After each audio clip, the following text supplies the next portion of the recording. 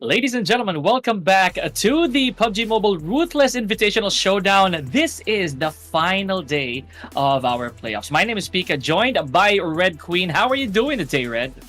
Oh man, I'm pretty excited because this is the last day of the playoffs, so I'm expecting a lot of drop clashes to happen right off the bat, and also those teams that are at the top will definitely try to solidify their overall position, especially also those teams that are part of the third page. So I guess aggressive is going to be the name of the game for today's set of matches.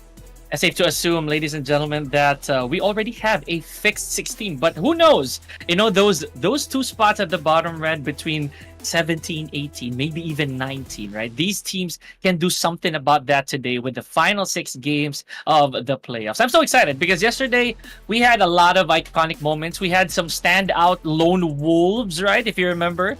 So hopefully today will be even more spectacular than that. Yeah. Yesterday truly was a spectacle. We've seen some pretty consistent teams looking to grab the throne. There were also teams that are starting to take their masks off, all ready to satisfy their appetite to dominate inside the battlefield. And yes, speaking of the lone wolves, we've got Ajaya of Leo Esports. And also, if I'm not mistaken, that would be Long of TJB, China. Oh, yeah. And I believe that Ajaya was one of the players that we kept our eyes on, right? Because that was insane. Oh, by the way, that was Long from TIANBA. So yeah, TIANBA. yeah. My bad, guys. Who had like 2 MVPs back to back? Oh, that's really a statement. We did talk about lone wolves. In this case, long wolves.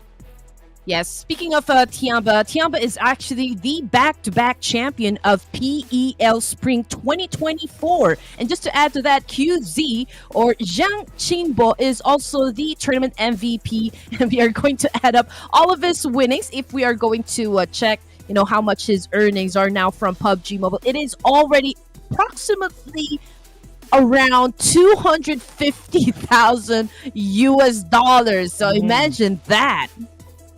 Oh man. So that's loot that's on the line, right? So later we're gonna show you guys what else is in store here. But speaking of what's in store, I feel that this is gonna be a bit of a disappointment for those of you guys. But please bear with us. This is really important. That apparently D plus Kia will not play the grand finals as they have an official tournament from Vietnam starting tomorrow. So team number 17 or whoever it is that will be on the 17th spot will most likely be the ones to advance. So yeah. Oh man. We definitely are keeping our eyes on for our qualifiers, right? So D plus Kia, one of our favorites, to be honest here.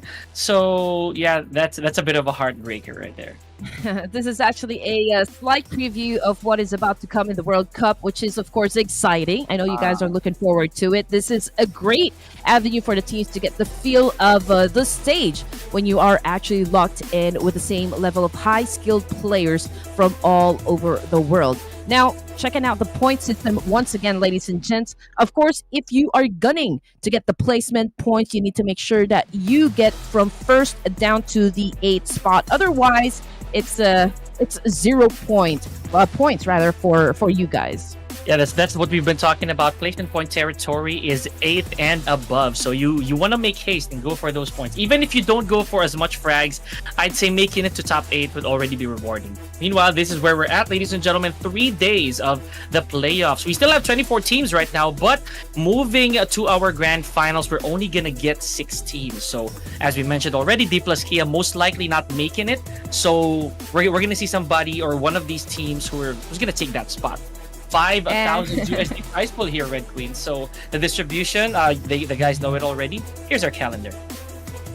Yes, and also we have an individual prize to be given to our players, which is the most valuable player of the tournament. And as for the schedule, yes, we took a day off of the playoffs, unfortunately, because of technical difficulties. But rest assured that we will be having a very hyped grand finals, that is for sure.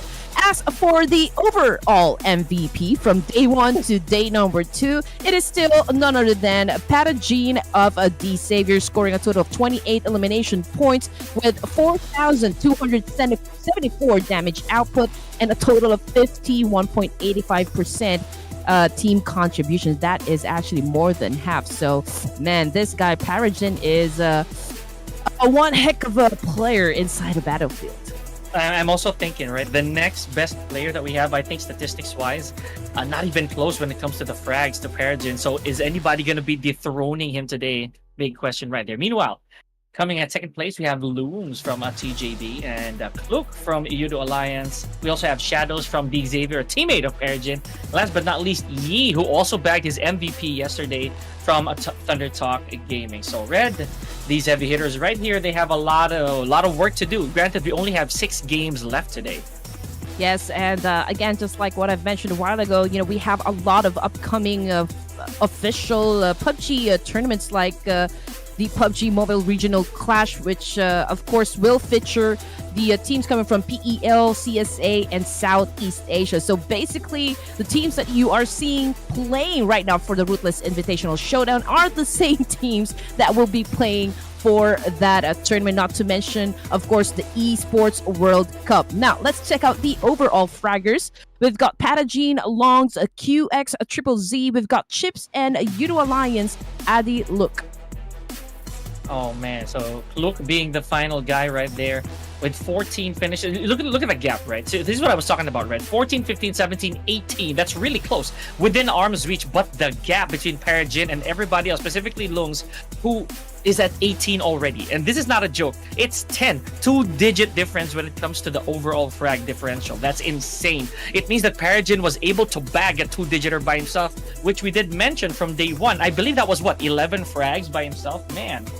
Oh, man, we could already tell Paragen is actually on the roll with just the damage output. I mean, it's 4,000, over 4,000, right? So it's, again, half of what the other fraggers or top fraggers that we can see on, or we saw on the screen just a while ago. As for the overall rankings, ladies and gents, it is still the savior of Vietnam that is holding the top spot with a total of 89 points, followed by TJB Esports, of course, coming from China with 82. They are tied up with D plus Kia, and again, unfortunately, just like what Pika mentioned a while ago, D plus Kia most likely will not be playing for the grand finals, even though they are included in the top 16.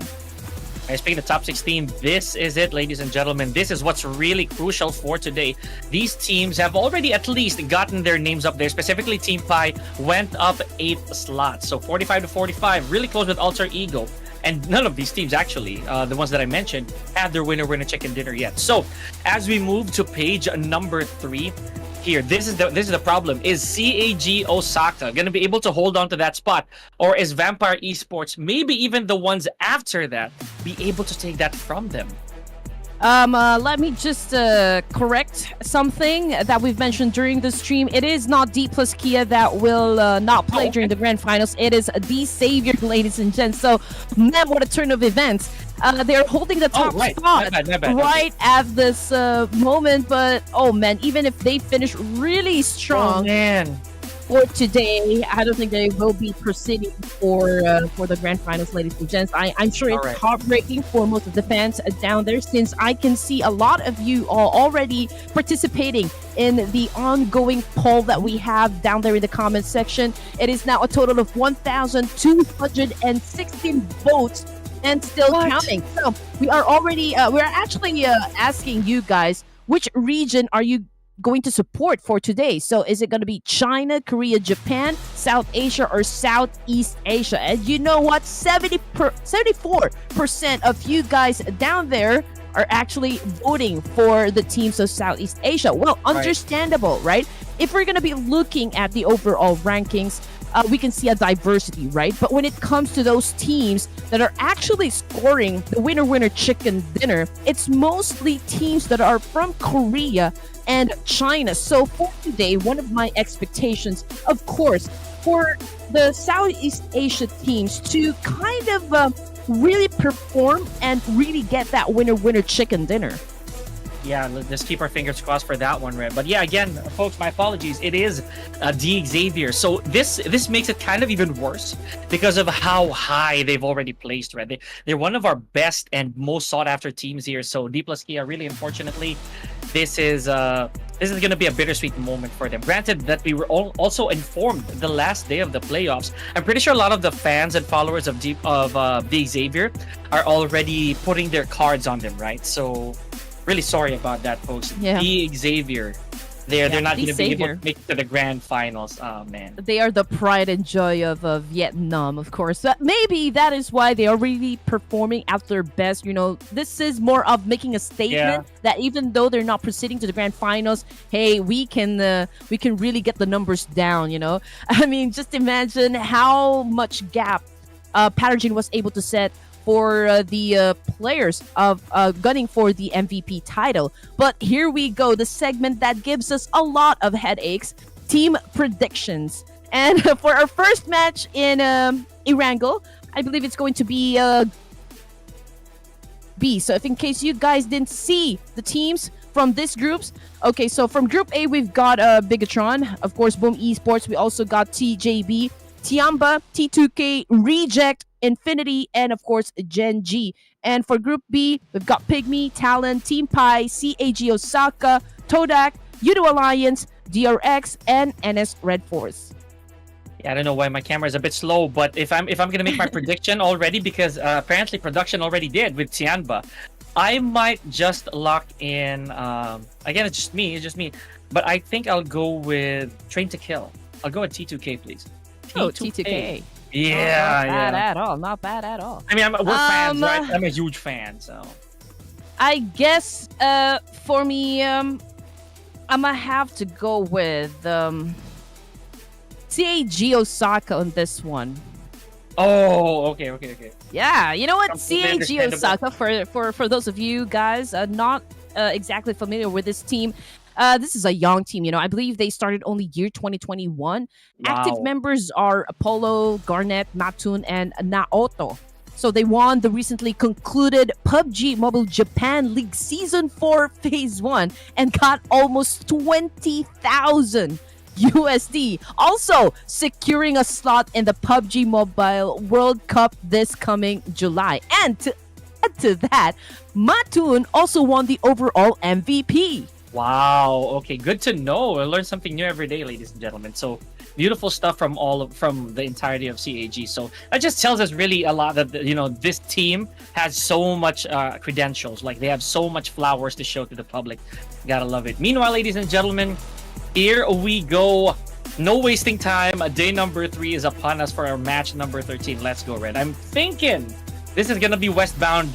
I don't know. I'm just predicting at this point. I am just guessing, to be honest.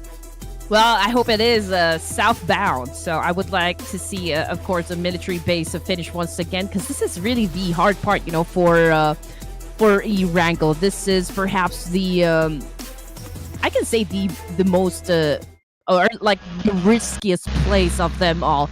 But here we go. We're kicking things off in Erangel, ladies and gents. Of course, we are expecting teams to be a bit more aggressive since this is already the last day of the playoffs. And then we're going to book a flight, of course, to go to the grand finals. And, of course, speaking of drop clashes or, like, fights happening right off the bat, I really, really expect those teams that are on the third page to kind of show us something, you know, extraordinary, to kind of really climb up and make sure that they will participate and we will see them during the grand finals. No, hopefully so. I'm also keeping my eyes on them. But you know what I'm keeping my eyes on? The tragic truth that right now Pubg, being the man of the hour, honestly, being the overall MVP so far for our final day as well, this might not matter anymore, Red, unfortunately, because of, you know, how many eliminations, all these knockouts, and all these stats for Pubg. Kind of breaks my heart. I don't know who's going to take the spot from him. Meanwhile, you're right as well. It is going to be very, very southbound, so it's almost impossible that no one's going to land. No one's going to deny landing on military base.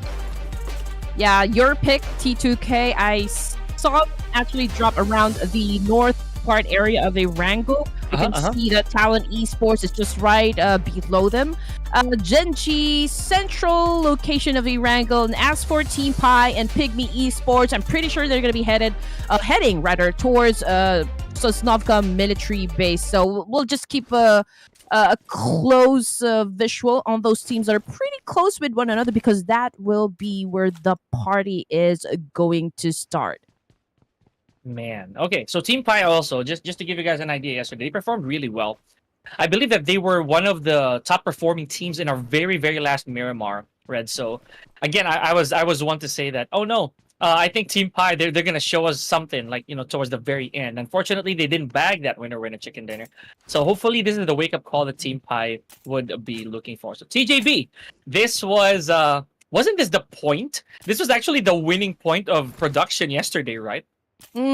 And I couldn't remember, but maybe, perhaps, I think yes. it is, yeah. But yeah. I mean, you know, we don't, we're not okay. So let's put a pause on that one Oh! because QX coming from DRX of Korea just got shut down by, oh man, CAG Osaka, my homeboys. Here we go, 1 elimination point for the team. That is a pretty good start so far, but I cannot say the same for the guys of DRX, and it looks like CAG now getting ready to hunt the remaining players of the opposition, which is DRX, but we can hear some gunshots, right? It looks like they are gonna do a massive counter here, but who will survive? Oh man, a drive-by here from Osaka. I don't know if that's the wisest choice, but you know what? Yeah, that's what I was talking about. This is going to be a very, very bad exchange for both teams. Very early on, look at them. 0 utilities for medicals, right? Nowhere to heal, nothing to do. But Osaka apparently coming out on top here. So Hyun Bin from DRX, care of the Honey Badger, is out of there. Now he does have, oh man, he does have he has a medkit now. But because of that Molly, that's probably going to slow down a little bit. You know what? This is a huge pressure on the side of CAG Osaka. I mean, they obviously had the advantage just a while ago, so that clash or that crash up against DRX only goes to show that DRX really, oh my goodness, despite the disadvantage, can defend themselves. But oh man, that was a perfect nade though coming from CAG Osaka. Now we're down against the last active member, which is Sai. He has a nade here and it's cooking him up while CAG Osaka is trying to reset up. Now gets revived but gets shut down again. Amazing. Okay, so now this is a very crucial 1v1. Sai might have an advantage here if he does get this single shot. This shell is all it takes for him to knock down that other player. Whoa, wait, what happened? Whoa, okay, that was not his frag. Something else killed that other member from CAG, but we're gonna get back to that, ladies and gentlemen. Fortunately, those CAG Red, your boys leaving the lobby already with 2 eliminations, I'd say. So maybe next game. I know, right? I mean, I wasn't really expecting that to happen at all. I mean, again, obviously they had all the advantage, right? They were able to shut down one of the players coming from DRX. And so that automatically puts DRX at a huge disadvantage. They didn't have any covers whatsoever. They had limited resources. But I don't know how they were able to actually flip the script. And CAG Osaka now the first team to actually get out of the game. So, I mean, phenomenal gameplay for the guys of DRX. And you know, you did mention, right, that for some reason, it's a very Korean team dominant season so far, at least for our playoffs, right? So I'm actually very happy because I did tell yesterday, I'm also a fan of DRX. I really am. Granted that they took out the only, at least one of the two Japanese teams that we have right here. That's huge.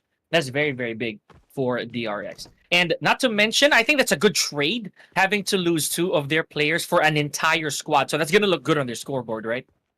Yep. I mean, there's a reason why they are at second place currently for the overall rankings, right? I mean, they are... a force to be reckoned with. But checking out the circle, PIGMY Esports still inside a military base. We've got at least 3 teams right at the center of the safe zone. And of course, we'll just have to wait a few more minutes before these guys actually decide to battle it out with one another. But again, this is just stage 1. But we did mention that it will be extra aggressive, from all of the teams that we have here inside the lobby so far, since those teams at the top, of course, you would want to build on the foundation that you have already set up during day 1 and day number 2, and you wouldn't want to lose the lead, right? You want to finish at the top of this one.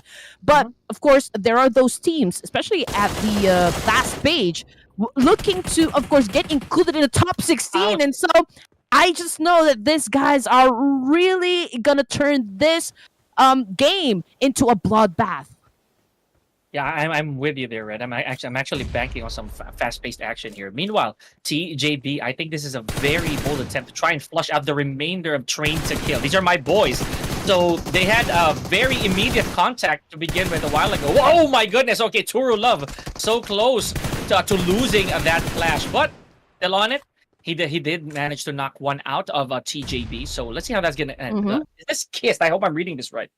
Yeah, we are not seeing roles in this match. We are seeing Suyog playing for the slab, but here we go. T2K still not out of the woods. Turulov, the last remaining player, but oh, what a brutal shotgun coming from Turulov. He's low in HP though, but he's looking to get a win up against TJB, but can he do that? Switching now to Longs, again, also the last active member for the side of TJB Esports, cooking up that nade. Let's see if he can actually get Turulov. Nope, he completely missed him this time. Yeah, no info, I feel. He's just really snowballing. But if he does land a good nade here on Turulov, that's going to be it for sure. I don't even think that Turulov has enough medicals for him to withstand another onslaught. Like, he did patch himself up. You saw it just then. Now, the blue zone, though, this is going to be very dangerous for all of our players. He's out of medicals here, Red. This is not good for Turulov. Yeah, he failed to actually get him this time. Turulov, oh, no. I don't think he has any first aid kits. No, that is very he is actually now in the danger zone, to be honest.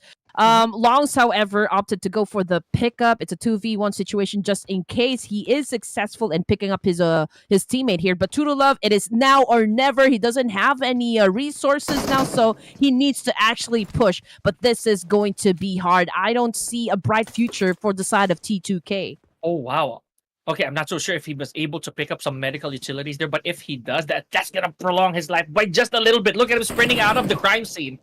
He has to be very careful now. They're on his scent, ladies and gentlemen. Turulov with a speck of health to work with. This is probably it. I'm just waiting for the blue zone to end his misery. Oh, but look at that. It is actually Flower. But speaking of play zone, one player, I think that's 111 from TJB, got taken out, Red. Yeah, and okay, I'm actually looking. Okay, what happened? But anyway, do we have two TJBs? I didn't see a 111 actually playing just a while ago, but okay, well we'll try to confirm that later on. I thought that Turulov will actually give himself up in the blue zone, but no, it was actually Flower that took him down. But here comes Genji Esports now versus Team Pi.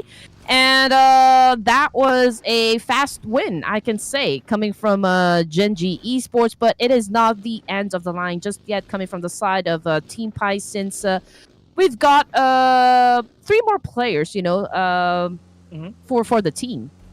And you know what? Don't look now, Red, but I do have a grin on my face after seeing where Genji was. They're actually having altercations in Ruins, right? And I'm happy because Ruins is somewhere in Erangel that we don't really get to see very often. So I'm really glad we got a glimpse of Ruins, even for just a few seconds, right? So yeah, getting back to what you were talking about here, Team Pi already with 1 casualty and 0 eliminations for the time being. Team Pi looking very good, at least for this game so far, because again, I think that Team Pi is one of the teams that we've turned our eyes away from, Red, because of how many heavy hitters we also have here. I believe, you know, for the side of Team Pi, they were gathering information. They really weren't that aggressive during day 1 and day number 2. But speaking of Team Pi, I mean, these guys finished 4th place during the PEL Spring 2024 and actually took home a staggering 157 US dollars. So that is a huge amount of money. And for you guys out there, Team Pi actually comes from the Greek letter pi.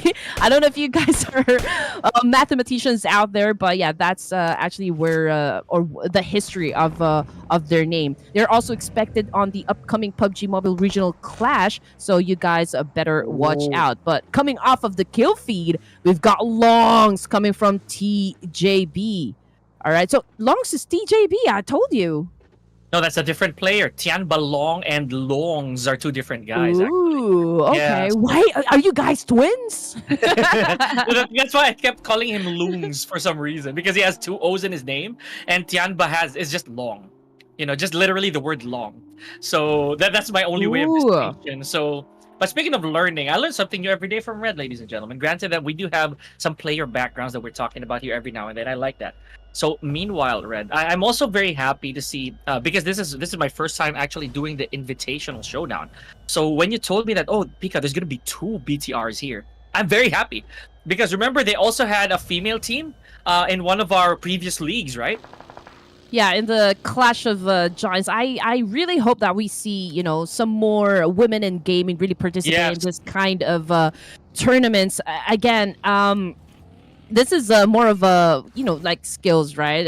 With the gunfights and just really good at reflexes. So I think just given the right opportunity, women can actually be at par, you know, somehow when it comes to playing this games. But hey, getting back into the game, Saw as coming from DRS. I mean, he got shut down somewhere around Erangel. But in the meantime, we're going to be checking out NONGSHIM REDFORCE. They already have 1 casualty, XEY, already out of the game. And now they're trying to battle it out up against a BTR. Beanie here making a huge spray up against Satar. But Satar was able to evade. I feel good seeing this IGN, honestly. You know, Beanie. All right, but you guys will get the reference eventually. Maybe not now. But, you know, a while ago, speaking of DRX, right, we saw that Soez really did, he really got put down. But Seyden was also able to get some loot. I believe he's the last remaining member of DRX right now. So hopefully we get to see Seyden a little later on. He was able to go for the airdrop, ladies and gentlemen. So you know what that means. He has exclusive goodies, to say the least.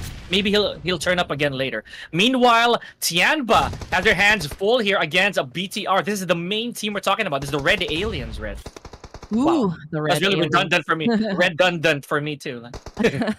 But here we go. TIANBA already making a move. I can see that Bond or GG Bond already has his DBS getting ready to attack. The raiding players come from BTR. Here we go. We can hear some gunshots now happen. Zygarde just went in for the charge. Unfortunately, gets tagged. 1 player left, which is Satar from BIGETRON Red Aliens. Huge pressure on his side. He will be the saving grace for the team if in case he wins this one. If he does, that is we're keeping our fingers crossed, but no!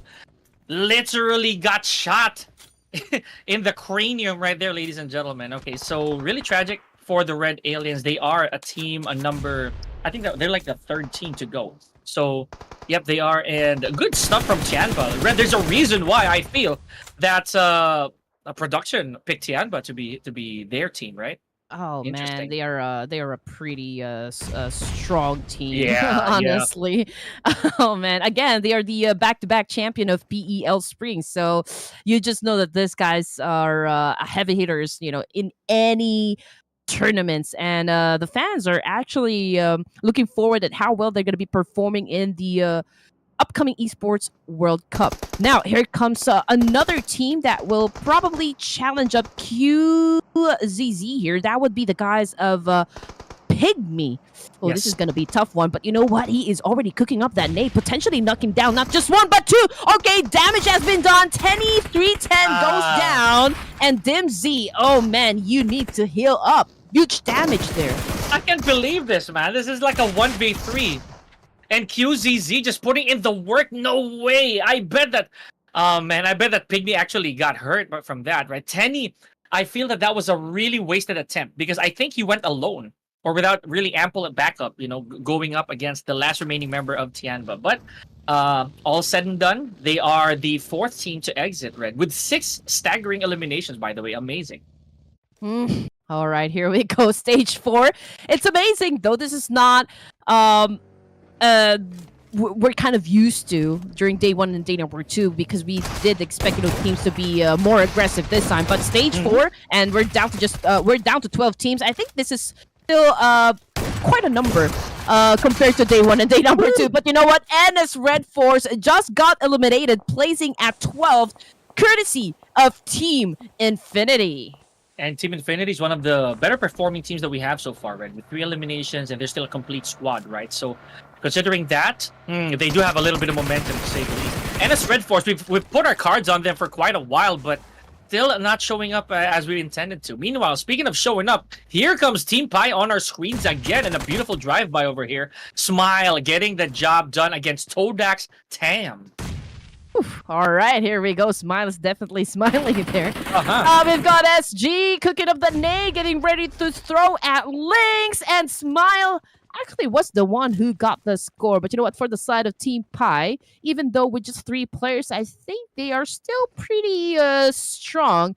Stage 4 for our first match here in Erangel. Now, Talon Esports. Okay, this is a like a good thing for Talon Esports, considering the fact that they still have a complete set of players, and now they managed to put up 2 elimination points. And just checking out on the screen here, this is not a surprise at all. TJB still dominating the battlefield. Day number 3, last day of the playoffs. And man, you know, I was actually going to point that out, Red. I did see Triple One again from TJB, but it was just now that Triple One actually eliminated. So a while ago, I felt that he was just around the vicinity, right? He didn't really get eliminated, but it is still Flower exists here for that team. So with 5 eliminations, they look pretty good, as you mentioned. Yeah, you said it clearly as well. We don't expect anything less from TJB. They were a very strong fragging team yesterday. And you know what? Since we've already mentioned that D Savior won't be proceeding to the grand finals, this will pave the way for TJB to actually claiming the top spot in the overall rankings for today. But I do believe that D Savior will still complete all the 6 matches that we're gonna have this evening. If that will still push through, then I guess up until the end of the playoffs, there's a huge chance that D Savior will be keeping the throne. Oh man, that's one of the things that you guys should watch out for. It's a back and forth situation between TJB and D Savior. Unfortunately, though, for this match, TJB just got eliminated. Yeah, you know, they could use the practice, right? D Xavier, despite the fact that they may not make it, or they're really not going to go to the grand finals at all, this is still a good way to get that trigger finger working for D Xavier. So speaking of trigger finger here, that's not what's going on between Boom Esports and Reject. So a lot of nade action is what I'm trying to say. But Ponbit, though, gets a frag of his own. Oh. And speaking of frags, there goes Redface from Talon. I didn't see a lot of Redface a while ago, Red. Yeah, Redface's face probably is turning now red because he got sent back to the lobby here. But you know what? It's a different pace coming from Team Pi. Like I said, you know, they're pretty aggressive right now, especially for this match. And if they can continue on playing at this kind of pace with this kind of energy, oh man, it is not impossible at all that we're definitely going to be seeing them play during the grand finals. And I do believe, you know, we've got a lot of fans of the Chinese teams here, and they have been really rooting for the Chinese teams to actually dominate the lobby, and I think it is happening. Oh yeah, we're gonna get our eyes on there a little later on. I'm gonna correct myself real quick though. A while ago, I think it was Saden from Gen G who did get the drop, right? So another Korean team. I think I mistook that for DRX. So here we go. So again, it was Saden. And if you look at the screen closely here, they're still getting their hands dirty here. I believe that they have a little bit of a predicament. Oh yeah, there against Boom Esports. So Red, Gen G not looking very healthy here. Look at that. They're down 2 men, taking a lot of damage. But okay, Yummy and Frenzy really are in trouble here. Oh man, trouble in paradise for the side of the Wolfpack. 6 teams remaining now, ladies and gents. And oh my goodness, did he just do a jump shot there? Dimsy now going in for the charge up against YOODO Alliance. Oh my goodness, he did save 3 of his members, and YOODO Alliance now eliminated with just 2 What points. happened? Oh my goodness! What happened? The whole time we were talking, we're now down to our last 5 teams. What happened? Was there a plague? Was there a big plague that happened? Like, oh man, what happened to the teams? They're gone. We didn't even call out teams 8 to 6. I don't know. Told you it's gonna be a fast one. But again, speaking of fast, we're down to 5 teams remaining, and we are just at stage 5. So, oh my goodness, I thought it was gonna be like we're gonna witness some sort of a slow burn, you know, for our first match. Since during stage 4 we can see it was slow. you know, like 12 teams, right? But now stage 5, and it just, you know, went down to 4. I mean, my goodness me. PIGMY Esports also managed to put up 7 elimination points. So again, a change of pace coming from PIGMY Esports as well. Hey, you know what? I'm not one to complain. Team Pi, Pigmy, Talon, them making it to top 4 is a huge treat. Right? We know that Boom's capable of doing so, at least consistently, right? Because they're a complete squad. Oh, speaking of complete, forget that I said that. They're now down to their last active player here. So, yep, what better way to try and survive than to take down the biggest dog in the yard, namely the dogs of Boom Esports. Last member standing here, Red. Boom Esports turning rapid right now since they've already reached stage 6. Now they have a chance to actually score the chicken dinner. Again, it's all or nothing for the last day of the playoffs. So Boom Esports always known to be heavy hitters as well. I mean, these are all titans anyway, so don't need to worry for that one. Pondbit getting damage coming from Axel of Talon Esports, but it is quite a long range. Absolutely. Look at where they are, though. This is a pretty dangerous spot. They have no cover. It's a road if they move just a little bit to their left, right? A tad bit to their left. And there goes Boom Esports. Like I said, the bigger dogs in the yard, or the biggest dogs in the yard, rather, already taken out. And that's going to be big for these teams because right now, at least for Wickwalk, he does have a huge problem. He has to try to fish out the remaining players from both teams by himself. That's not an easy task. Oh man, here we go. I mean, Pigmy Esports, they're not really in the animal kingdom, they're not really predators, right? They're more of a prey, but it's a different story for this battlefield. I mean, they are currently dominating, but right now, with the turn of events, they're down to just one player. But then again, they're part of the top 3 for our first match, and we've seen a lot of this scenarios happen wherein even though you're down to your last player, you can actually still get that winner chicken dinner. I mean, if we're going to be looking where they are at exactly, okay, he does have a cover, but still it is a pretty open space. Okay, so he has a vehicle, but I think it's about to explode now. So that majorly puts him at a great disadvantage. But you know what? For the Talon Esports, Team Pi is actually just right in front of them. And this will be difficult to actually crash. This is a really risky triangulation, to be honest, right? I don't think that Pigmy Esports is gonna make it out of here unseen. It's almost impossible unless there's gonna be action between Talon and Team Pi. That's highly unlikely. Linux also has visual. I think he does have information for the whereabouts of all the opposition, right? So this is gonna be really, really tough. I feel so much more for Wickwalk right now because impossible. It's impossible for him to move even a foot from where he is without being seen. My gosh. All I know is that with this kind of performance coming from Team Pi, they're going to be dictating the tempo right now for this stage 6. Oh, man! Yes. Oh, Talon Esports now outside of the zone, so it only means that they really have to cross the road. And just look at that, Linux already building a smoke bridge here, getting ready, of course, to charge and attack Team Pi. But you know what? SG is just keeping a close eye. They've are actually making it rain nades, but they were able to cross. They had to do it, right? The blue zone is going to be very treacherous if they chose to stay. Meanwhile, the high ground-ish, belongs to Team Pi right now. They do have visual. Oh man, this is a little too intense for me to watch. But this is also the bigger problem here, because if Wickwalk is able to sneak up on this team, on these teams rather, it's gonna be ripe for the picking. So there's only 2 members remaining here for Team Pi Red. I don't know who to root for. This is just too good. That was an essential kill coming from Axel. I mean, he was able to shut down one member of Team Pi, which of course will pave the way to actually crush this compound. Oh, no. There is a chance that Talon Esports can actually outdo Team Pi. It is Smile at the end of the clash that actually got the job done. But you know what? SG is still alive though. But yeah, they can actually go for that pickup. And now here we go, Pika. It's a 2v1. Pigmy is still alive.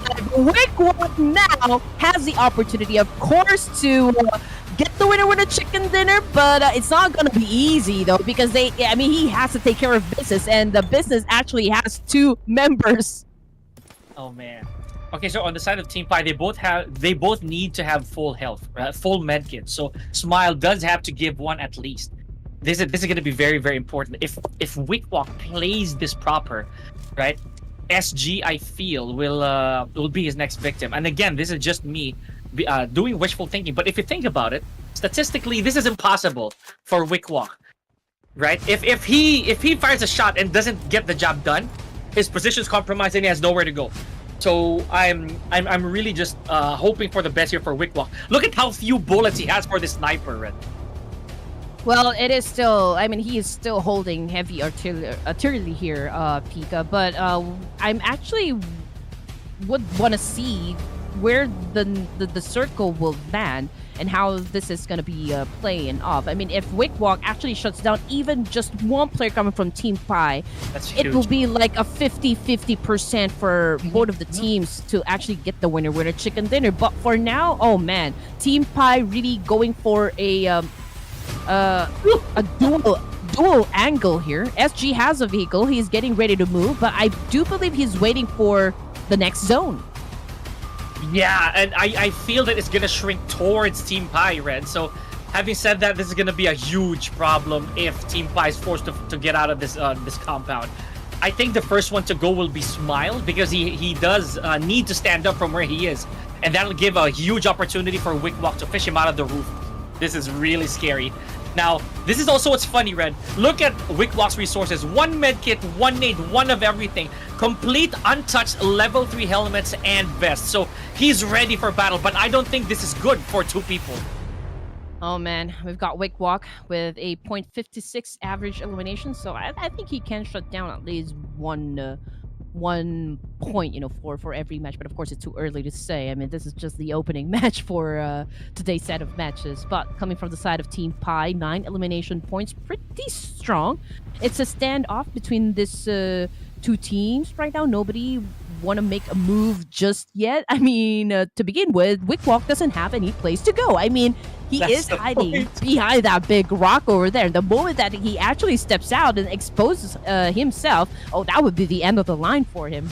Yeah, that's what I was really trying to emphasize here, ladies and gentlemen. I don't know what Wickwalk is also doing. Maybe he's prepping up the potential for him to head straight to the loot, right? To the airdrop. Probably his next best cover off of this rock. So let's not forget, the play zone is shrinking, ladies and gentlemen. Couple of minutes before this becomes truly claustrophobic. See how that space is slowly starting to shrink, to be a little bit more fearful.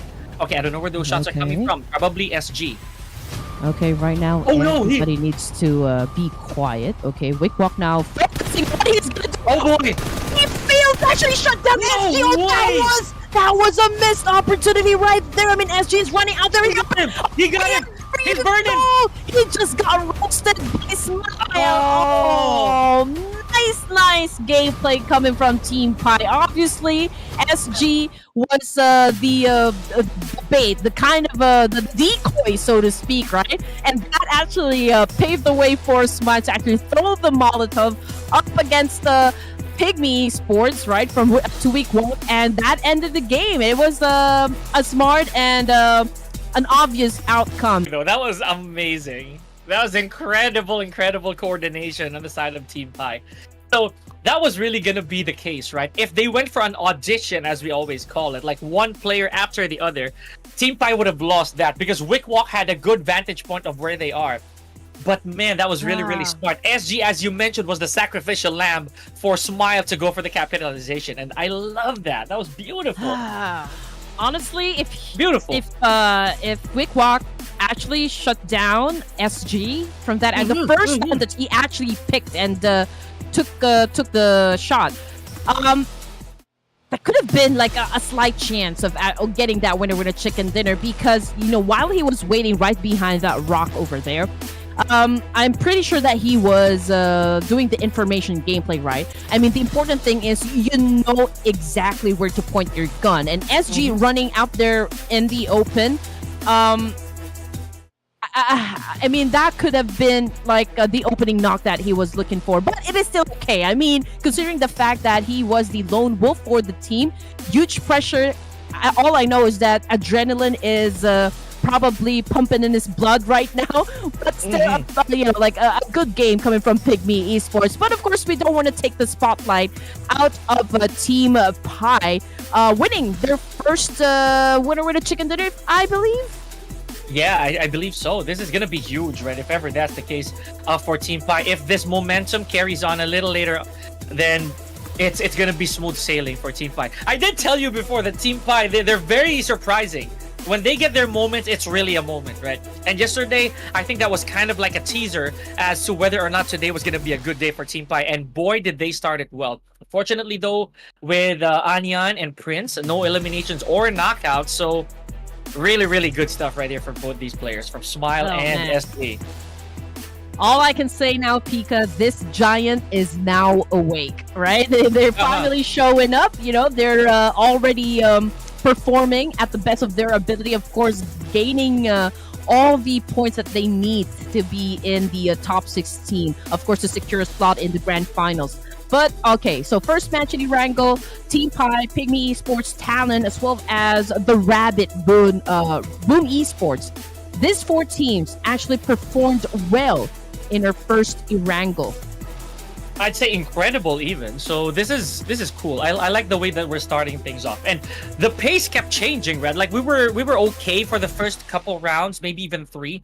Stage 4 was really quiet up until we saw that gas pedal stepped on, and we were down to our last 5 teams. Blink of an eye, and it was right there. But look at this: 10 eliminations. Team Pi starting up today with a Venti. So that's 10 eliminations, 10 placement points. Beautiful stuff. Yes, sir. And of course, we do expect this kind of tenacity coming from all the teams here inside of the lobby. Now, we've seen Group A clash with Group B here in Erangel, but of course, you need to watch out for Group A versus Group C in Miramar. That would be the next game, so don't you go away, guys. But for the MVP, it is Smile of Team Pi. 6 elimination points, 748 damage output, and of course, 60%, more than half once again, ladies and gents, when it comes to team contribution. Man, okay, so it just really goes to show how efficient, right, Team Pi can be if the stakes are really high, to be honest. And I want to see more of Smile. Remember, there's a huge chance, ladies and gentlemen, that the throne will be taken. Actually, it already is, if you think about it, from Parajin. So who among these fine gentlemen so far for top performers might be the next contender? We don't know. And let's not forget, even his teammates, even the remaining player from the Xavier who made it to our top fraggers will not be there anymore. I mean, Parajin is no longer the MVP. I'm just trying to remember how many points he already has. Or who's next? I do believe it's if I'm not mistaken, 28. Or I mean, 28. They probably did 28 more since they played for this round. Did they play this round? No, not yet. No, they're B, Group B. They're Group B. Second would be Longs, right? Coming from TJB. So let's just wait if TJB now finally has taken over to the spot, you know, for the MVP. But just look at that. All Indonesian teams coming from rank number 2 to 4. Oh man. It's going to be huge. But speaking of huge, look at this. 236 nades, right? That's exceptionally high, to say the least, for being in an Erangel, right? So, insane stuff. Now, I'd say that apart from all of this, ladies and gentlemen, I'm looking forward to our first Miramar, because that's going to be very interesting, considering that Team Pi, out of nowhere, just made it to the top of the first page, rather, of our charts here, the overall ranking. Oh man, the fight is really now starting between all the 24 teams that we have inside this tournament. But of course, the Savior remains to be at the top. They haven't played the first round just yet. We're going to see them in match number 2. But for TJB Esports, that we've seen a while ago, they did put up 5 elimination points, and now you're looking at a total of 87 points, really closing the gap here from the Savior. Forget, that slot is technically open because the Xavier will no longer play the grand finals. Yes, sir. Now, 38 points for the side of CH. Oh, yep. Right? So that's a 1-point lead up against Gen G Esports, currently at number 17. So again, not much gap between the teams that are part of the second and the third page. And just like what you said, D Savior will not be proceeding to the grand finals, right? And so we'll definitely see a lot of reshuffle, especially now that we are experiencing a change of pace, a change of dynamics inside of Battlefield. And we do expect, for the next rounds to come to be hella aggressive, because this is the last day of the playoffs. Wow, so Vampire Esports and Bigetron Red Aliens, that slot is still up for grabs, ladies and gentlemen. I cannot wait to see who makes it to our top 16, with the Xavier being omitted from the grand final slot. So Red, Team Pi, again, I don't think that we need any further, I'd say, implications as to why they're really deserving of their spot. Yes, and it was just the first match, ladies and gents, and I know it kept you at the edge of your seat. But right now, we are about to go on the break. So this is the opportunity for you guys to grab some drinks and snacks, because it is going to be a very entertaining, hyped, and brutal gameplay coming from all the 24 teams that we have inside the Ruthless Invitational Showdown. But for now, again, just like I said, we're going to go for a short break, so don't go away. Red Queen and Pika will be right back after this.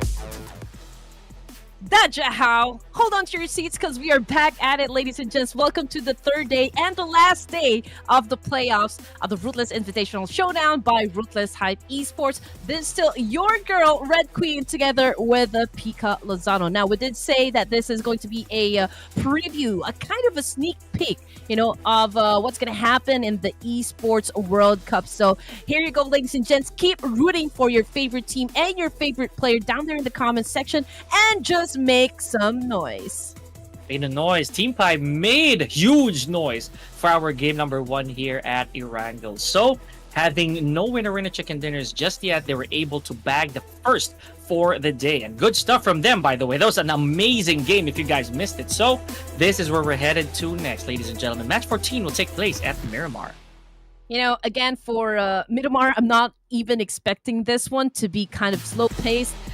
Granted that, from the get-go, day 1, day number 2, day number 3, everyone is just really super aggressive when it comes to getting those elimination points. And I expect nothing less now that we are about to enter match number 14 here in Miramar. And, of course, we already mentioned that this is going to be a battle between Group A versus Group C. So take a hard, long look at the teams here that are going to be participating for this round.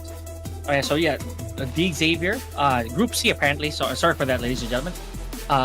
Now, unfortunately, despite the fact that they will most likely be playing this, at least for the playoffs, it really won't matter, Red. So the most that D Xavier can do here is just to gatekeep, to stop these teams from advancing further. So we're looking at these other teams who are still at the bottom, specifically Vampire Esports, in my opinion. That's gonna be very, very dangerous, as well as BIGETRON Red Alien. So Red, oh my goodness, I'm just keeping my fingers crossed for this one.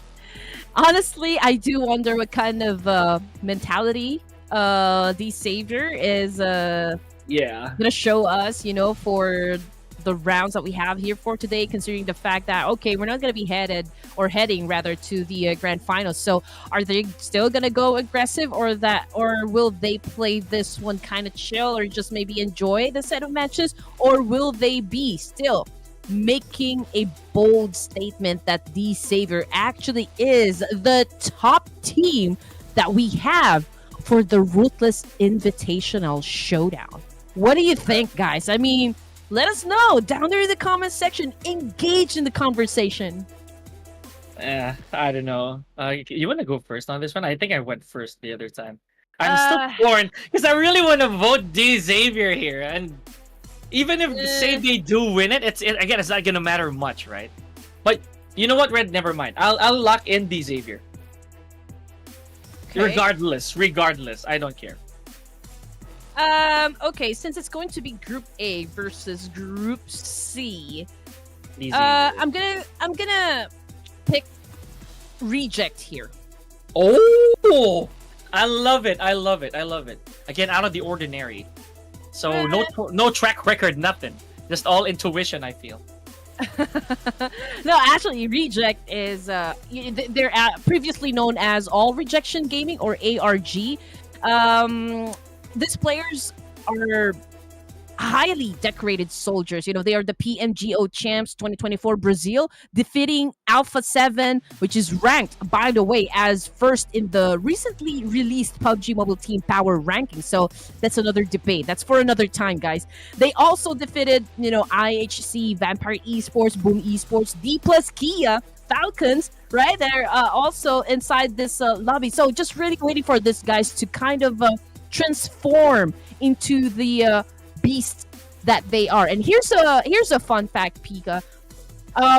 There was a Filipino Japanese also that played for Reject before, and his name is Lufa. But now Lufa is currently playing with the Enigma Galaxy, in case you guys don't know that one. Yeah, again, more lessons every day, ladies and gentlemen. Trivia, we don't say no to that. No debunking. Enigma Galaxy, I missed that name, actually. I really missed that. So, yep, we are locked in here, ladies and gentlemen. Just waiting for the players to get settled before we head on to our first Miramar of the evening. So, I don't know, maybe in another universe, that match that we just witnessed earlier would have gone a different direction. What if PIGMY actually won that, right? That'd be amazing. Oh, man. Again, we're not disregarding the fact that Wickwalk actually really performed with a high level of skills there, really showing off everything that he had gathered so far when it comes to mechanical skills and, of course, game IQ. But he already was in a disadvantage considering that he is up against two players of Team Pi. But then again, in an alternate universe, if he was able to shut down SG, I think he had a pretty good chance of getting that winner chicken dinner. But hey, there's plenty more of chance for PIGMY Esports to still score a chicken dinner. I mean, that was a good match for them, so I do hope they can keep the momentum going on for them. True, it won't be a surprise to me if they actually did win this. They were really close to that winner chicken dinner. The final Pumbaa from PIGMY Esports was able to go that far in the form of Wickwalk. So I for one, me and Sir Cloud, I talk about Wickwalk quite a bit because these players, they have their moments, right? They have their shining bits and pieces. I just don't know when they will be. But in this case, ladies and gentlemen, keeping an open eye here and an open mind as to who among these teams are gonna make it that far. Some of our teams also that we tried to root for earlier, they kind of dropped the ball quite early, right? Like Train to Kill, say the least, and your CAG. So we lost them pretty early, Red. CAG, if I'm not mistaken, still part of the third page, but don't you guys worry for those of you rooting for CAG Osaka, because yesterday I did see a lot of you really cheering for this teams and or for this team rather. So I do hope our hearts or your hearts will not be broken if in case CAG Osaka does not really perform very well for the Ruthless Invitational Showdown. But then again, if they can somehow, you know, improve their performance for today, we still have 5 more games, right? For this last day. So again, we're not shutting down the possibility that CAG Osaka can be or like really dominate the battlefield. So we'll just keep our fingers crossed, you know, for the side of CAG Osaka. I also like the fact that there are 2 Japanese teams here, you know, in the invitational. So good representation, to say the least. We saw a lot of, I'd say, Indo teams, right? So now we do have that slight bit of diversity when it comes to representation. Unfortunately, though, there are some countries that we don't see here. Regardless, though, hopefully in the future leagues we get to see them. Meanwhile, here we go, ladies and gentlemen. Miramar, the first one for the day at match 14, is all set. All right, here we go. Hopefully, you guys were able to grab some snacks or like a drink, or I don't know, invite your friends to come and watch the match 14 of the playoffs, because this is going to be an exciting one, that is for sure. But anyway, keep rooting for your teams, for your favorite players, because we are about to start our game number 2. Here we go. So, Red, you know how I really feel about Miramar. I'm a huge fan, and at the same time, I'm a hater of how this map really is, right? Because it's all sunlight. There is absolutely no way that you're gonna find good enough shrubbery here to hide on. I feel that Miramar was really designed for people to just run around. Yeah, considering the space that we have in Miramar, this is after all the biggest map that we have in the competitive scene, of course. But with this kind of flight path, again, it's going to be the same areas, right? Like El Pozo, Pecado, we've got Monte Nuevo, San Martin, Los Leones. Now, we did see a lot of fight happen down there in Hacienda del Patron. So that particular area right there, we're keeping a close eye on. Los Leones, this is one of the biggest areas. We can actually fit to 3 squads here. So which of the 16 teams actually going to choose to drop inside Los Leones? We are just about to find out within a few more seconds, ladies and gents. But I do see Sim 9 though. Alter Ego Eras headed towards the south part area of Miramar. We got Thunder Talk Gaming getting cozy right in there, probably starting to get some loot. D plus Kia is a little bit onto the southeastern side, but just look at that. Lamborghini and the rest of the Savior headed towards, well, near the Oasis part of Miramar, and just check it out. I mean, the circle had favored the northwest side. So, ooh, okay, there are a lot of teams outside of the zone, which is going to be an interesting scene in just a few seconds, or in a few minutes, rather. Wow, this is a really strange act from Lamborghini, right? Look at the separation between him and the rest of the teams. I don't know what he wants, but La Cabrera, I don't know if that's really the goal for Lamborghini. I'm gonna keep my eyes on him a little later on. Meanwhile, again, Boom Esports a while ago, they had a good run, as we mentioned. They were top 4 for the exited red, so could be a little retribution for the Rabid boys here. Got their eyes locked in, possibly aware that there's a team in front of them. In this case, it's D plus Kia. Nobu, okay, he has a micro Uzi, so you already know that he cannot really go for the mid to long range fight here. It's gotta be you know, like a CQC. Now we've got 2 of Boom Esports getting ready to go for a pinch here and just really get the score, get the job done. Nobu is all alone. He is a bit far away from the rest of the team here, and he is the weakest link so far. So it's obvious that Boom Esports will definitely go after him first. Oh man, a little action here already on the side of Boom. So I don't know who's shooting who here, but Yummy already took significant amounts of damage. Here we go. Now, this clash is definitely going to be between them and D plus K. I just don't know who's going to inflict first blood here, Red. Here we go, Pubg cooking up the nade. Oh, man! Oh, what? Yep. I cannot even believe it that Pubg was Crazy. able to actually shut down that one player come from D plus Kia.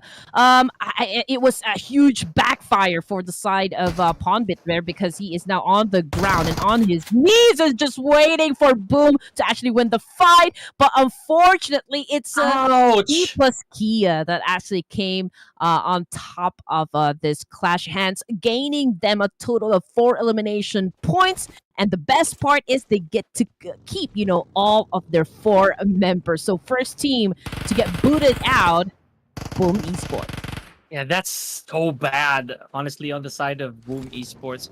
Not even taking one to the grave with them. So with 0 eliminations, that's it for game number 2. Man, I didn't expect that, right? Actually, after a performance such as game number 1 for Boom Esports, you'd think that they do have a little bit of a bravado moving into our game number 2. But it is what it is. Nature of tournaments, nature of competition.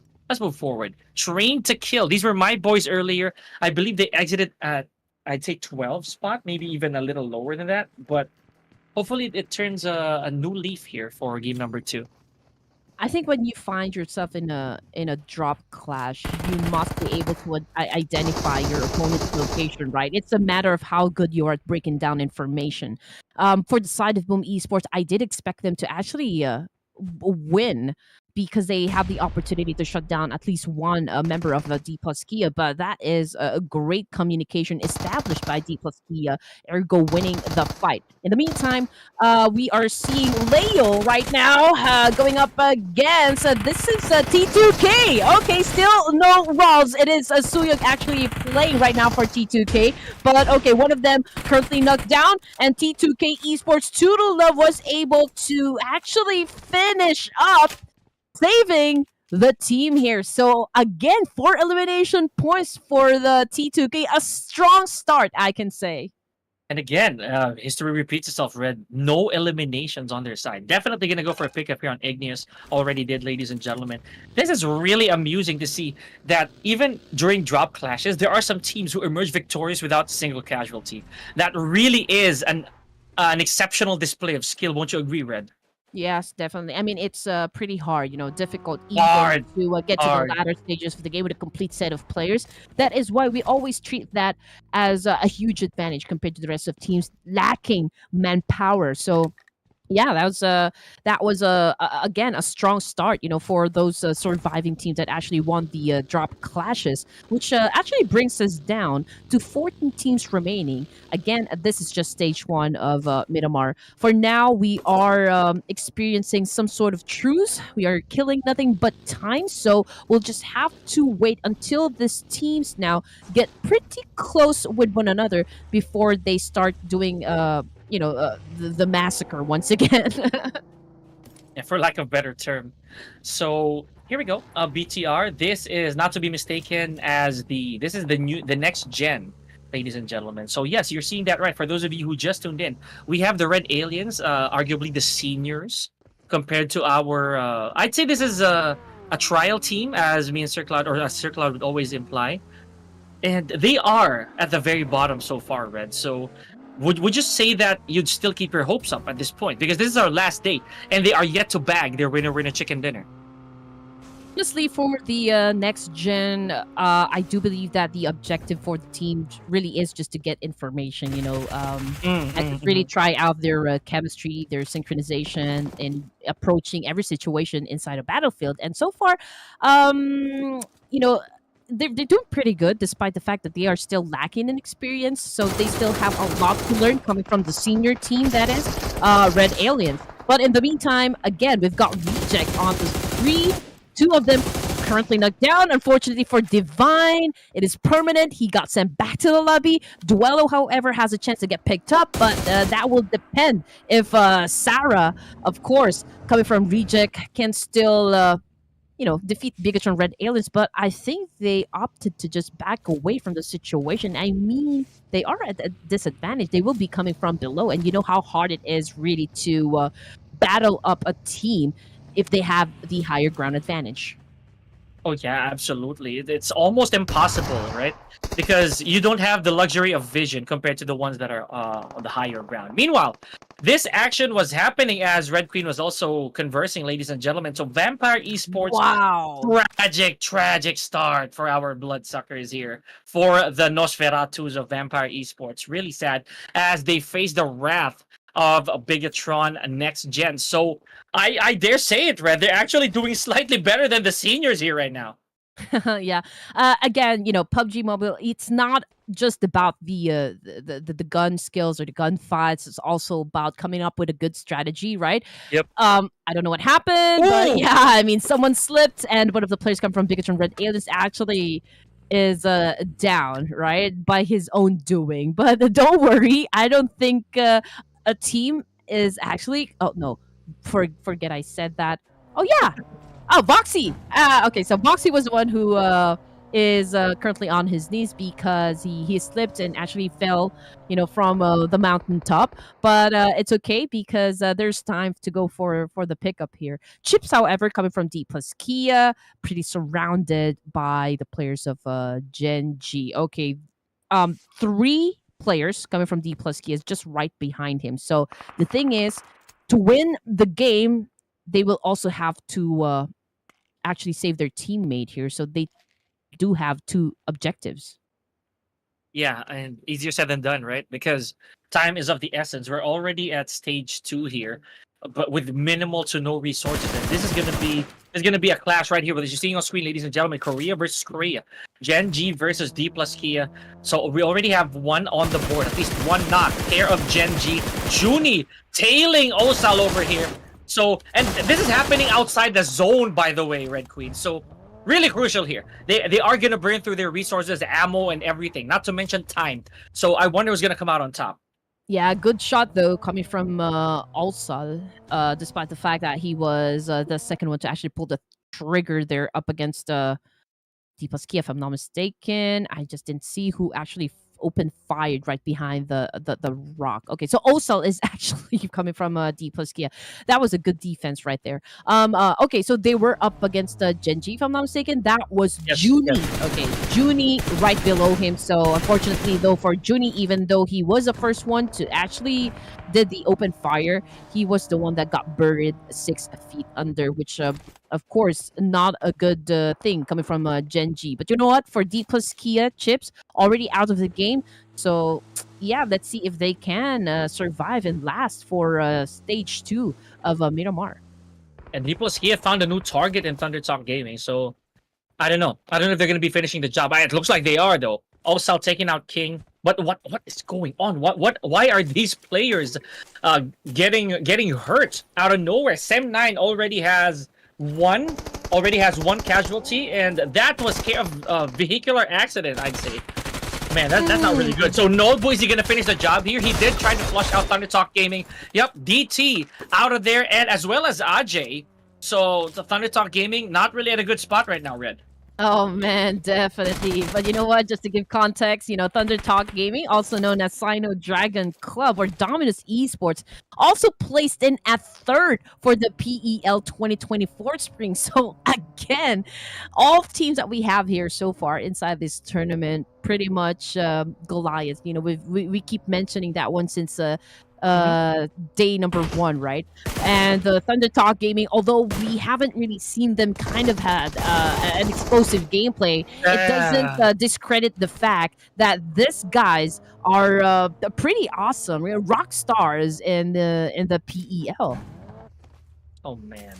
But you know what? Yeah, thank you for the info, Red. Again, I could use a lot of that, to be honest. So Thunder Talk Gaming, despite such accolades, right? They still fell to D plus K over there.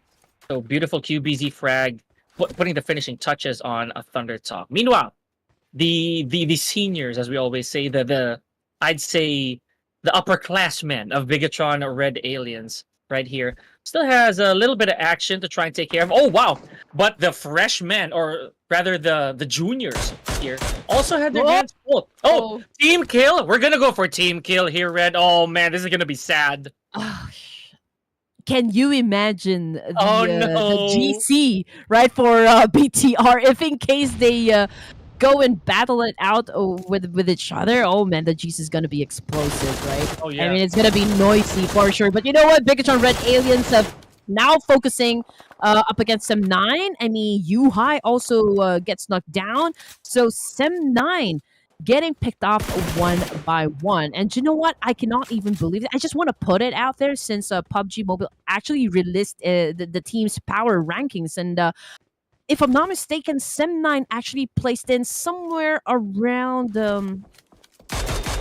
30s something. I just have to check and confirm it with you all later on after the game. But Gotcha. I did not see that coming. But yeah, Team Infinity versus Alter Ego Eras right now. Okay, so as you can see, Team Infinity is a bit scattered around this compound. Alter Ego Eras getting, of course, the knowledge, information as to where Team Infinity is. But Alva, Mary, right now, going at it. I just don't understand why they are mixing up their names. I mean, last time I saw Hans Carey or Hans Mary, if I'm not mistaken. Now I'm seeing Alva Mary. So, you guys, what is up? Yeah, we'll allow them to explain that a little later on. But you know, this is also what's funny. A while ago, prior to this encounter between Alter Ego and Infinity, it was also again the BIGETRON new gen that had their sights set on Infinity. Maybe that was let go here. It looks like Team Infinity, they have a different problem here in Alter Ego. However, as I say that, leaving at number 12, Korean team Gen G out of there. They gave us a good amount of action earlier on, but that's the end of the road for them, Red. Okay, so that was a good spot though, coming from God. Infinity. Unfortunately, no, for them. Well, that was the end of it, right? Alter Ego Eras emerging victorious from that one. But from the kill feed, it is D plus Kia versus TJB, and currently Flower is actually on the ground, so he does need someone to water him. Because, well, Miramar is dry, and if someone or any of the team does not do all the watering, then he could get he could actually be sent back to the lobby for this time around. Okay, definitely gonna wither out, but here we go. Satar, ultimate high ground advantage here, Red. So if he gets to keep that spot for a little bit longer, maybe for the remainder of the game, it's gonna be huge for BTR because he's gonna be the aerial gunman to say the least. Good comms, proper positioning, and BTR Red Aliens, they could definitely make that work. Probably emerge on top after all of this. Speaking of on top, though, Rosemary, he's not the top frag here so far on the side of Alter Ego. And Shadows coming from D Savior got knocked down, or actually already out of the game. Now, Natty T, on your screen, we can see that he is doing a massive spray up against T2K, who is actually just passing by. Also coming from the kill feed, it is now TJB Long, is currently on his knees. Just not quite sure, though, which teams they are actually having a fight with or having an altercation with. We'll just have to find out in just a while. But 9 teams remaining, ladies and gents. And just like that, D plus Kia, another Korean team exiting match number 2. Yeah, speedy round that we're looking at here, Red. So imagine that. Not even stage 5, right? A while ago, it was I'd say it's close to this, but at least we're not getting shocked, right? We're not being surprised here. Because a while ago, again, we looked at the map for a second, and when we got back, 5 teams remaining. I hope that's not the case here. We don't want to miss some of this action. So up top here, a little bit of a fish off from a kiss from a TJB. The info has been relayed, Red. I don't know how long BTR can keep that top spot. Oh, never mind. Leon Pig is gone. Or Leon is gone.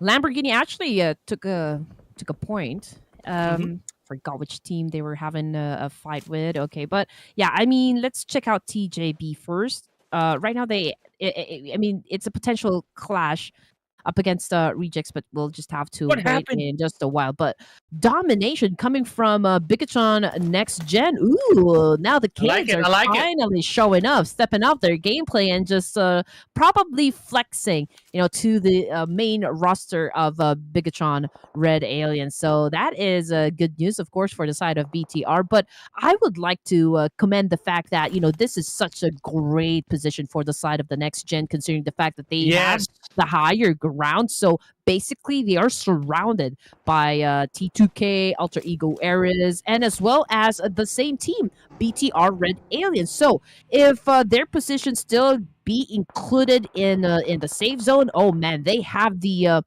opportunity to assume a lot of points to improve in the overall status or And overall rankings. that's exactly what I was talking about a while ago, right? They could kind of burn the clock here up top. They can spend as much time as possible, allow these teams to figure out where they are.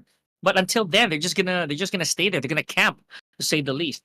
So this, however, this is a very different story. We have Train to Kill and Alter Ego on the bottom. They do have a different problem to deal with. Speaking of problem, there goes Kiss. Oh man! But care of Haze from the new gen. Amazing! They're showing the big boys how it's done, Red. Honestly, for the side of TJB, there's really not much pressure considering the fact that they're already at the top of the overall ranking. So whether or not they play this round or for the rest of the remaining rounds aggressively, they are pretty safe. They are proceeding to the grand final. So I do believe they are just playing for fun or probably just, getting some more information to kind of adjust accordingly so that they can actually prepare for the real battle that is the grand finals. But ooh, what a spot they're coming from, of course, the next gen. Alter Ego Ares knows how important it is to actually snatch this position out of the hands of next gen. I mean, BIGETRON obviously capitalizing on the fact that, hey, we are higher than the rest of you. We are getting a lot of points from up here. So Alter Ego Ares now obviously just shutting down BTR next gen. Man, Hayes, though, I think he's very ready. So with this nade slowly building up, just pulls the trigger over there. Oh, but missed wildly. This is going to be very bad for Hayes if he gets flushed out by these two players. So, ladies and gentlemen, Alter Ego, he does have a little bit of backup in the form of Hans Mary. But I don't know, this is a pretty tall order, Red. Okay, here we go, contact, and that's what I was talking about. Hayes didn't stand a chance there against Alter Ego, Red Queen. So Alter Ego is now successfully taken over that spot. Perfect execution coming from Rosemary and the rest of the gang. Now, however, BTR Next Gen, it's not the end of the line just yet because they still have two more players, and we're already at stage 5, so they are still looking pretty good considering the fact that this particular area right here is at the edge of the circle. So they have time to go for the reposition, right? And I mean, they just have to wait if stage 6 will still continue to favor them. But for the side of BTR, okay, so the Red Aliens right now also gets one member shut down. That would be Lapar. But ooh, nice shot though from Voxy. I can almost hey, maybe two BTRs fighting with just one team. Oh man, I mean, it's I can't say if this is something that they planned out, but definitely not because they didn't really know that they are in the same area. I could swear there's something going on back there. There's probably a little bit of a talk. A truce, a ceasefire, if you will. But again, case in point here, TIANBA, again, still a complete squad with 5 eliminations. Statistically, probably the best team we have so far here, Red. I like what I'm seeing. I like what I'm seeing here. Everybody's still intact. They're just trying to take their sweet time and clear the top ground here before they go for the push. I believe that if TIANBA plays this a little bit more patiently. Remember, Lamborghini and Paragin, these two guys are still up there, and they do have a little bit of backup, Red. If somebody goes for them, oh, they're in for a world of hurt. Okay, so right now to update you guys, Satar. Okay, he is the last remaining player for the side of the Red Aliens, right? And I'm just looking at the roster. So we've got Hans and Zygot.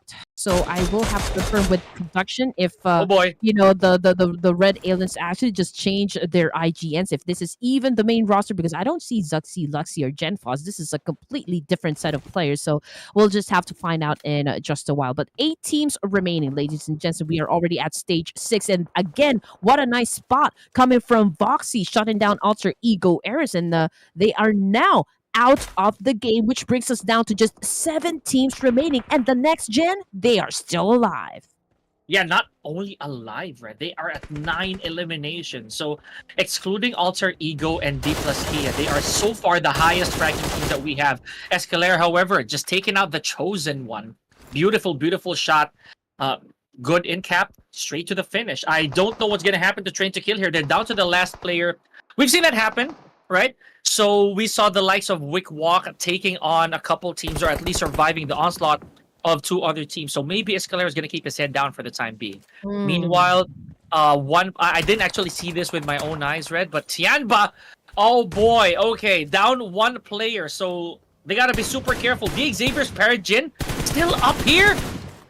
Oof, oh man, good position. And of course, the best part is this is still inside the zone. So again, Oh, man, they will have to completely shut down TIANBA so that no one will even attempt to actually fight up against them for this spot. TIANBA realizes that, hey, this is a good area to actually be at, so we'll have to take this one out of the hands of D Savior. But you know what? It is going to be hard considering the fact that Satar also is right up there. So I mean, TIANBA is kind of in between, right? And they're down below. So if they're not too careful, oh, this could be like a full-on elimination for their side. I am lost for words, Red. Seeing how TIANBA and these few players from the Xavier are out in the open right now. As I said, I'm surprised that Parajin is still up there securing that top spot. So he does have a bit of a problem here if Satar actually catches him. So this is going to be very intriguing, very crucial. Meanwhile, Semnai Superboy, man, I get this is the downside of being the lone survivor for your squad. You're going to have to play this slow, play this cautiously. Oh, but look at this. Satar taking out one more player, but this time from their own, from the next gen. Okay, so good positions should be, where BTR players are and also D Savior. And it's so amazing the fact that, for the side of D Savior, they still continue on racking up quite a huge number of points. I don't see them stopping at any point, which is absolutely great. Now, again, it is still a domination from the side of BIGETRON Red Aliens, despite the fact that they already lost 3 of their members. But you know what? Satar is holding a great position here. But here comes the double-edged sword, Pika. This is no longer part of the zone. So, Yes. since he had been doing a lot of, spray up against those teams that are down below, well, he is pretty exposed by the time that he decides to actually descend from where he is at currently. Yes, exactly. And that's what I was talking about earlier as well, ladies and gentlemen. Satar, he's been up here for almost 10 minutes, right? So this spot right here, it belongs to him. He put up camp here. There's definitely a fire there somewhere, or a tent. We just can't see it. I'm just kidding. But here we go. Oh, somebody spotted him, Red. This is going to be very crucial. I dare say that's Parajin.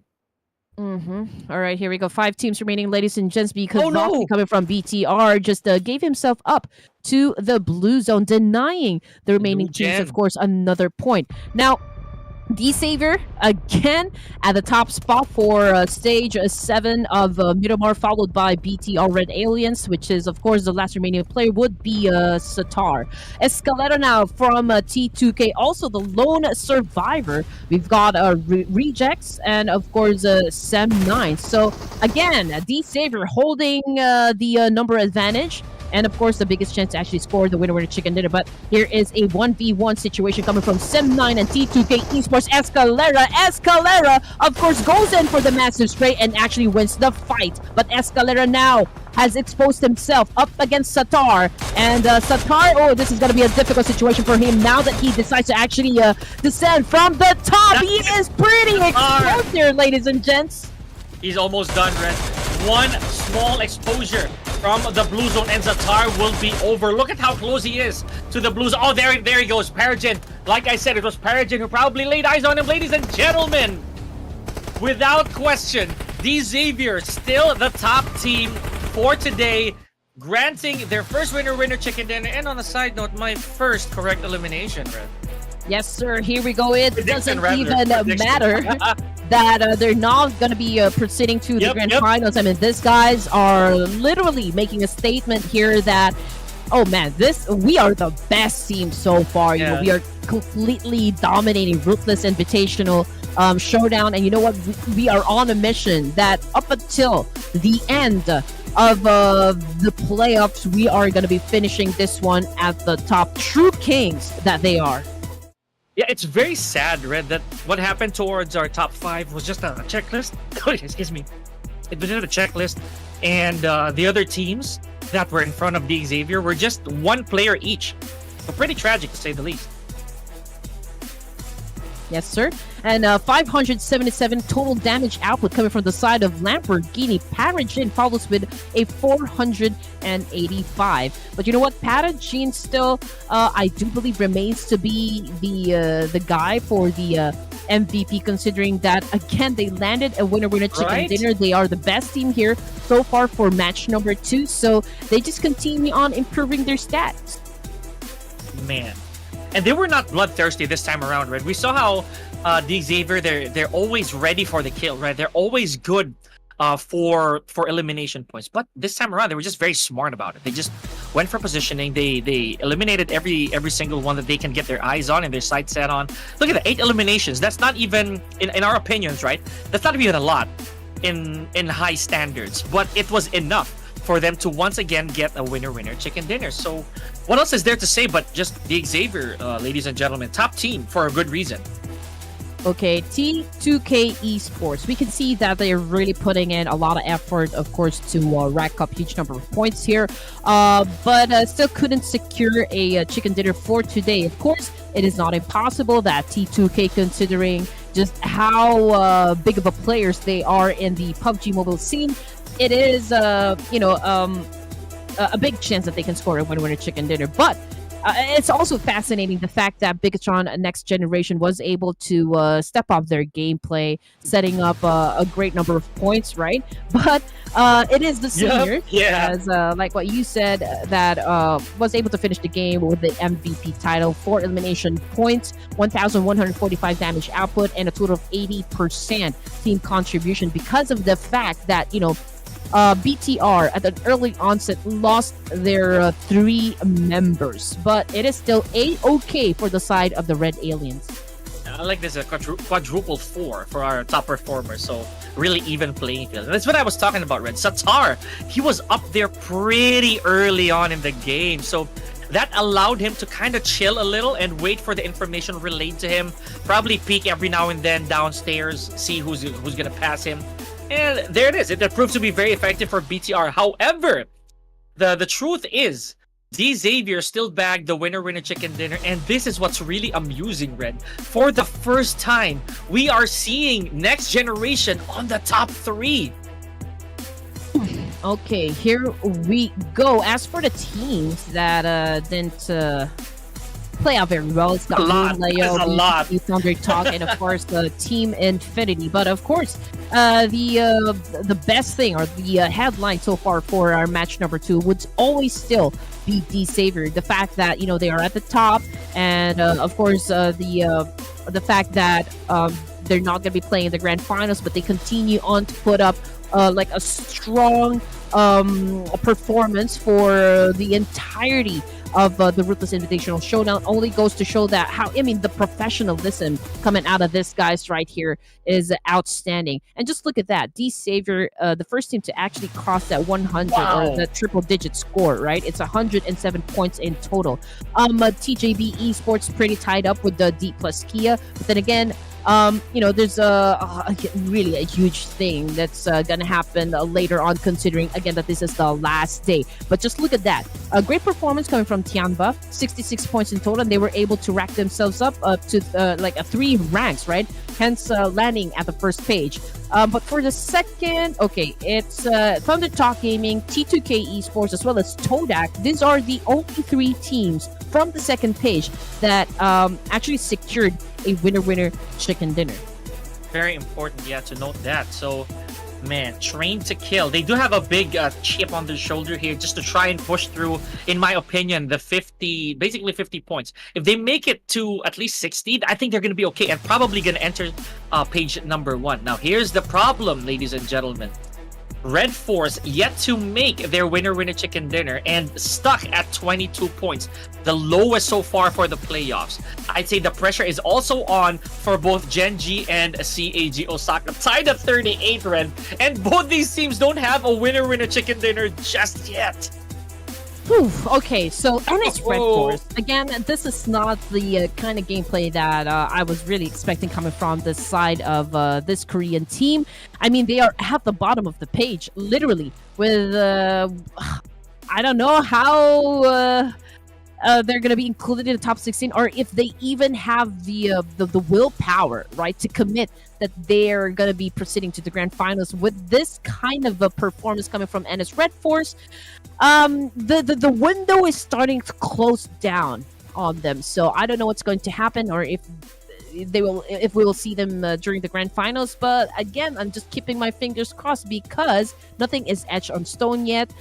There's a lot of things that can still happen. There could be a lot of reshuffling still, considering that we still got 4 more games. It's a lot, ladies and gentlemen, but we also have to take a lot of that in as we return from a short break. Pika and Red Queen here for more PUBG Mobile Ruthless Invitational Showdown when we return.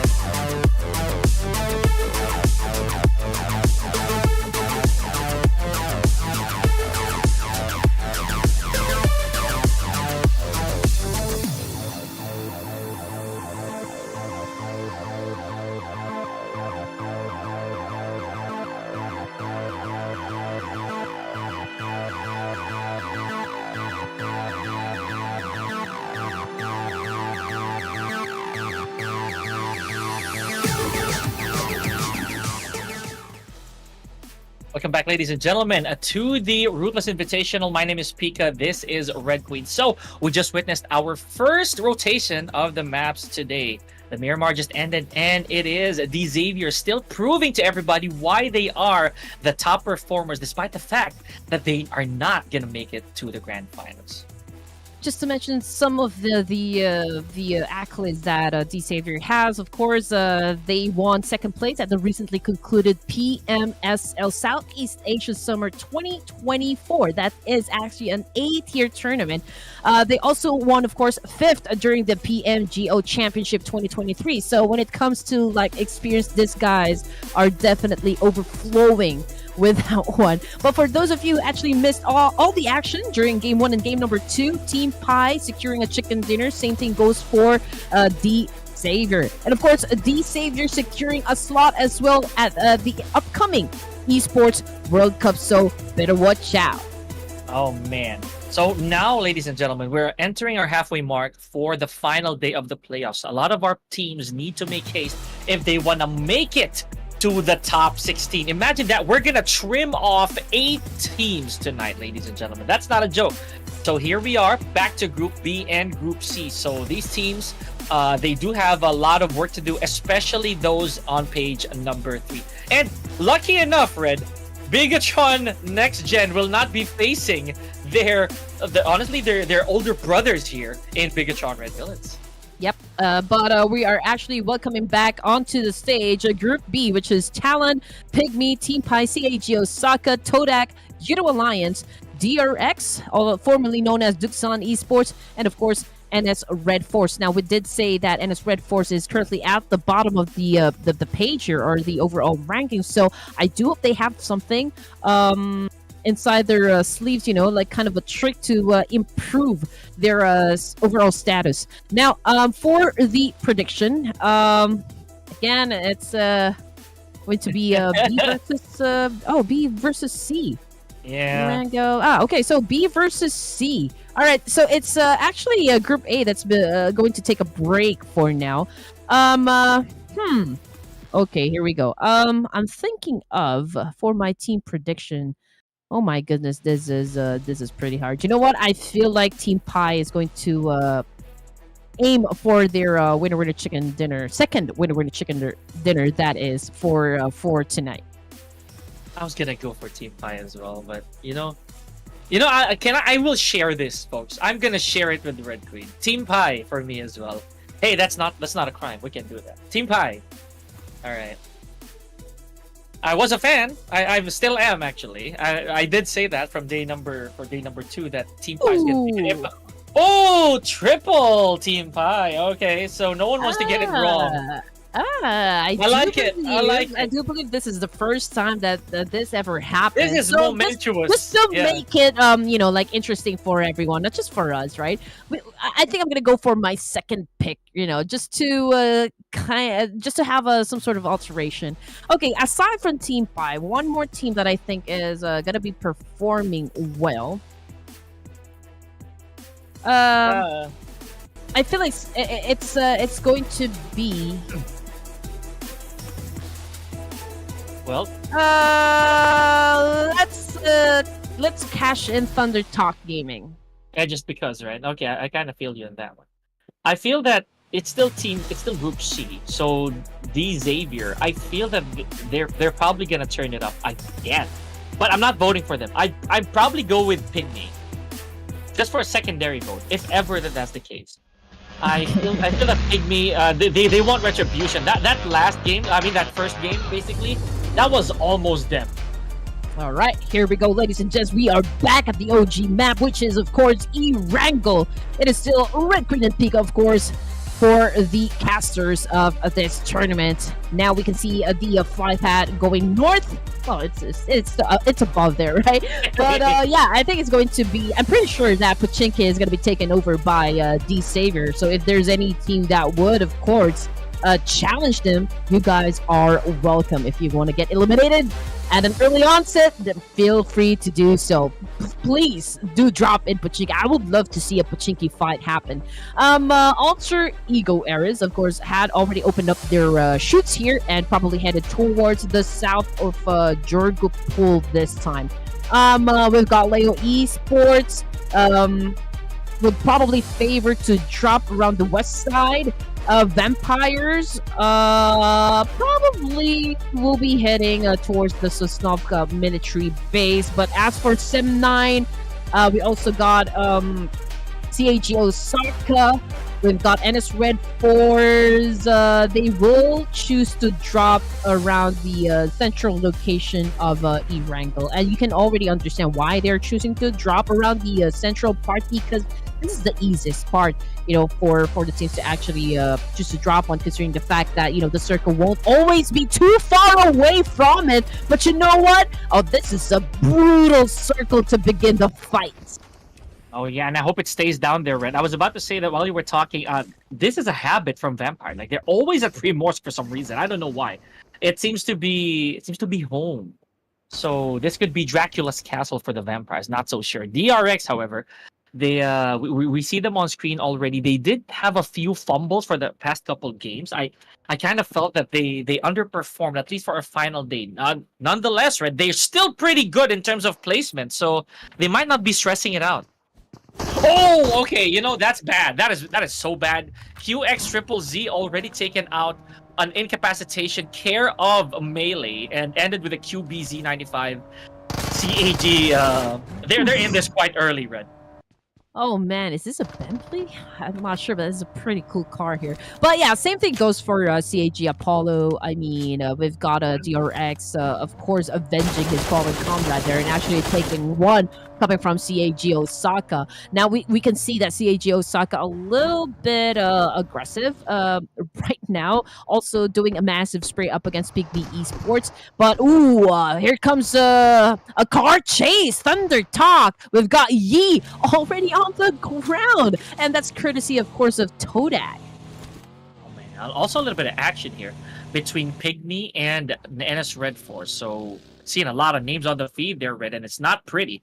Absolutely not. Also, a little bit of action from Alter Ego, right? It was still yet to get... Oh, never mind. They do have a confirmed frag already. I'm going to check that out a little later on. And, you're right. I'm kind of confused now as to what Alter Ego really wants to do with their IGNs, right? I'm really lost here, to say the least. All right, but don't you worry, ladies and gents. I mean, we still got 16 teams here, although we've seen, some players actually go out of the game, but it is still a complete set of teams that we can see so far for stage number 1. Now, let's check out Todak. They were able to get one elimination point, I believe, and right now they are getting some more loots, just because they got distracted from getting that 1 point. But it is, of course, important to complete all set, right? Just fill your backpacks with a lot of resources before you actually engage into a fight. Now, this is something that we don't see every day, and it's REDFORCE. They're on a boat right now, headed towards, this is probably south part area of the map, but unfortunately, though, a bad start for them, since they already lost XZZ as well as a Binny in the process.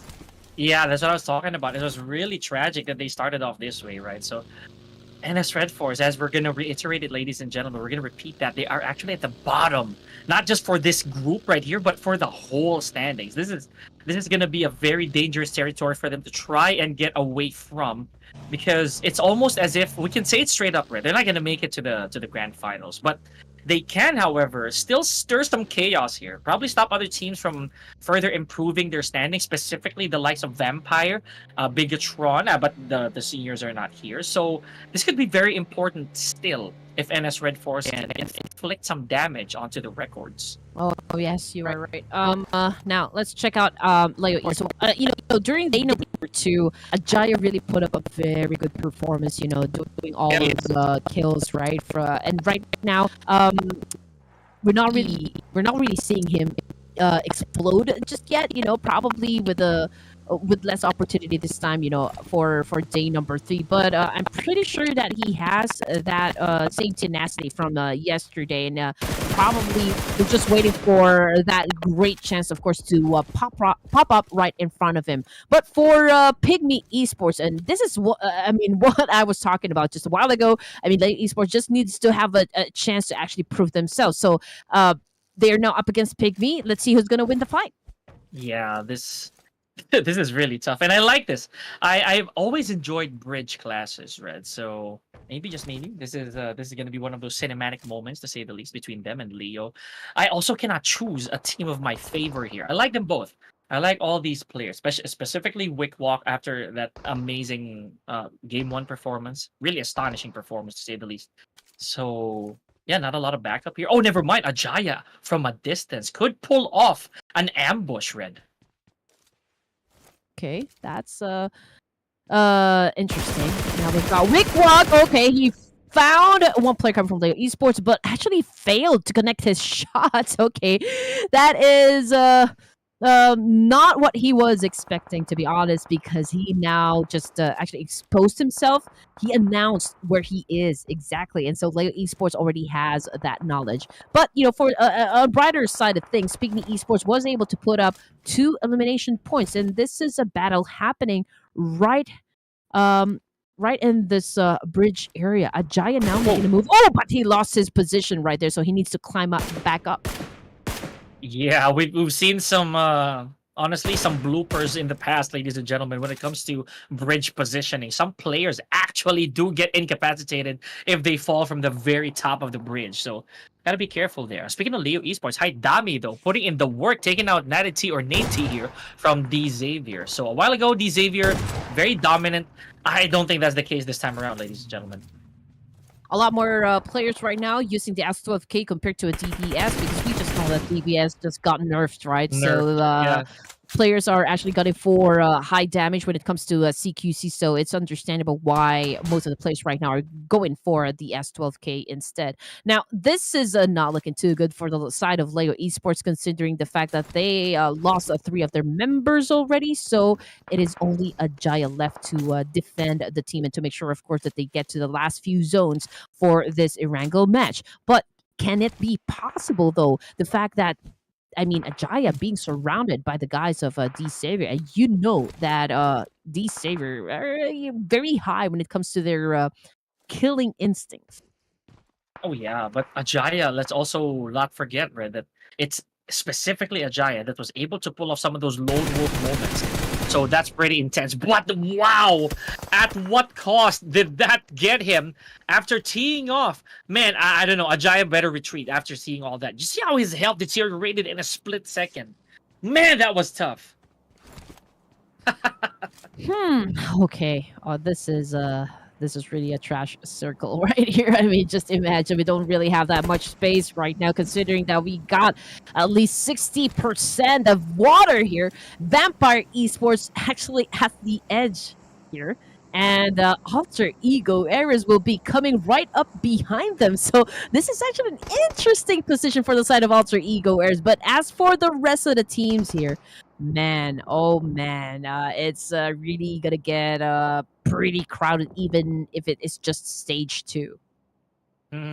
Really dicey, to be honest. I feel that this is moving really fast, to say the least, or at least the action's fast, right? The eliminations not so. We're only down. We're still at 15 teams strong. So again, a lot of these players maybe they're very trigger happy, but at the same time unable to get things done right off the bat. Superboy though, bad challenge. Axel right there putting on the hurt. That's not good. Sem9 really needs to just to swerve, sorry. Sem9 right here, they do need to pick up the pace, in my opinion, because having lost Superboy with 1 casualty, that's not really a fair trade, in my opinion. Okay, the party is about to start though. D plus Kia pretty close with YOODO Alliance, and a lot of the teams getting ready, of course, to get inside the zone. Unfortunately for the side of D Savior. Okay, here comes the position, right?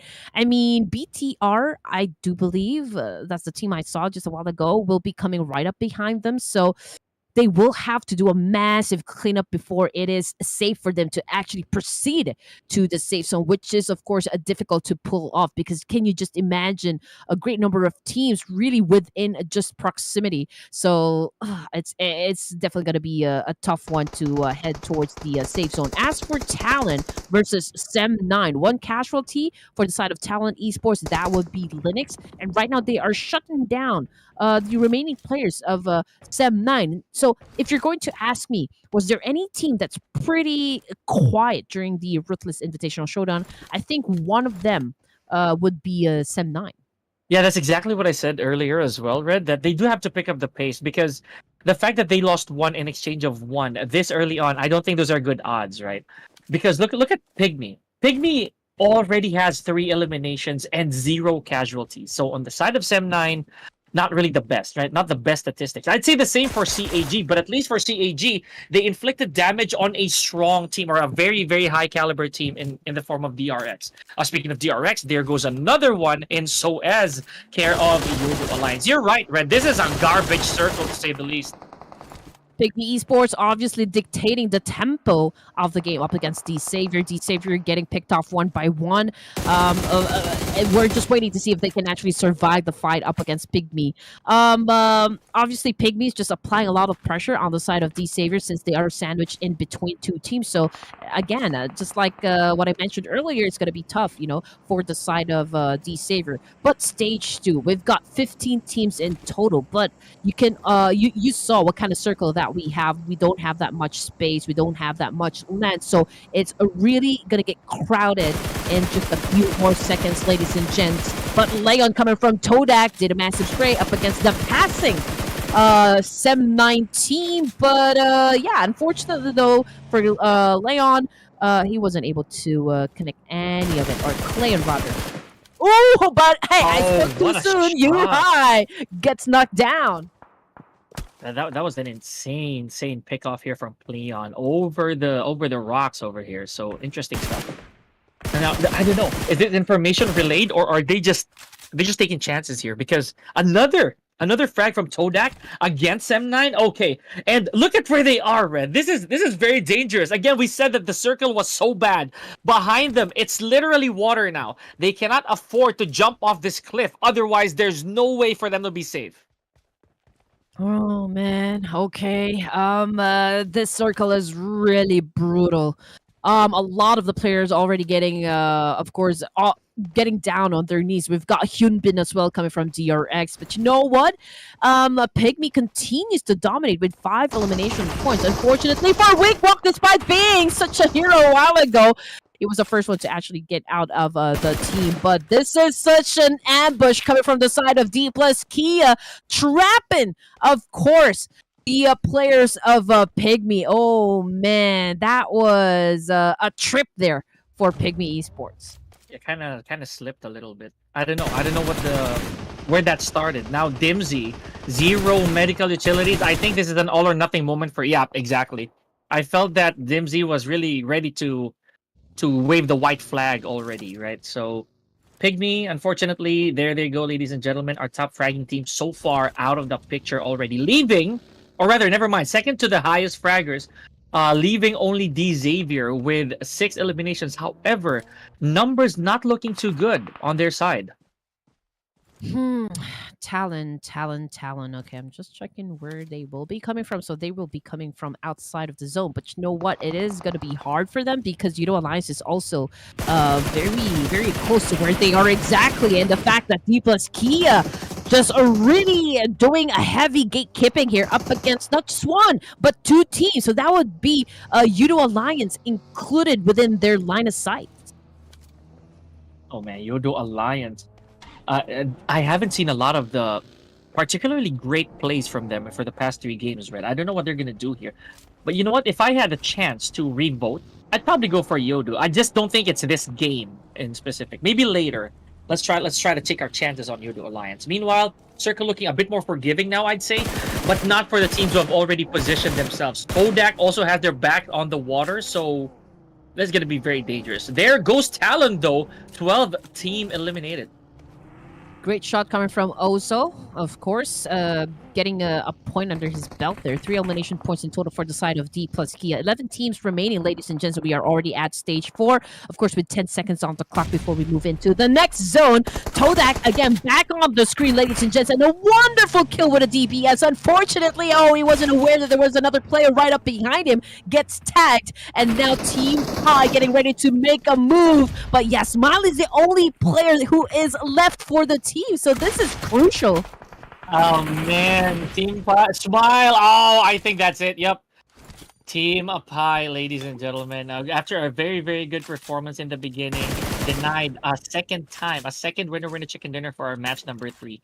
And it is care of, I believe that was Todak. Yeah, I think Todak did that. So with an amazing performance, Kodak able to take out one of our first winner chicken dinners. And speaking of taken out, there goes DX, Red. So now the pressure is on for Todak to keep that streak. They are at 5 eliminations already. Vampire, however, showing fangs just a little bit, not as aggressive as we expect them to be, but they did manage to, I believe, knock down at least one player inside a battlefield, so that is good. Oh, okay, so they're up against Anis REDFORCE, XZY, also on the ground, courtesy of the Vamps. But yeah, stage 4, down to just 9 teams remaining. Thunder Talk Gaming on your screen, ladies and gents. And again, Yi already out of the game. I mean, it was an early elimination for Yi. He wasn't able to at least do or pull out his weapons or anything. I mean, he just got shut down, at the beginning of the match here. But it is still a-okay for the side of Thunder Talk, and they continue to push on to power through up until stage 4. So let's just see if they can get to the last few zones of the game. Todak, again, 2 casualties, but was able to put up 5 elims for themselves. And that's the pressure as well, Red. So is it fair? Is it a considerably good ratio here? 5 is to 2. So again, Todak, prove us wrong, please. Meanwhile, Vampire Esports. Again, here we go, Red. My boys, just to say that, from Thailand, just to say it. Still a complete squad. But that's rare. We're at 9 teams and they're the only complete squad so far with only 1 elimination. Are they waiting for the sun to set before they start flying off? The Lost Boys, are they ready? Meanwhile, YOODO Alliance here, a bit of a pickle, already lost 2 players, and Klook on his knees. Last man standing here, we have Kasim or Red Queen. I don't know what's gonna happen. Honestly, this is not a very good spot for the side of D+ Kia, but they do continue on again to fight and defend themselves properly. I mean, we've got Todak as well as YOODO Alliance actually going up against them. I mean, Todak from a long range doing a massive spray, trying to engage in a third-party situation with D+ Kia, YOODO Alliance. So it's very amazing how D+ Kia was able to survive this one. But just look at that, K, 5 eliminations, all to himself. Oh, that is a great performance coming from that specific player. He can actually get the MVP title for this round. Yeah, I'm waiting. I am actually waiting. Let's see how that's gonna go. D+ Kia. Again, there's a huge reason why we are faithful to this Korean team, ladies and gentlemen. So yeah, we're gonna check on them a little later on. I'm actually very impressed as well with Thunder Talk's survival instincts here, ladies and gents. So making it the top 8, they didn't make it this far, at least for the previous game, not this proper. So maybe the ultimate opportunist in Thunder Talk might come out. Here we go, Anthony prepping that nade up. Who is he eyeing for? Oh, who is this? That Mary? Another Mary. But yeah, I mean, in case you guys are wondering, this is still the main roster of Vampire Esports. Anthony actually is a Schweppes, so just in case you guys don't know. Before we Vampire actually opened up the game with Tony K named Scooby Doo, so don't understand why he still knows Scooby Doo. So probably I don't know, maybe it was his favorite character. I still don't know, but yeah. 8 teams remaining, ladies and gents. And Vampire Esports right now are going up against Alter Ego Eras, but this is a 4v3 situation, so we don't exactly know who is about to win just yet, considering the fact that both of these teams are heavy hitters. Yeah, it's always the flip of a coin, right? Whenever it's these teams who actually come across each other, the usual suspects, as to say the least. So here we go, Alva. Yeah, that was Alva a while ago that we were looking at. So good nade from Alva though against a Mono. So yeah, who is Mono or Momo from Vampire? That's Momo. Yeah, that is or Mono. Yeah, it's Mono 29. I'm gonna check that out. Okay, so 2 players already got knocked down for the side of the Vampire Esports. Alter Ego Eras still trying to, of course, hold their position, but they are losing members as well. So there's a lot of teams actually joining to the mix. We've got D+ Kia from from afar, you know, trying to do a spray as well. But just check it out. XEY of NS REDFORCE just right down below with very low HP. So, I mean, the smartest move that he can do so far is just remain quiet and not make his presence felt. But you know what? Vampire Esports trying to recuperate in this situation. But Alter Ego Eris is up and down and now challenging up Anthony. It's a 2v1. But who is going to win? That is still a big question right here. But he's going to slip. Oh, no. Oh man, okay, you saw D+ Kia is also in the mix, right? So Vampire Esports, they're being double teamed here, ladies and gentlemen. Not really a good sight. And just like that, leaving with 1 placement point, Vampire Esports tried to hold on for dear life, but just too much silver bullets headed their way. Yeah, I know it's for some lores it's werewolves, right? But for for Blade, it's silver. Why am I explaining? Oh man, K obviously is transforming into a monster here, setting 7 elimination points up for himself. But unfortunately, K already on the ground, courtesy of Alva Mary. But you know what? Chips is answering back, clapping back at the situation, trying to put down Alva Mary in the process with a lot of nades and a Molly. But you know what? He is missing his targets, and now he is all alone. Despite the fact that D+ Kia eliminated Vampire Esports, they have not gotten the tempo enough to put down Alter Ego Eris at the same time. Oh man, a lot of firepower coming from above here. Better stay underwater. Try to stay submerged here. Alter Ego, however, I think they have their hands full here. They know that they're surrounded. Man, okay, Red. This is pretty tricky. We have Chips way over there on the side of the Rocky Quarry, and we have XZY from NS REDFORCE. But this is pretty tough for XZY. I think this is a lost cause. Never mind. Hans Mary taken out. Okay, so yep, a little bit of vengeance. There goes NS REDFORCE. Good try though. But you know what, Red? 7th place is not bad anymore. Honestly, I do understand why there's a need for the teams to actually dominate this specific area right here. I mean, don't even have to worry about, any of the teams coming from behind. The fact that, I mean, it isn't entirely water, right? So Alter Ego Eris obviously would want to stay here for the remainder of the stages for this match. And just look at that. Great fishing coming from, Telakokamu. Okay, it's a mouthful right there. I call you Tella. Telekokamu. Telekokamu. Yeah, really rolls off the tongue, to say the least. But Sem9 also with very, very little manpower to work with. 1 knock. Never mind. Both players eliminated. And you said so yourself, Fred. Oh man, you might get this right. Thunder Talk Gaming, if your second pick here, just might run away with this. They were very patient for the entirety of our match. So with 3 players still strong, they could weather out the storm a little bit here and probably get back to the action as soon as there's only 1 team left. And I love the diversity that I'm seeing right now. So we got a team coming from China, Japan, Indonesia, and Malaysia. So this is pretty interesting. And okay, so final 4 teams, right? We are looking at CAG Osaka. So finally, the time for them to actually step up and catch their chicken dinner. But yeah, I mean, 2 players still pretty doable considering the fact that we don't see any full team right now, aside from Thunder Talk Gaming, of course, having 3 more players, which of course always an advantage. For the side of Alter Ego Eris, okay, I'm looking at where the zone is. Okay, they're safe. Okay, this is a good spot. That's all I can say.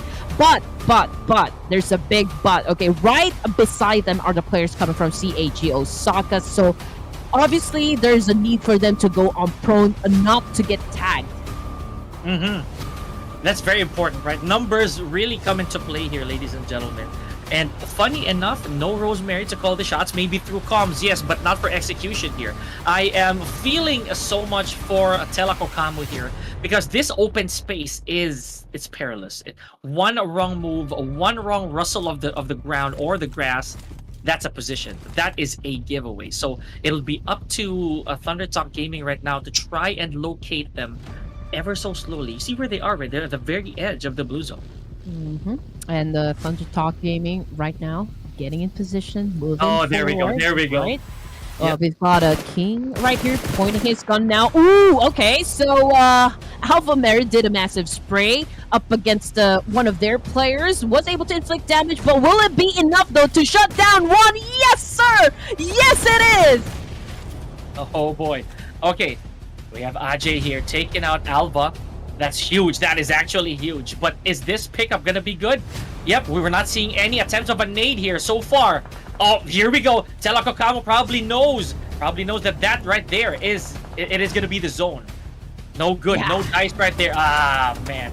Okay, Oh! okay. Oh, Telakokamo, that was really close. King had his number, but dropped the ball there. Oh man, Tela Kokamu So knows close. how to dance, knows how to evade those shots, but oh no, he dropped the ball. Thunder Talk Gaming eliminated Alter Ego Eras for that spot hands, gaining them a great number for placement points. 3 teams remaining, 43% goes to Thunder Talk Gaming for securing a winner chicken dinner for this round. Can they deliver? Yeah, very good question there, Red. Oh no! Oh man! Down to the last! Thunder Talk! Are they fumbling under the pressure? Ladies and gentlemen, there's no such thing as numbers game anymore. 1 active player per team. It is a mano a mano, so 1 injured member here from CAG. I don't know. Is this pickup gonna happen, Red? This is too close. Beautiful nade on Ajay. There goes Thunder Talk. So close, but so far, Todak, CAG. Who's gonna get this winner chicken dinner?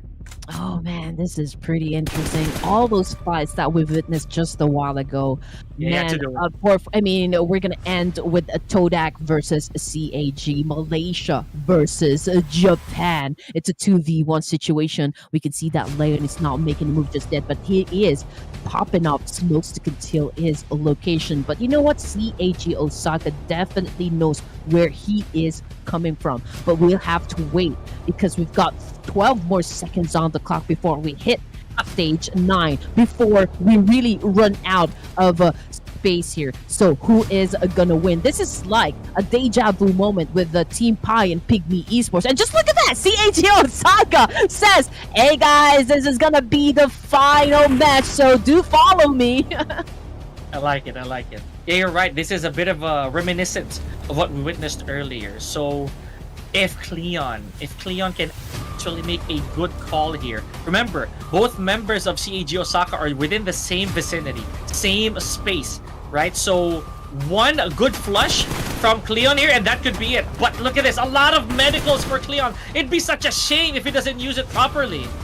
Oh, this is such a risky move coming from Leon. I mean, he gave up the position wherein he is actually hiding behind the tree over there for cover. Man, I mean, it was, I don't know what happened. I mean, I believe it was too early, you know, for him to actually leave that spot. But then again, you know, he was at a great disadvantage. But hey, it is CAG Osaka getting the winner chicken dinner this time. I was too early to pick them, you know, but I did know. I was pretty sure that CAG Osaka is gonna be stepping up their gameplay for today. Yeah, I'm fine. I'm completely fine with seeing them the way they are here, Red Queen. So congratulations to CAG. I think that timing, you know, of that cross was really what cost that match, honestly. Really good stuff here. I can't take anything away from any of our teams who made it to the top 4. Beautiful stuff. However, it is what it is. I'm looking forward to the next one. Oh man. Okay, so here we go. Yeah, they're all just crossing their arms like that and just like really showing off, like with all seriousness from their faces, that they can actually get the job done. And fortunately for match number 15, they took Erangel. Gotta love it. Gotta love it.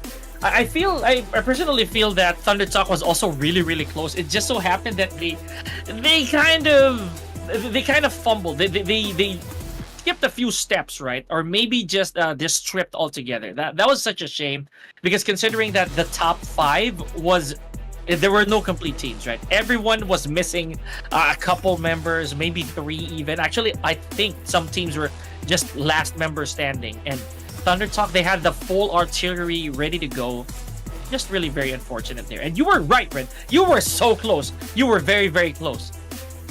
Oh man, but hey, It is still okay. I mean, we're halfway through the day right now. And I still got 2 more points for my predictions, so I'm already happy. But yeah, teams to watch, ladies and gents, with that amazing performance coming from CAG, Alter Ego, Ares, Todak, and of course D plus Kia. They are the teams to watch, of course, when we play in Erangel. For this group, of course. Oh yeah, at least for the time being, right? So, man, I don't even know what to expect here, right? I feel that in the next game, granted that Group A is gonna come back, these teams that we're seeing right now, the grind will be ever so harder. That is gonna be the 4th game, Red. So who knows? Who knows what's gonna happen? But here we go. D plus Kia's K with 7 eliminations, bagging a bunch of contribution for the whole team. Congratulations. There's nothing else to say. D plus Kia always treating us with amazing plays.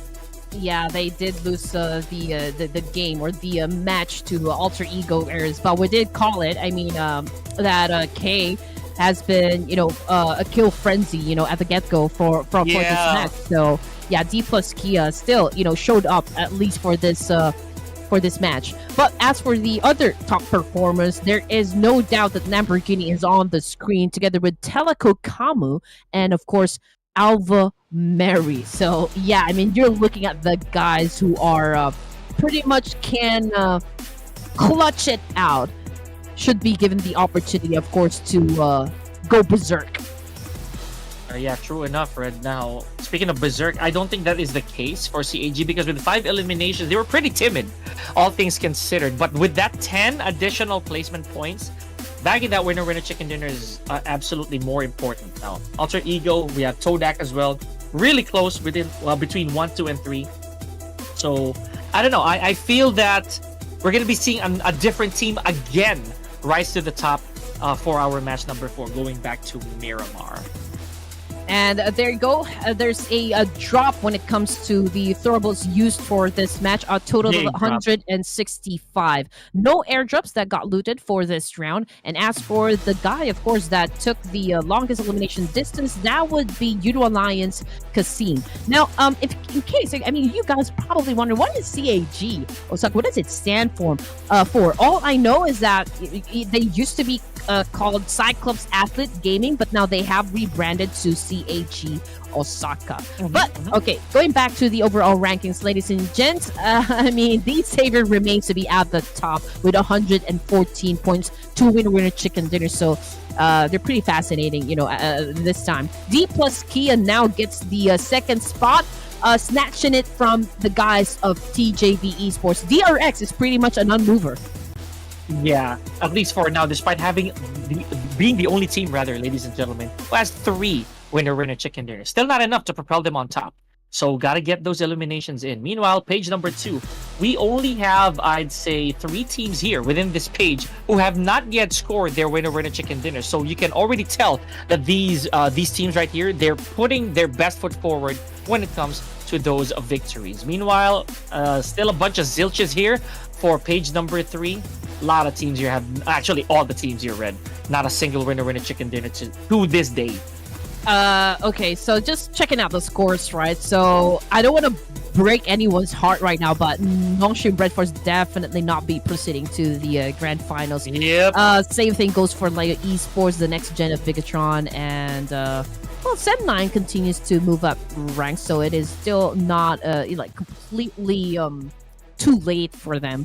But we are talking about the final 3 teams. So if in case those teams would want to, of course, get included in the top 16, they will have to end their games with a double-digit score. Not just double-digit, but a big double-digit number. So that is it.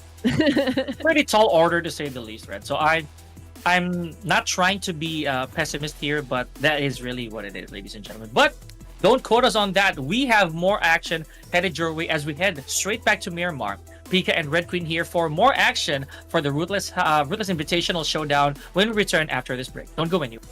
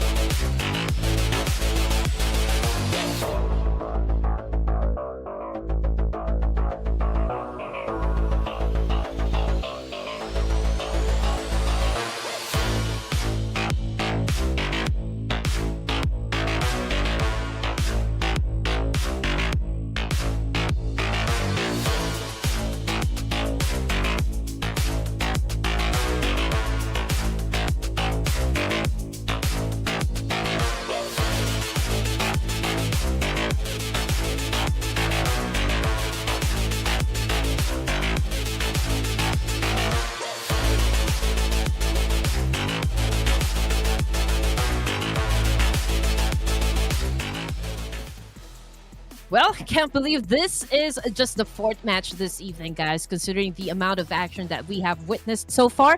But do expect to see lots of fireworks to happen still, like the 4th of July, because it is about to go down. This is still your girl, Red Queen, with Pika. Welcome back to match number 4 of the Ruthless Invitational Showdown.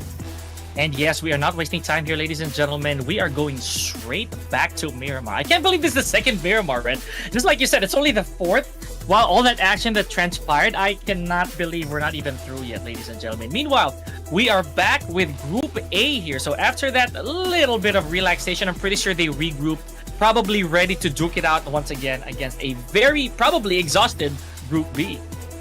Okay, things are really shaping up to be very intense here, for our set of matches. Again, this is the last 3 matches for the Ruthless Invitational Showdown playoffs. We're going to be heading towards the grand finals next day, right?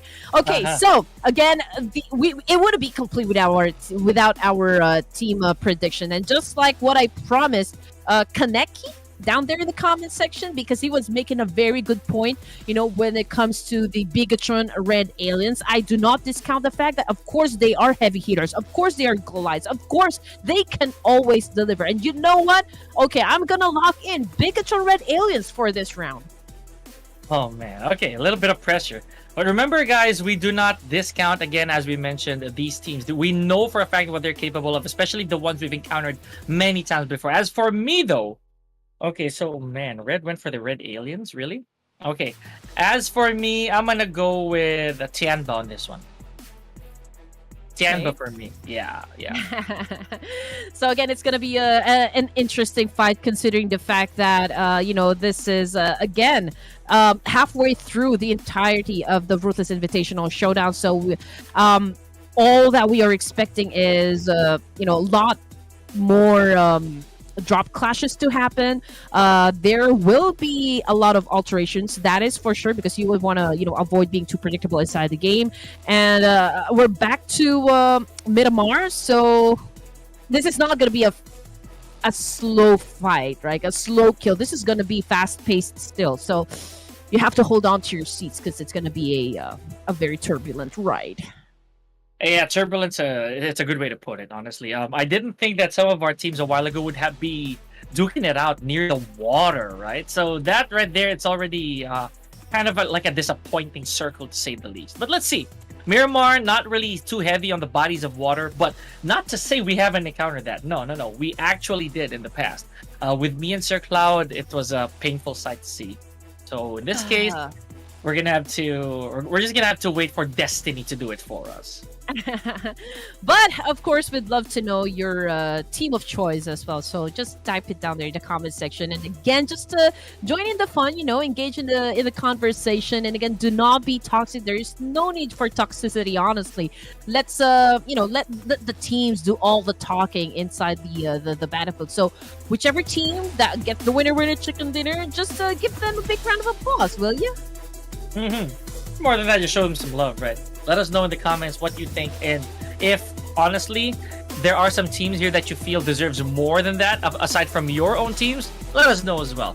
Pretty sure they give it their all and are still doing so here the final day of the playoff. So I'm predicting it right now. We're gonna go west on this one. I feel, yeah, west. I'll go west. I think it's gonna go north this time. North, okay. But here we go, Miramar once again, ladies and gents, and this is not the final Miramar just yet. We still have one more to go for match number 6. So we are starting off in Minas del Sur, Minas del Valle, Ladrillera, Montenuevo. So yeah, it is the north side. Even that, I start losing, ladies and gentlemen. What is going on? So, going back to our leaderboards per se here and the charts, Paragin still a pretty strong contender here. He's almost in every category, but honestly, we have some on the headshots department here, care of a TJB. So, better watch out, Paragin. Okay, here we go. Team Infinity. early jump. Okay, just trying to take control of the south part area of Miramar. CAG probably heading towards La Bendita, if I'm not mistaken. YOODO Alliance is also dropping with them because they're actually beside them in the air. So one good thing to do, right, is to really have a good sense of awareness where your teams will be coming from. Again, it's all about information gameplay. Knowledge will always be power. But for the side of El Pozo, I think we've got Team Pi and TIANBA, as well as Satar of BTR. Will they engage in a fight though? I can see 3 Chinese teams favoring the west side. Ooh, pretty interesting. Yeah, another interesting point here, right, is that most of our teams, they're gonna have to try and hike north this time, right? Because look at where the circle is. This is pretty crazy. We are northeast bound for the majority of our games. So who knows where the final circle is gonna be? I don't even think it's gonna be a Los Leones, or if it is, it's probably gonna be a little towards the northern side of Los Leones, Red Queen. But you know what? For the side of CAG Osaka, okay, they've actually picked up their momentum just a while ago, right? So I do hope they can carry the same energy back to this Miramar fight. But again, they're up against DRX, formerly known as Duxan Esports. We don't know exactly what happened with this Duxan. They just disbanded and just rebranded with a DRX. I don't know if it is also like a new management for the team, but hey, this is the same roster that dominated a lot of tournaments, especially in Korea. So we do expect them to perform nonetheless for the Ruthless Invitational Showdown. But right now, they're up against this Japanese team. We don't know who's gonna win just yet, but for the teams here, it's a little standoff-ish for now. But we can see one of them has an M249 and an AKM. So, man, these are like heavy guns to have.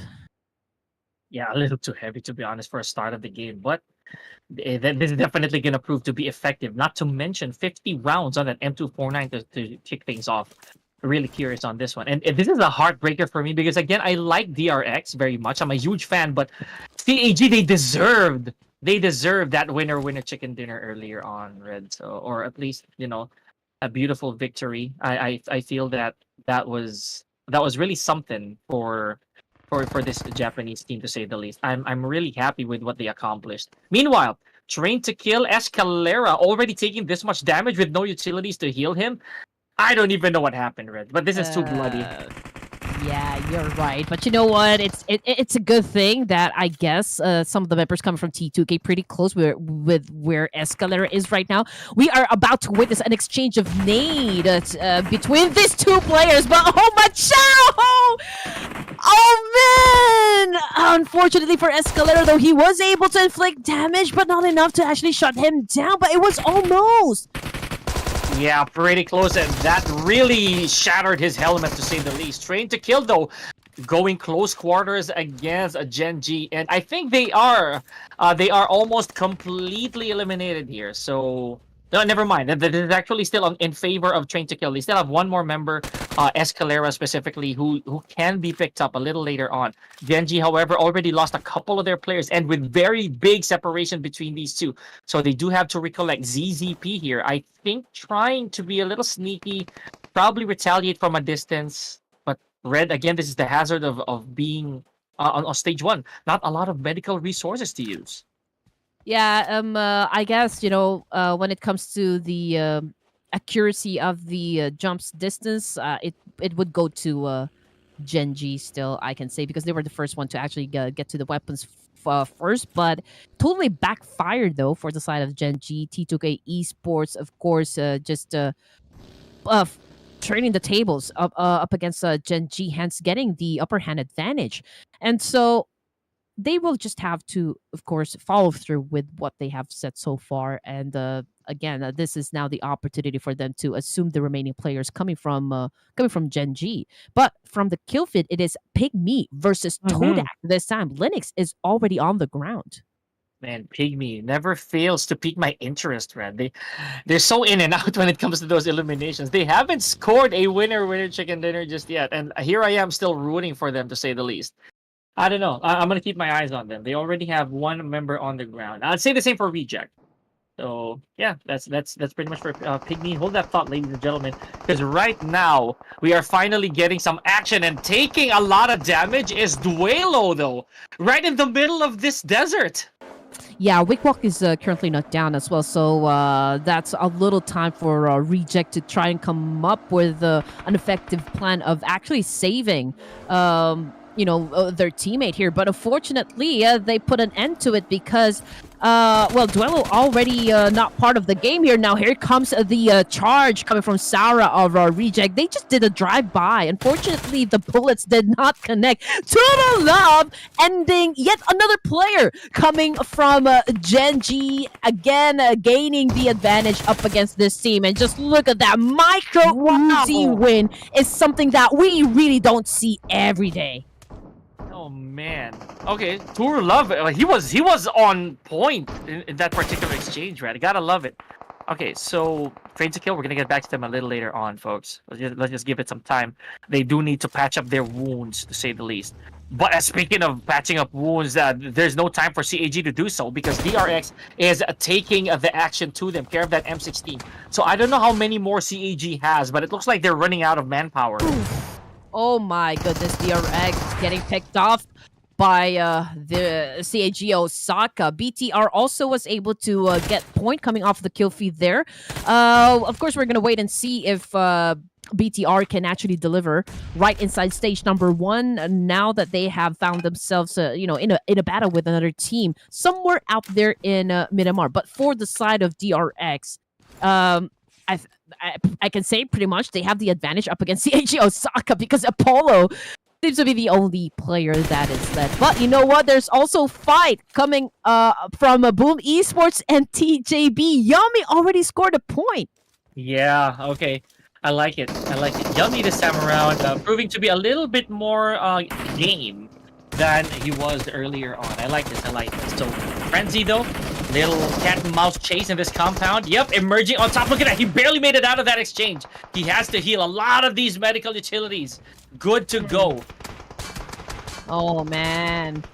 TJB are not in a very good position at all. 3 members already out of the game. They're going for Razy, though. Last remaining player, is it? No, not yet, but Razy very low in HP. It is actually K First, who is the lone wolf for the side of this Chinese team, and Ponbit gets the job done, of course, for the side of the Wolves, hence gaining, of course, that win up against the Chinese team with 4 elimination points. Mm-hmm. That was a good exchange for Boom, honestly.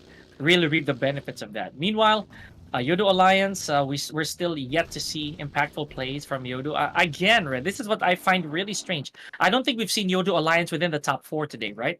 So this is not the performance that we're used to seeing from YOODO. I don't know. I'm keeping my eyes on them regardless. They're not so keen on getting winner chicken dinners, but they are pretty consistent with the kills and the placement points so far. And again, this is an off-season tournament. YOODO Alliance, they're known to be not really that engaging when it comes to off-season tournaments. They really go full performance though when it comes to the official ones because they are always included at least in the top 5 or top 10. So they're really a pretty strong competitor here. Mm-hmm. Yeah, maybe you're right. I want to see more. If not for the placement, then at least give us some numbers here, YOODO Alliance. We're banking on it. Because speaking of numbers, so far I think statistically the best ones we have would be Boom Esports with 4 eliminations with a complete squad.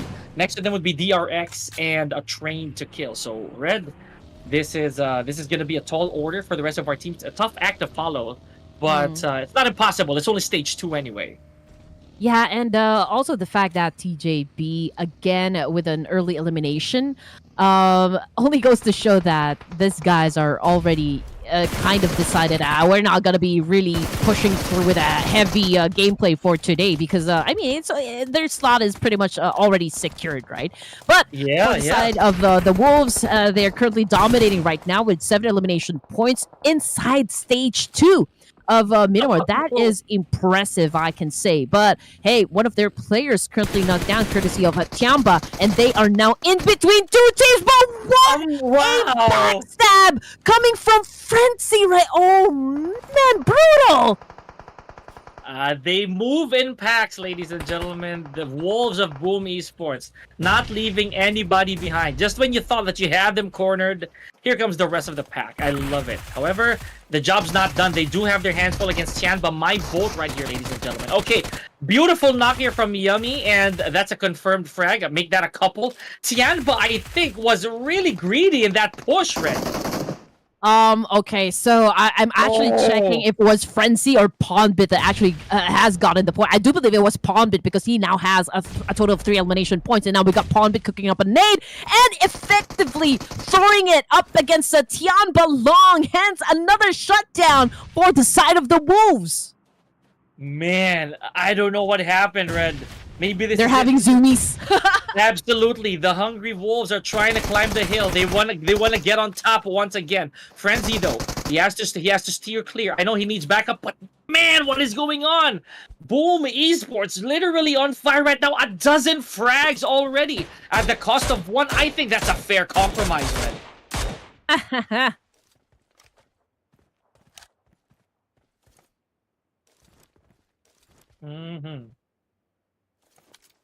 Okay, goodness me. Anyway, NS REDFORCE, on the other hand, one of the teams that clearly needs something to boost their performance, at least for this Ruthless Invitational Showdown. But then again, maybe the only mission that they have joining in this lobby is the fact that, okay, we're preparing for the World Cup, and we just wanted some knowledge, information coming from the teams here. But we're going to go back to that one in just a while, because PIGMY Esports now in a pickle up against the Red Aliens, and Red Aliens again putting up an out-of-the-world gameplay and shutting down the guys of PIGMY. And the Warthogs are gone, ladies and gentlemen. BIGETRON, Red Aliens, the seniors are back. So I like this. I like what I'm seeing. They're at a very good spot with a complete squad here. Yes, albeit with some damage taken, but the fact that they're about to enter stage 4 without any damage, or rather without any casualties, this is a good sign. This is a very, very good sign. Because right now, DRX, Red Queen, as well as Train to Kill, they also have 4 eliminations, but at the cost of 1 member. So they're basically BIGETRON Red Aliens. They're basically the second best team we have. But now here we go. YOODO Alliance, Kasim on the screen, getting information. High ground, it's safe to actually, try to challenge up the boys of BTR. BTR, I'm not even sure if they are completely aware or unaware of the situation that there is, in fact, a team right up above them. I mean, just look at that, taking it easy. Kasim, oh, okay. Ooh, trigger discipline. Right? So I close, think so knows. He knows. He knows. I can't believe it. I can't believe it. Despite the patience, right? Despite the patience. Oh my gosh. Okay, gotta love that, ladies and gentlemen. So let's move forward. Let's move forward. I like this. Look at this. Lapar with 5 eliminations. The dominations. All care of Lapar himself, folks. Leave some for your team, my guy. I mean, we have the amazing tandem of Lapar and Satar, so I just know that this this is a pretty strong lineup for the side of the Red Aliens. Even I'm not even sure if Zuxi and Luxi just changed their IPMs, because you know how pros do it. When it comes to off-season tournaments, they love to change their names, right? But let's see. Because the only players that I recognize right here are Satar and Lapar. But BIGETRON Red Aliens seems to have a strong position for this round at least. So let's see if they can continue doing just that up until the latter stages of the game here. Because we are down to just 10 teams remaining, ladies and gents. And we've got 20 more seconds to go before we move on to stage 5. See, this is like the pace that I want for Miramar. Stage 4, we're almost at top 8. This is it. This is the perfect blend, to say the least, for a Miramar here, ladies and gentlemen. And Team Infinity, amazingly, without a single casualty and or elimination just yet, this is going to be a very cunning moment for this team. If they make it to the top 8 without any damage whatsoever, that's going to be good. It means that they're going to be playing for those placement points, Red. Team Infinity already at stage 4 with 0 elimination points still. Although right in front of them are the guys coming from Train to Kill, but are they going to engage? Of course, we don't know just yet. But so far, Touch right here is just, of course, scouting the area, getting some information. Ooh, oh man, he did fire one bullet coming from that M249. So he kind of announced that, hey, I'm over here. Yeah, hopefully it's not completely compromised, or he has a backup plan even after that stray shot right there. Lapar, though, taking out Tam from Todak and giving it to Zygote for the finish. So amazing.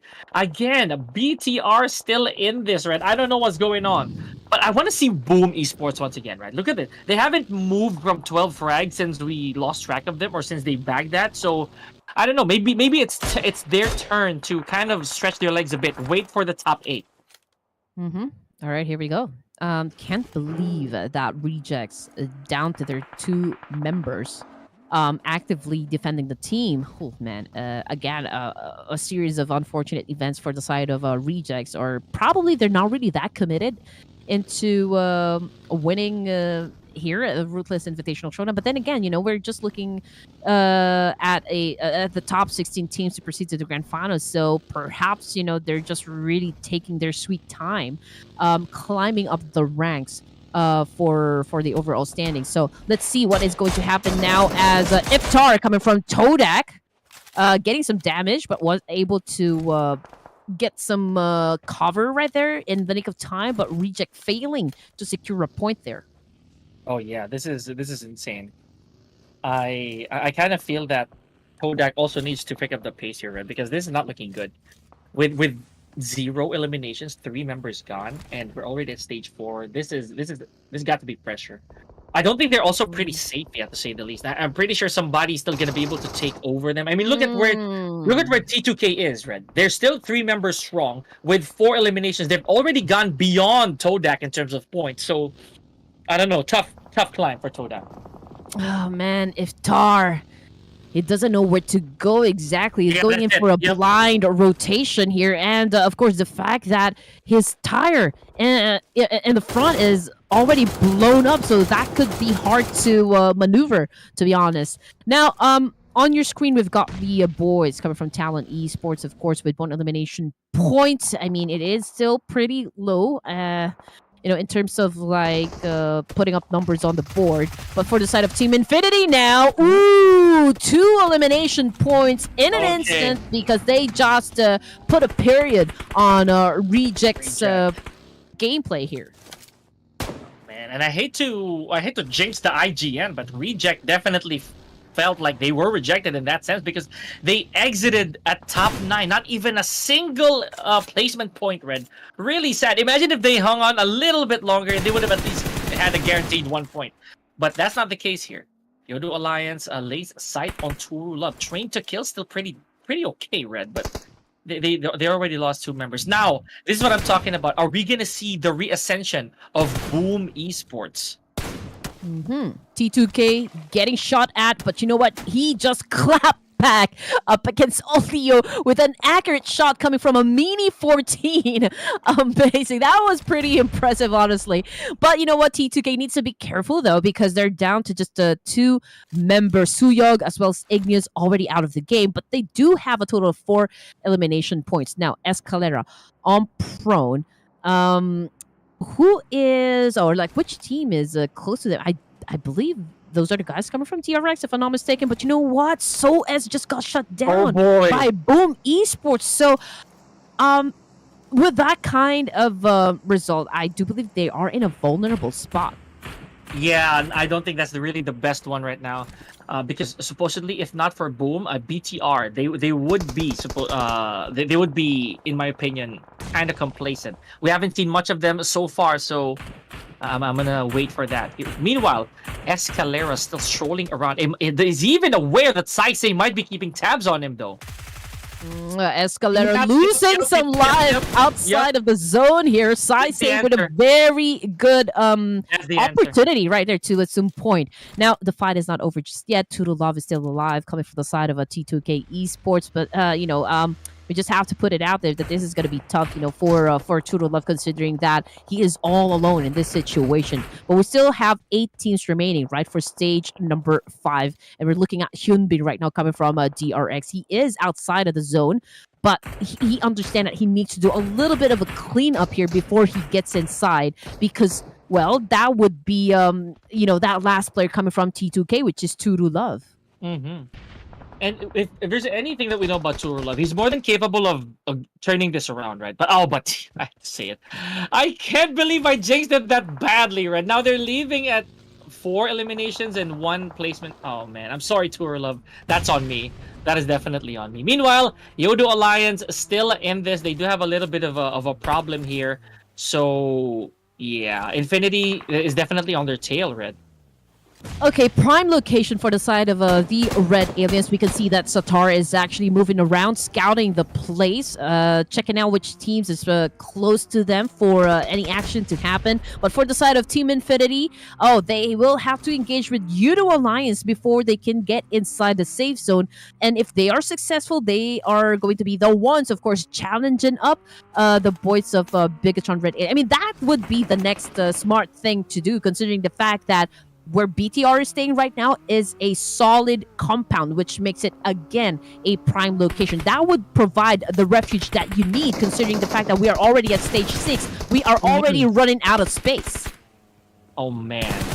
Yeah, this is not good. This is what I hate about Miramar, Red. The fact that the compounds are so rare now. And look at this, stage 6. I know that there's still going to be a chance for some of these players to slowly keep their heads down, but this is not it. This is not what we want. And this is not what they want either. Infinity, look at them. They're running around like headless chickens. Oh no, Godtuni gets knocked down. YOODO Alliance getting the upper hand up against Team Infinity. Only continues to do a massive spray.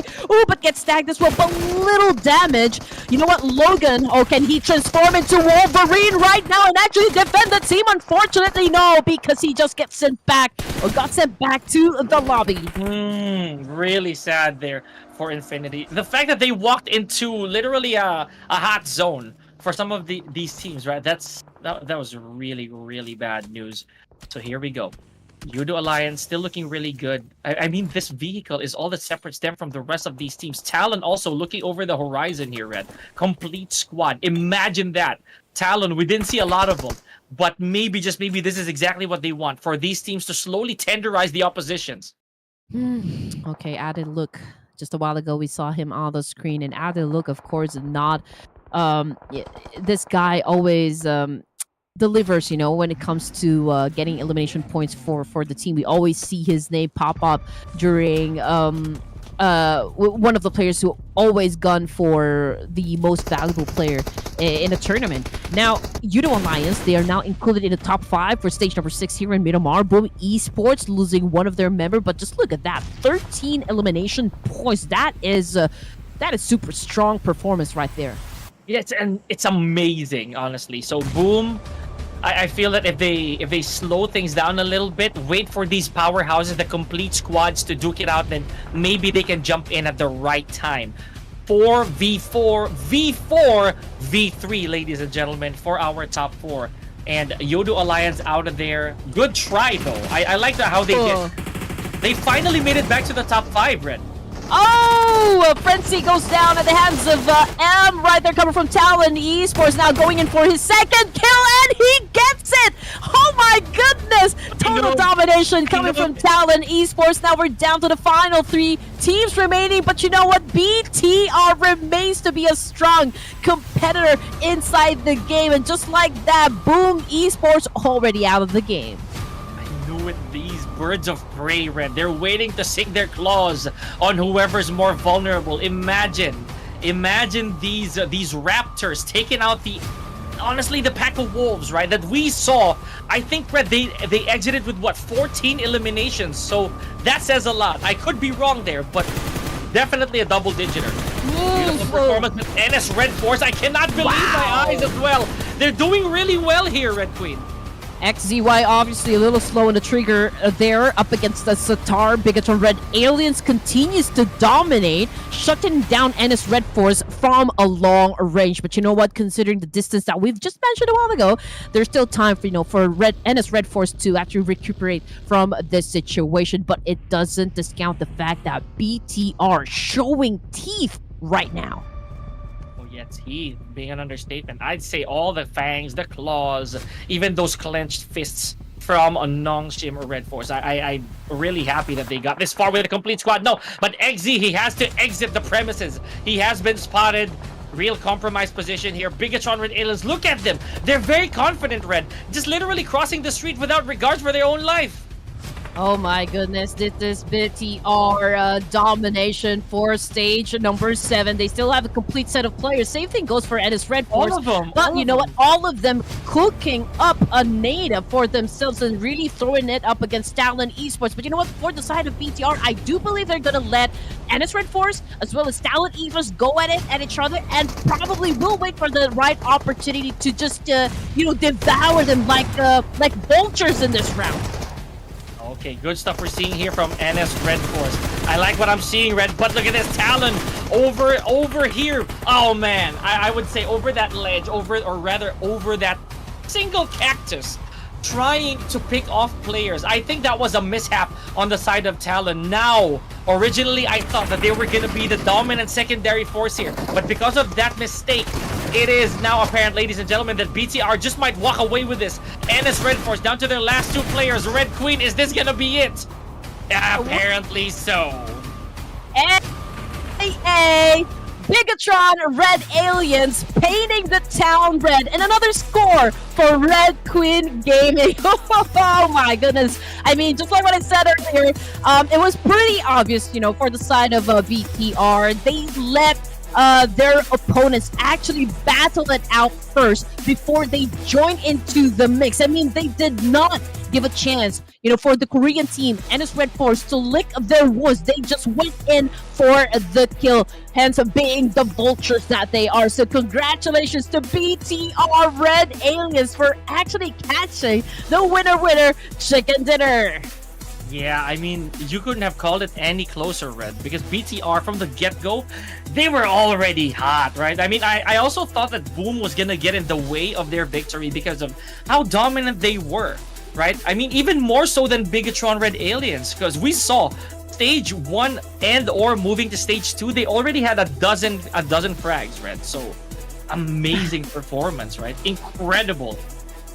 Well, there is a reason why Nepal calls me their lucky charm when it comes to the team predictions. Just look at that. I mean, the moment I picked BIGETRON Red Aliens, they won the fight. So I'm not saying that I'm your lucky charm, guys, but I did call it. So now we are yet to see, ladies and gentlemen, in my opinion, more good plays here from an NS REDFORCE. They probably are, Red Queen. They're probably gonna gatekeep these other teams from making it to the top 16. So that's really interesting. I can't recall if this is also the first time that we've seen TALON up there today, but they also did fantastic. Oh my goodness, I'm just happy. But just look at that. All of the teams that we saw on the screen just a while ago has a touch of red in there. So it's a red match, for this round. Amazingly, though, the MVP goes to Yummy for elimination points, 980 damage output, and 30.77% team contribution. That is, like a high damage output. It means that he actually knocked down several players inside the game. So again, a phenomenal performance coming from Yummy, which is also, by the way, not a stranger when it comes to being the MVP of a tournament. Oh yeah, he did have his share during day number 1, so that alone is a statement that Boom definitely still is in this with authority. Speaking of authority, though, this right here, the tie between Hans and Lapar from BIGETRON Red Aliens, this is just making a statement as well that this team, not a single slouch here. There's no weak link. 26 points, my goodness. Imagine that, Red Queen, against Boom, who a while ago we saw bagging 13 eliminations.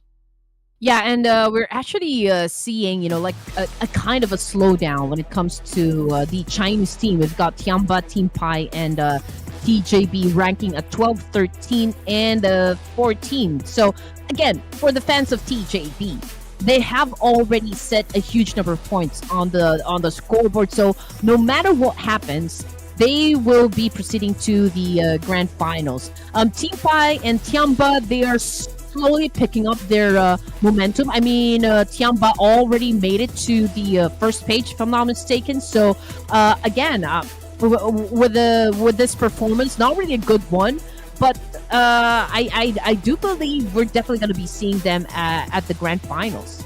Yeah, definitely so. I completely agree with that one. And I also feel that there'll be another team here who will shock us in our last two games, to be honest with you. But for the time being, let's stay positive. Look at that, ladies and gentlemen. BIGETRON Red Aliens, 10 notches up, almost securing their page 1 slot here, Red Queen. 72 points. Okay, a little bit of work to be done as well, just so they can surpass maybe YOODO Alliance. But this right here is already a massive leap, to say the least. Oh, man. With all of that shouting that I just did, I'm pretty hungry right now. But you're right, BIGETRON Red Aliens. I mean, they have been quiet, right, for the longest time here in the Ruthless Invitational Showdown. But with that massive performance, I mean, incredibly, they were able to, of course, catapult themselves up to the first page. So, again, all I can say is great job. Oh, boy. Okay. So, having said that, great jobs as well to some of the other teams who at least try to ascend from where they are, right? So train to kill, even at one spot, that's still pretty important, right? Considering that we're not gonna see D Xavier in the grand final. So that might mean that they're already at number 14 at this point. So this is bad news, in my opinion, Red Queen, for Genji and Vampire Esports. Look at that. The slot of CAG Osaka, technically they're in as of this moment, but if Genji and or Vampire could beat that 54, that could kick Osaka right off the playoffs. Okay.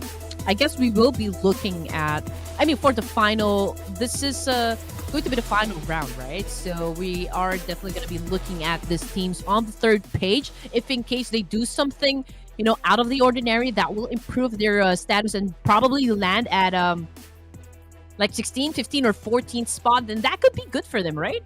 Exactly. So, having said that, let's see who among these teams, ladies and gentlemen, are going to start cracking their knuckles and putting their best foot forward. So, Pika here and Red Queen will be right back after a short break for the final two games of our Ruthless Invitational Showdown. Don't go anywhere.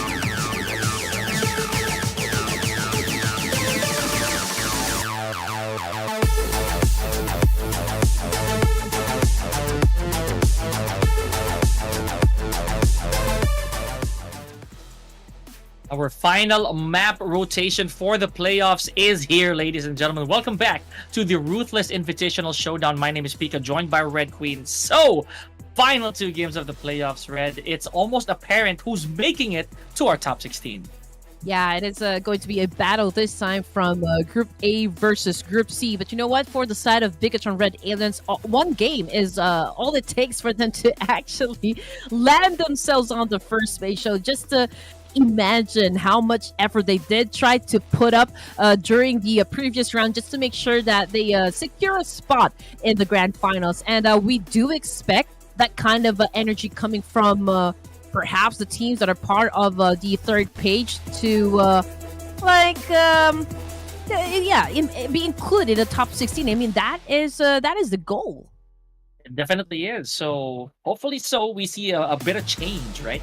So we saw that change happen with Boom Esports earlier with a whopping 13 frags to start off the day. But again, BIGETRON Red Aliens, for some reason, with an otherworldly play, managed to bag not just the winner chicken dinner, but 16 elimination points today. Now we're back. Speaking of BIGETRON Red Aliens, they are bringing forth the juniors once again from Group C, along with a bunch of other teams here, still eyeing for that spot. Yes, sir. And, well, we don't know what's going to happen because there are a lot of teams here that are probably not familiar with one another. If there's a new team inside lobby, you almost you get to wonder what kind of gameplay these guys are probably going to show us. Are they going to really show the horns, or are they really leveling up their gameplay, or are they going to be playing this one chill? There's a lot of factors to consider, right? But yeah, now that we're down to our final 2 set of games, right? This is going to be the final Erangel this evening, ladies and gents. Final chance for these teams to actually cash in, their stock when it comes to the OG map that is Erangel. So the current score is 3-1-1, and now it's time again to check which of the these teams are gonna dominate for this round. Yeah, I mean, I'm not going to be statistic on this one. I feel that instinct will be what the real name of the game really is, right? So this time around, I do feel that I'm going to take some team right off the playbook, right? I'll go with D plus Key on this one. Yeah. Okay. Group C, right? Yeah. So Prod is choosing T2K. So this is going to be the last Erangel, right? A versus C. So, BIGETRON, okay, they already got a score.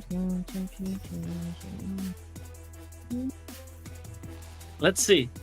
I'm curious. I feel like it's going to be... All right. Man, this is hard. This is really hard. Let's go with Team Infinity this time. Okay. All right. Team Infinity it is. Okay. I like that. I like that. And you know what? They did really well, too. Not gonna lie. So, at least based on the previous game. Yep.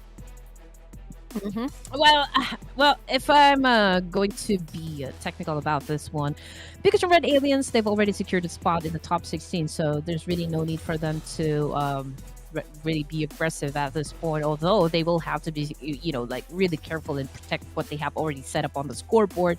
As for the next generation, it's going to be a as you always say, tall order for them to actually get included in the top 16, but there is that slight possibility, but they will have to do a massive gameplay here, an explosive performance. For Thunder Talk, well, this is also a pretty strong, team and a good choice. Not gonna lie there. Yeah, I would like to go for something that's really unpredictable. So, yeah, Team Infinity. Yeah, without question, I feel that Team Infinity also has what it takes, right? I mean, there's a reason they're invited here. But so far, again, it's pretty apparent what the big dogs look like. So, here we go. A few more seconds, and we are gonna start our final Erangel of the playoffs, Red Queen. This is gonna be lit. So, a while ago, we were granted a very satisfying circle, to say the least. Being southbound with our final circle, and military base still up for grabs. So I don't know. Are we still gonna see the same teams eyeing for it? And Vampire Esports. Remember, I did say they like Primorsk very much. Huge chance that they're gonna land there again. And I think this is a southbound travel. I feel. Yeah, southbound for sure. Yeah. Okay, so not really know what the intentions are, coming from the side of Vampire Esports. They really haven't really, like performing well for, since day one up to day number 3. So, with the kind of numbers that they have on the scoreboard, I don't think it's possible for them to be included in top 16. But then again, you always have to consider the fact that, with just one game, BIGETRON Red Aliens was able to hugely improve their rankings. So it's really hard to say. Again, all it takes is just one good game, right? And vice versa. If you're one of the teams that are kind of on the 13th down to the 16, I don't think you're out of the woods just yet, considering the fact that the gap isn't really that far, from the teams that are also trying to catch up with the numbers of scores on the board. But for the side again of TJB, okay, it's a full-on battle up against T2K, if I'm not mistaken. Yeah, early encounter here, folks. So you know what this means? If you're lucky, you get the good guns right off the bat. But with the VSS, what? When's the last time you see that? Okay, very interesting. Speaking of interesting, right? Let's go back to the circle here. Yeah, Stalber probably the center point of our initial circle here. So that means our teams will have to hike north for our stage 1. Well, obviously TJV now losing some members again. They weren't. They're really not as aggressive as we've seen them during day 1 and day number 2. We've been making the point that TJV was already. I mean, they're pretty safe right now to get to the grand finals. This is the last day of the playoffs, and this is actually one of the perks that you can enjoy if you were able to set a very good foundation.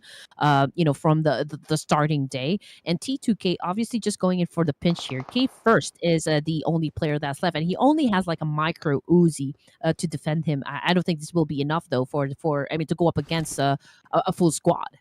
Not even enough to cross map, right? So. Yeah, pretty ambitious there to say the least. Meanwhile, we have Kist just weeping over that 3-man loss that they suffered earlier on. I'm pretty sure he's gonna patch himself up a little bit, but let's try to get back on to that a little later on. 1 frag apiece for Train to Kill. Really looking good on that record. I did tell you, Red, a while ago. I just took a glimpse of that map.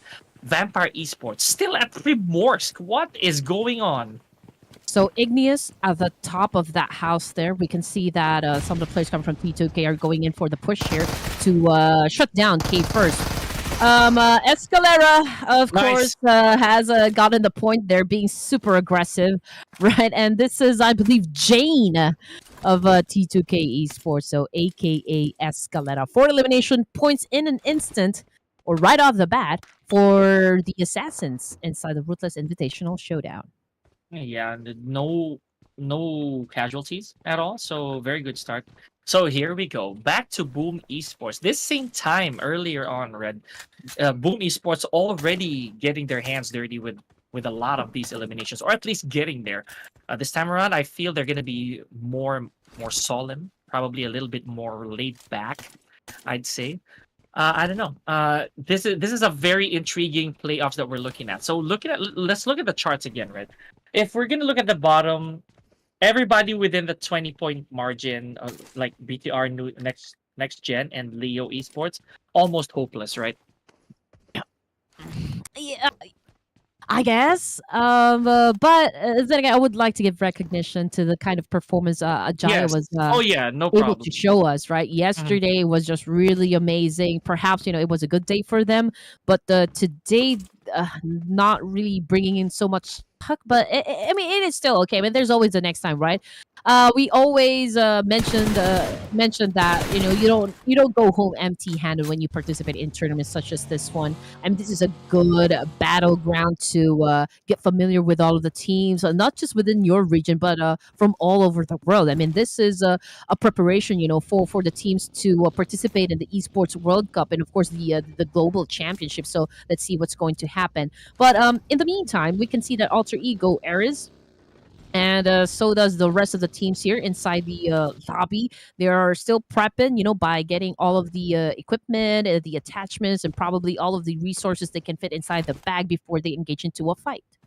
Yeah. It is that phase, the farming phase, folks. So, talking about statistics again, right? We're gonna start talking about how they looked in the previous game. So, one such team that I did mention we didn't see a lot getting back into the top 4 or top 5 was the YOODO Alliance. Yes, they're not playing right now, but the fact that they were able to do that again in that previous game means that they still care for their standings, right? It still matters to them, even though they're kind of secure where they are in the overall rankings. They still want to put the work in. Same with D Xavier right now at 114 points. I don't think they want to drop the ball, right? Yeah, or at least they don't want to look bad, if that's the better way to say it. They don't want to look bad, even though it's the last day of the playoffs and they're not playing the grand finals. Yeah, that's the beauty of the current point system that we have for PUBG. I mean, it doesn't even matter if you actually score the winner or the chicken dinner, as long as you can be consistent in getting both placement and elimination points. I mean, pretty much like what the Savior is doing. I mean, they're not so keen really at getting that chicken dinner, but they are aggressive as as getting those elimination points, which makes them the best so far inside the playoffs. I mean, we've seen.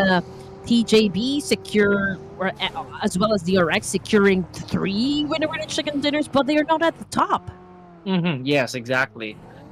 So imagine that they're still putting their best foot forward, right? So D Xavier, absolute professionalism.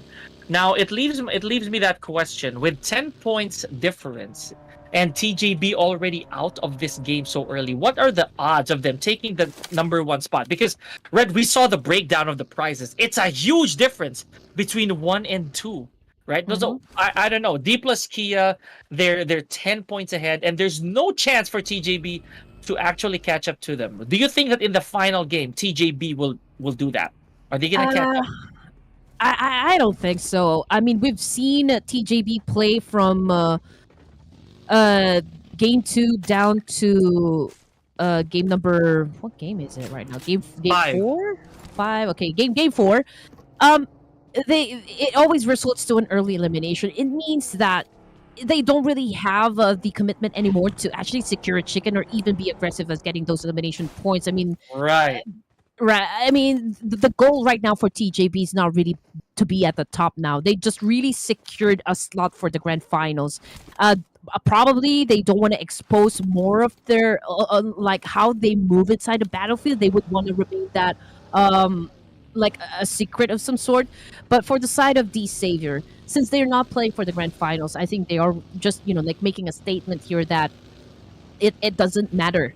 We're gonna be performing at the best of our ability, because this is also a fan service, right? So Yes. again, just like what you mentioned, it's truly a big professionalism on the side of D Savior. So I mean, D Savior, it's likely that they're really gunning for the top spot here, but I cannot really say the same for the side of TJB. DRX perhaps might try to catch up with the numbers, but not for TJB. Yeah. And it's gonna be funny if DRX does overtake, right? Because look at I mean, they're not here, but at least look at where BTR is. That's a big order for BTR to try and do. Yeah, specifically the senior team of BIGETRON Red Alien. But you know what, your point is taken. The fact that the Red Aliens, they still got it, with an amazing performance of 16. So, not impossible for them to try to maybe overtake TJB here. If they score 10 eliminations, 1 winner chicken dinner, that's 92 points, already ahead of TJB. Man. Okay, Leo now. We were kind of talking about them just a while ago, if they still have that Shot, yeah. Yeah. Going up against alter ego eras, that kind of dims the possibility of them actually moving forward. So let's see what the outcome will be, having this fight early on. I mean, this is just stage 2, and the fight is happening around Brozok area. Now, I can see some of you guys down there in the comment section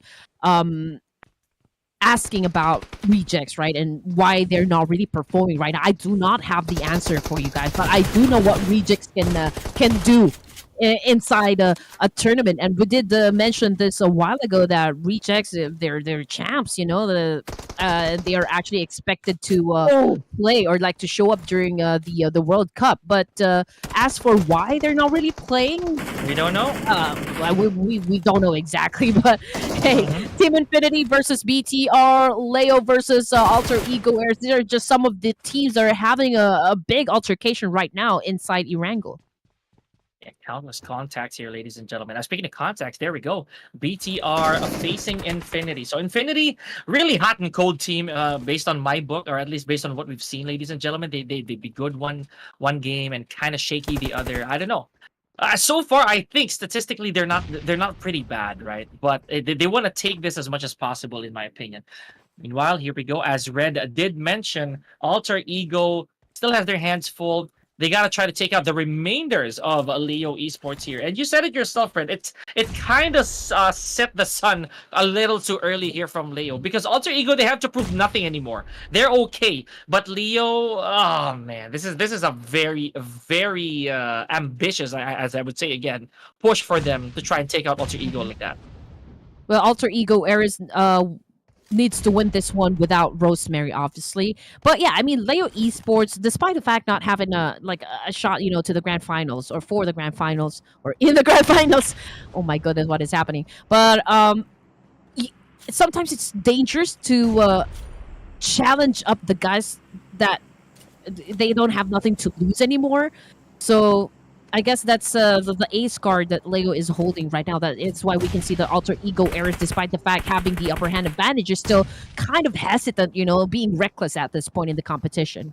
Yeah, the nothing to lose mentality really could be that instilled within Leo Esports. Oh, but caught Haidami with his hands up. There we go. Alva, beautiful S1897 frag there. So yeah, so Hans Mary, and again, Alter Ego being the dominant force within this compound. Ajaya, last man standing, not gonna be the Liam Neeson this time around. He's unable to alleviate the pressure induced by Alter Ego. Yeah, but check it out, though. I mean, like, they are being surrounded by TIANBA at the moment. And I did see, some players rotating or perhaps scouting the area. I also saw Vampire Esports. But we're going to go back to that one because BIGETRON Red is in an altercation with the Team Infinity. And it looks like they just lost Zygote and Lapar. So we will have to deal with this one with two active members. Oh! Oh boy, okay. So Rejects over here probably hearing us, ladies and gentlemen, putting the big wounds on BIGETRON Red Aliens alongside Infinity. So a little bit of a three-way happening here. And make that 4 because Boom also in the mix. Man, Chaos at stage 3, count me in. All right, here we go. BTR not in a good position at all. We only have hands here left to defend the team, and Team Infinity still, of course, is standing. But oh man, BTR hands getting a little help, from the other teams surrounding the compound. We've mentioned earlier that we saw D Savior. There's also, Boom Esports. But you know what? It is not the end of the line just yet for the side of Team Infinity, because we still have one more player, I believe, just lurking around the area. But coming off of the kill feed, though, it's Thunder Talk Gaming J, currently on the ground, courtesy by D Savior. So the again, they're not letting their guard down here, right? They still want to perform. They want to look good, right? They want to go out on top. And I don't know. This is what's kind of like a baffle to me, Red. If say the Xavier, right? If they don't play the grand finals, would that count in their credentials as top placer?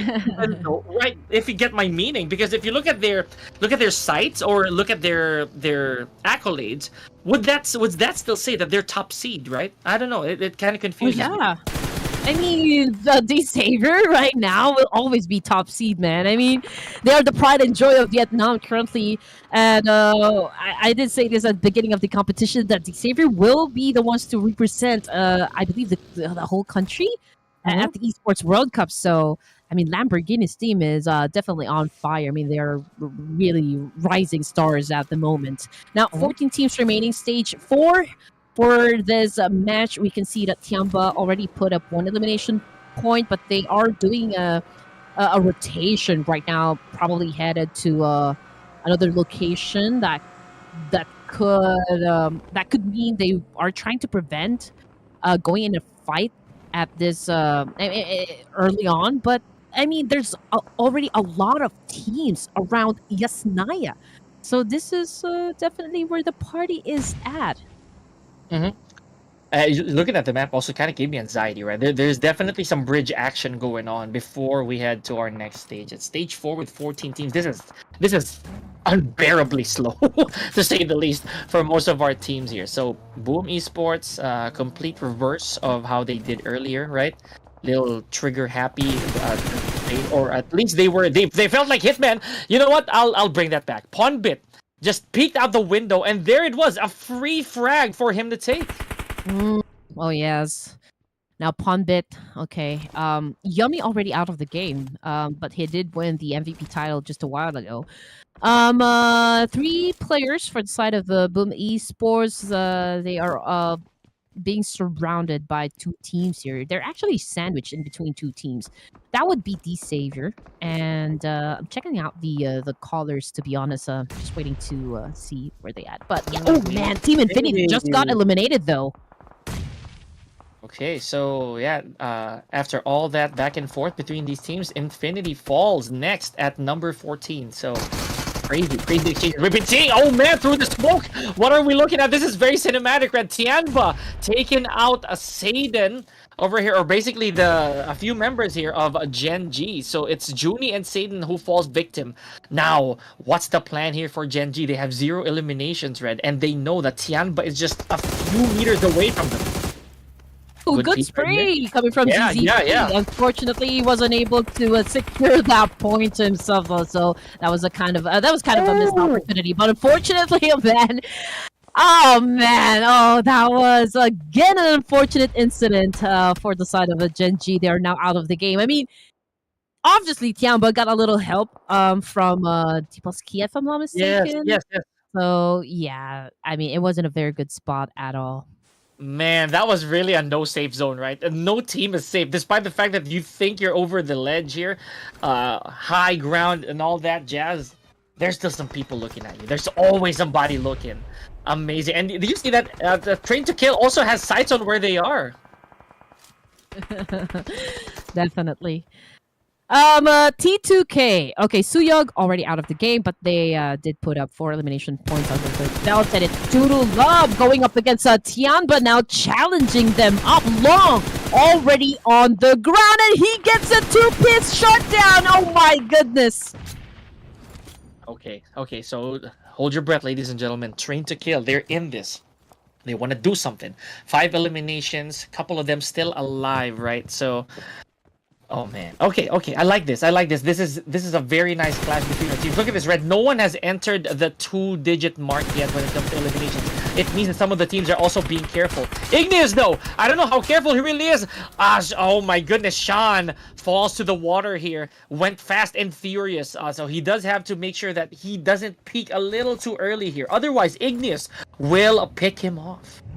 BIGETRON just got eliminated. Just not sure which bigger. Oh, okay. The So seniors, it's the the Red seniors. Aliens. Yeah. Yeah. But T2K Esports, they're coming in hot with 6 elimination points. So outstanding gameplay once again, ladies and gents. And now they're taking in position right at the edge of the circle here. It has a little high ground advantage, but considering the distance, okay, let me just check where they are exactly. Oh, okay, there's plenty of teams in front of them. But meanwhile, we've got a D+K on your screen for elimination points as well. We've got Chips here, having the most number of points for the team. Again, Rosemary is already out of the game. Alter Ego Errors might clash with Vampire this time. Yeah, and we didn't see a lot of Vampire action a little earlier on, right? So Maybe this is it. The sun slowly descending here, allowing the vampires to slowly peak. They didn't have any source of blood yet, Red, so they might want to come out from their hives a little later on. Meanwhile, Nolbu taking out Sarah here. And Reject. Oh wow, okay, this is an interesting exchange. I didn't think that Reject would go back and forth with Diplaskia like this. Yummy. It's fireworks display. Yeah, fire in the hole. But anyway, Chips already knocked down on the ground. We've got a Reject right here cooking up another nade, getting ready to throw up, but Noble this time. Oh, but he is getting surrounded by Diplaskia. Just look at what happened. Oh man, Diplaskia went in for the pinch. They held like multiple angles just to make sure that Reject stays in the middle like a sitting duck.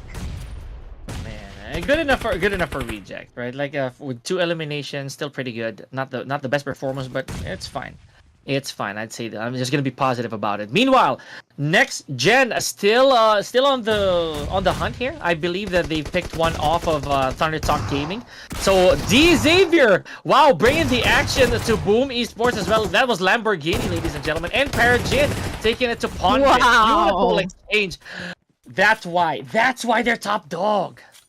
Oh man, Parajin already on fire once again, ladies and gents. And D Savior amazingly still continues to rack up points. Amazing. Just like I said, I mean, they're on a mission to really finish this game at the top. I mean, they don't have to. So these are just like they're playing for bragging rights, you know, just banging on their chest like Donkey Kongs. On the side of Vampire again, we all know what Vampire can do inside a tournament, right? So this is not the usual gameplay that we see coming from the Vampire Esports. But they are going up against T2K, though. And you know what? Who wants to join into the mix? We've got Alter Ego Eris. But coming off the kill feed, we've got Diplaskia versus Sem9. Yeah, a lot of violence happening now, ladies and gentlemen, especially as we're about to enter our placement point zone. Last 9 teams remaining, some of them more significantly damaged than others. So hopefully we get to see more of that. Look at Diplaskia though, with 9 eliminations and 0 casualties. My goodness. Okay, I had to say it. So we have Nade T taking out a player from Diplaskia on their knees. Now this is going to be very, very big bait on the side of D Xavier. Or rather, on the side of Diplaskia. So, man, this is tough, Red. This is gonna be tough. Oh man, but you know what? Diplaskia 10 elimination points. Wow. Already, yep. A surge of power there. Mm-hmm. Okay, so D Savior 4 elimination points. Okay, just looking where they are. Right, they are at the edge of the circle, coming from Yasnaya. They're looking at Diplaskia, which is really hot right now, having set up like a double-digit score there. But Anthony Schweppes goes down, so we only have one player that's left, right? So T2K Jane is going after Stoned this time. Oh man, get up out of there, Stoned. Okay, not a lot of cover for him to work with, so let's see. I don't know how long Stone will last, but speaking of not lasting, 2 of our teams disappeared in the snap of a finger there, namely Bigetron, Next Gen, and Sem9. So I think the boys of Next Gen also held their ground really well there, Red. Oh, definitely. And again, I believe, Next Gen not playing with huge pressure on their shoulders, honestly. Again, they're just looking to get some information about all of the teams here and just really thinking, and trying to get their recipe, in perfect condition, right, or in perfect taste. But 9 elimination point goes to a T2K, and they're doing a massive attack up against Diplaskia. We've got Turu Love just fixating on Nobu here. Yeah, very excited to see how this is going to turn out, because Nolbu being shot at a while ago by, I think, this is Turu Love, who kept teeing off, unable to get the job done. I don't know if Nolbu is going to try to hold that spot, if it's the wiser choice, because the rest of Diplaskia is pretty scattered, at least near the vicinity, but Nolbu, though, significant damage, and he's very important, Red. He does have 4 eliminations, so this is probably his game. Man, I mean, everyone is fighting at the northern part of the safe zone here. There's a lot of them. 4 having an exchange. Oh, man. Okay, so we still have like plenty of space to go around. Alva Mary, however, just permanently shut down Stone of Vampire Esports, which brings us down to just 5 teams remaining. D Savior again? Are you kidding me? Yeah. At the top. Is what I was talking about, Red. They are not letting their guard down. They wanna keep wearing that uniform. So beautiful stuff here from these. I'll give the same due credit for D plus Kia as well as Thunder Talk. It's been a while, Red. It's been a solid few games before we saw Thunder Talk on top again. So look at them now. Look at me now. But yeah. All right, Escalator on prone. We'll go for a sneak attack, of course. You would want to, as much as possible, you want to conceal your location, for the time being, considering the fact that this is already stage 7 and everyone is still trying to get inside the safe zone. But for the side of Alter Ego Eris, we have Hans Mary on the screen. Okay, so he just did a massive spray there up against D plus Kia, but D plus Kia still busy. Going up against Thunder Talk Gaming and Lamborghini with a beautiful shutdown there for Yi. And also D plus Kia getting some points done as well. Man, they're not going to abandon that house anytime soon, but I can already see it. Look at where D plus Kia is so comfortable with their positioning, right? Lamborghini taking out Ajay and King in succession, as well as Shadows. That's it for Thunder Talk. I would say I had to jinx it. Beautiful performance, leaving a top 5, but wow, D plus Kia. This is, again, very cinematic to say the least, Red. They're gonna keep this house for as long as they could. We still have 2 stages to go. Possibly the circle will land on their end. Man, I just love the fact that these Saviors playing consistently right now. And they're not just getting points, they're not just at the top, but they have been, dominating. Getting at the latter stages of the game with a complete set of players. So in terms of getting the formula right, they are on point very much. These Savior remains to be a tough team to beat here. Now, D plus Kia, they have the biggest chance of getting the chicken dinner this time, overtaking, of course, the Savior. But let's see what's going to happen, because this is just stage 7, though. D plus Kia already on the move up against the Savior. Just look at that, 14 elimination points. Oh, man. Yeah, that's what I was talking about. And not far behind, of course, would be our top performers here, D Xavier. So with 12 eliminations, this can still definitely add up, right? D plus Kia, again, I kind of jinxed it when I said that they're probably not going to move from that spot, but the safe zone or the blue zone does not allow them to. No more camping for y'all. Now, they are on the open road here, Red. This is going to be really bad. I know that Lamborghini, oh no, so greedy though. Walked right into the SLK of Nobu. Okay, obviously D plus Kia is oh man, they have the momentum here going on for them. 16 elimination points, and they're pretty unstoppable right now. They're basically the juggernauts, in stage 8, and Shadow knows he doesn't have to waste any more bullets. He just needs to go there and get the job done. What a clutch coming from Shadows! 15 elimination points, and they still have a chance to actually assume some more. I already told you, Red. These guys, they mean business. They don't care if they're not playing the grand finals. They are still gonna come out here as the overlords, right? The beautiful stuff. However, this right here, this team, Alter Ego, just might be on the verge. Okay, never mind. Ignis from the side, though, shot right on the sternum. But the play zone is what took Shadows. Yeah, Rosemary very low in HP. Ignis 2v1. already on prone, trying to sneak an attack up against Alter Ego Eris. Ignis, oh man, he is playing this one right on point, doing a massive spray. Unfortunately, it's just too much firepower. And from a long distance kill, T2K got eliminated, hence going out with a total of 9 elimination points. But at the end of this round, it is Rosemary and his team that won the winner chicken dinner. Man, those final few stages, Red, were just so action-packed, right? So it looked like something straight out of a Michael Bay movie. A lot of explosions, a lot of gas. So beautiful stuff. But in the end, Alter Ego still proving dominance here, reminding everybody as to why they're also a very formidable team here at Ruthless. Okay. Oh man, I cannot I cannot believe we are already on our way to the final game of this playoffs. Oh my goodness, a lot of teams definitely showed up for the final day. Just as expected, you know, teams here not disappointing their fans. I know some of you guys are expecting your idols or like your favorite teams to actually perform better than usual. But then again, you know, it really depends on the team's objectives or what their goal is for the Ruthless Invitational Showdown. We have a lot of upcoming official tournaments coming from PUBG, though, so I believe that is really what we are preparing for. So just chill, guys. You don't have to be, you don't have to get mad there. Don't worry about it. Anyways, so back to the topic at hand here, ladies and gentlemen. Alter Ego. Despite the fact that they did bag that winner chicken dinner, I felt that we still have to give credit to these teams who gave us an amazing final bout. So D Xavier, again, I cannot express it enough how they don't really have to go full throttle, but they did, right? With an amazing amount of eliminations. D plus Kia too.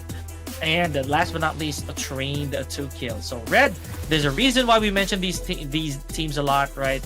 I know that some people are getting tired of us doing so, but there it is. Numbers don't lie, folks. Okay, so this is an unusual head-to-head. Both players coming from D Xavier. But for this performance, it's Shadows that got most of the elimination points. Lamborghini, who actually has gotten like more damage output.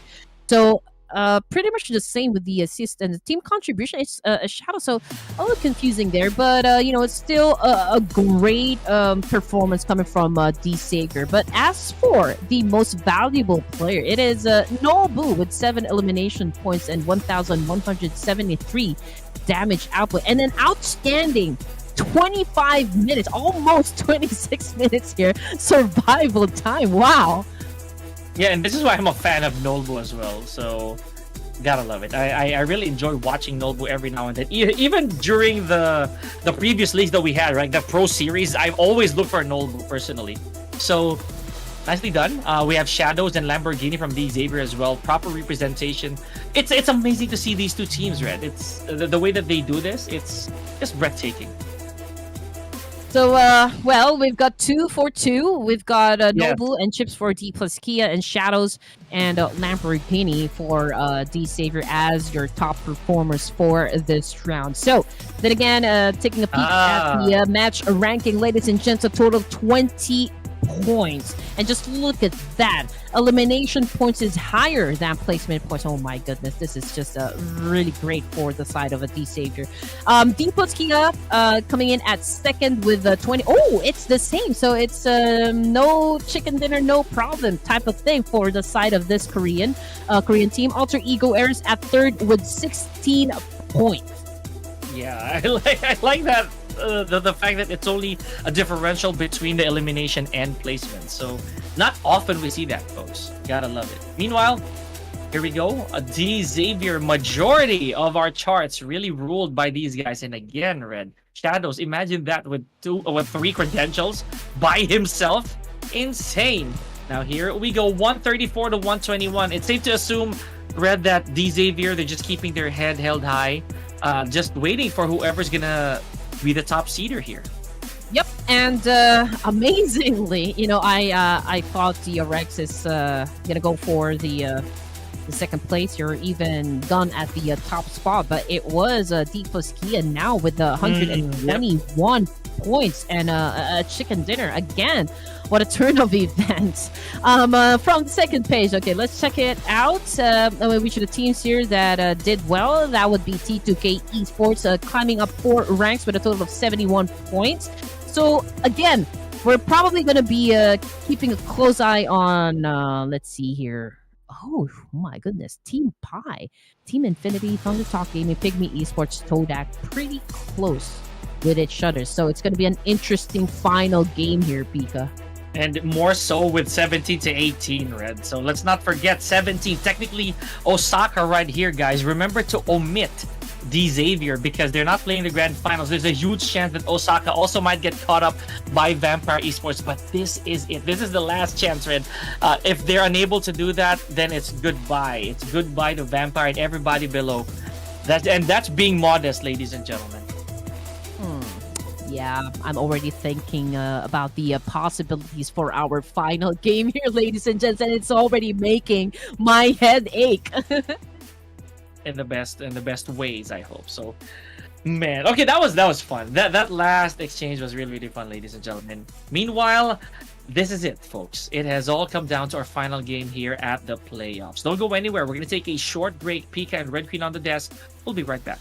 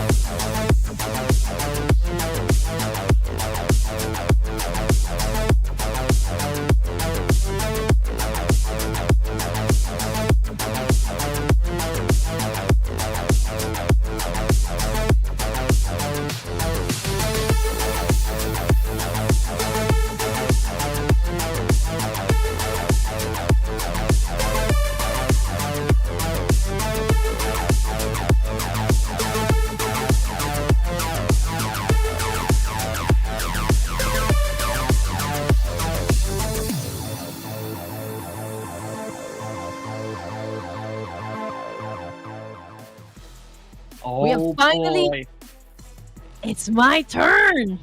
It is. I asked you, but anyways, it is her turn, guys. It is her turn.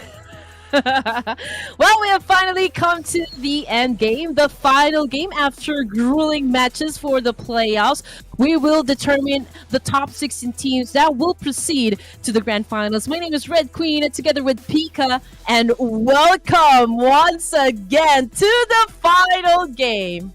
Oh man, the playoffs have been nothing but marvelous, ladies and gentlemen. So, final Miramar, final chance, a final shot here, Red, for our teams to make it to the grand finals. And like any tournament, it is unfortunate that we have to say goodbye to 8 teams here, despite all the fun that we experienced in the past 3 days. Whew. All right, for the final game, it is going to be Group B versus Group C. And of course, we're going to end things in Miramar. So take a look at the teams that will be participating. I'm looking at CAG Osaka. So they're currently placing at number 17. So big chance that maybe they can land at 16. We still don't know, but we do expect them to have quite an explosive performance for the last round. But of course, we have to make our team predictions. I hope that you guys can actually join us for this final round when it comes to thinking about which team is going to dominate. I don't know. I'm completely blanked at this point, right? So you can go ahead, Red. I'll give you the honors here. I'm just keeping an open mind. It's an insane ending, to be honest. Well, okay. Sure.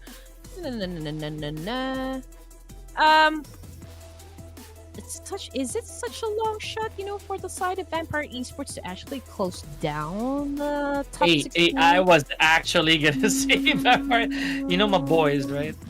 Yeah, but okay.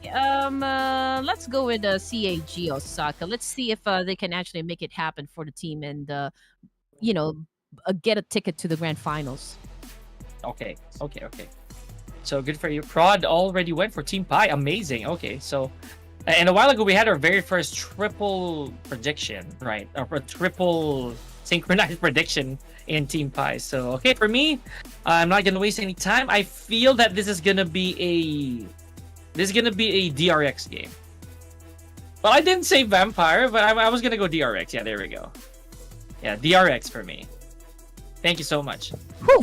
Well, okay. To be honest, I was also thinking about Team Pi, but yeah, I do feel like they also would want to like make a bold statement here that they're one of the biggest teams in the PEL, but considering the fact that they have already I mean, it's pretty strong. It's a pretty strong number. I mean, but yeah, I do agree they're not out of the woods just yet. So, oh man, it's a tough one. But I'm just like really crossing my fingers here for the side of CAG Osaka. They did, however, already gotten like a chicken dinner for today. So if they do get another chicken dinner for this last round, then I do feel like they can secure a slot. Yeah.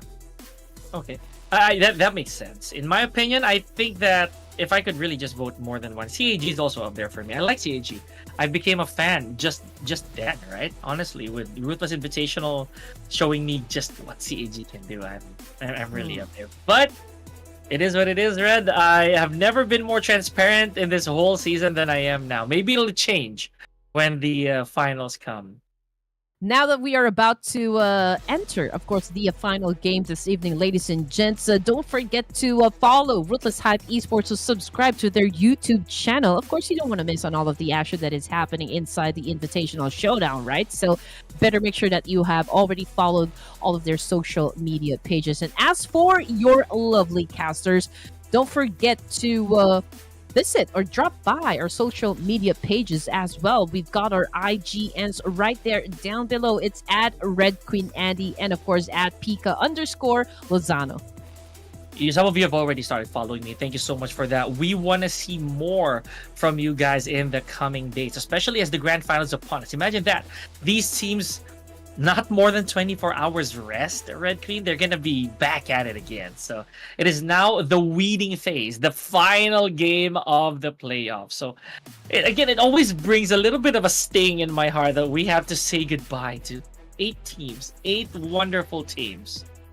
Yep, that's the nature of competition. So this is the last push for the side of Group A and Group C, right? So I do hope that you guys let us know which of the teams here you think is going to be dominating. Are you guys supporting, the SEA region or perhaps the Japan, Korea, China, or South Asia teams? We'd love to know. Just to make sure that you type it down there in the comment section now that we are about to witness the final game. I mean, do invite your friends. I mean, this is a good watch party for each and every one of us. Again, this is a sneak preview, right, of what's going to happen in a global tournament. That is, of course, when we see them clash in the regional PUBG Mobile tournament and also the Esports World Cup that is going to happen in okay, so the clash of the regions will happen June 28th, if I'm not mistaken, and the Esports World Cup will happen July 19th. So mark your calendars because, well, it's gonna be a fun conversation. So make sure that you follow us on Instagram. That is where I am most active, and also Facebook. So let's talk about what is what is happening inside the tournaments in the future. And not just this one, but further leagues as well by Ruthless Hype Esports. Thank you so much for that. Now here we go. This is gonna be Miramar, right? And love-hate relationship or not, I feel that Miramar always is the final map. I mean, we've seen that in previous leagues. We've seen Miramar be the haymaker for some of our teams, right? This is where the final blows always take place. I kind of feel really sad too that we never got to see a Sandhawk here, Red. Some of our teams really like that map. I mean, we can maybe see a different format when we step into the grand finals, but this is an overall interesting fight. I mean, Erangel is the most balanced map. This is the OG map, as we call it, the bread and butter for most of the teams here, because this is the first the map that was ever installed for PUBG. And then Miramar, it's a different terrain. This is a haven, as we say, for those snipers or those players who love to use those bolt action and also those DMRs. But then again, what we expect to happen in Miramar, right, is not happening right now.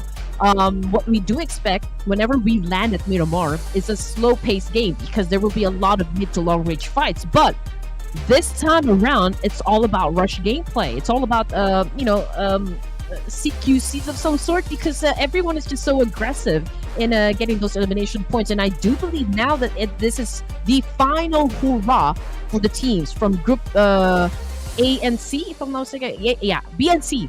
I think they just have to give it their all. And the fact that, this is the final game ever, at least for the playoffs. So it's safe to assume that some of these teams will be ruthless. See what I did there? But again, I do feel that they have nothing to lose, right? Especially the teams from a 17th, maybe 18th place onwards. Hey, I'd go as far as 19. They will just probably cause a lot of mayhem here. Gatekeep, maybe just throw the teams off their rhythm, the timing, right? This is gonna be fun. This is gonna be fun, and at the same time, catastrophic to say the least. Meanwhile, this very claustrophobic, very I'd say common as well flight path, Red. Look at all these teams. I don't know why they're just dropping at Los Leones straight up.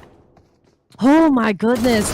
Not a good start for the side of CHG Osaka, especially when they're trying to catch up with the numbers here. They're up against a strong team. Yes, DRX, and they're completely surrounded by Vampire Esports as well. So this is going to be a tough one to survive. But let's see what's going to happen as DRX Soas now was able to get an elimination point out of CAG Osaka. So they will have to deal with this one with 3 players. Okay, here comes another knife attack, but good thing CAG Osaka was able to defend himself with a shotgun. Okay, so 1 down. A little bit of retribution here on a DRX as well. So it's 3 per 3. I'm really anxious here because these are both our votes, Red.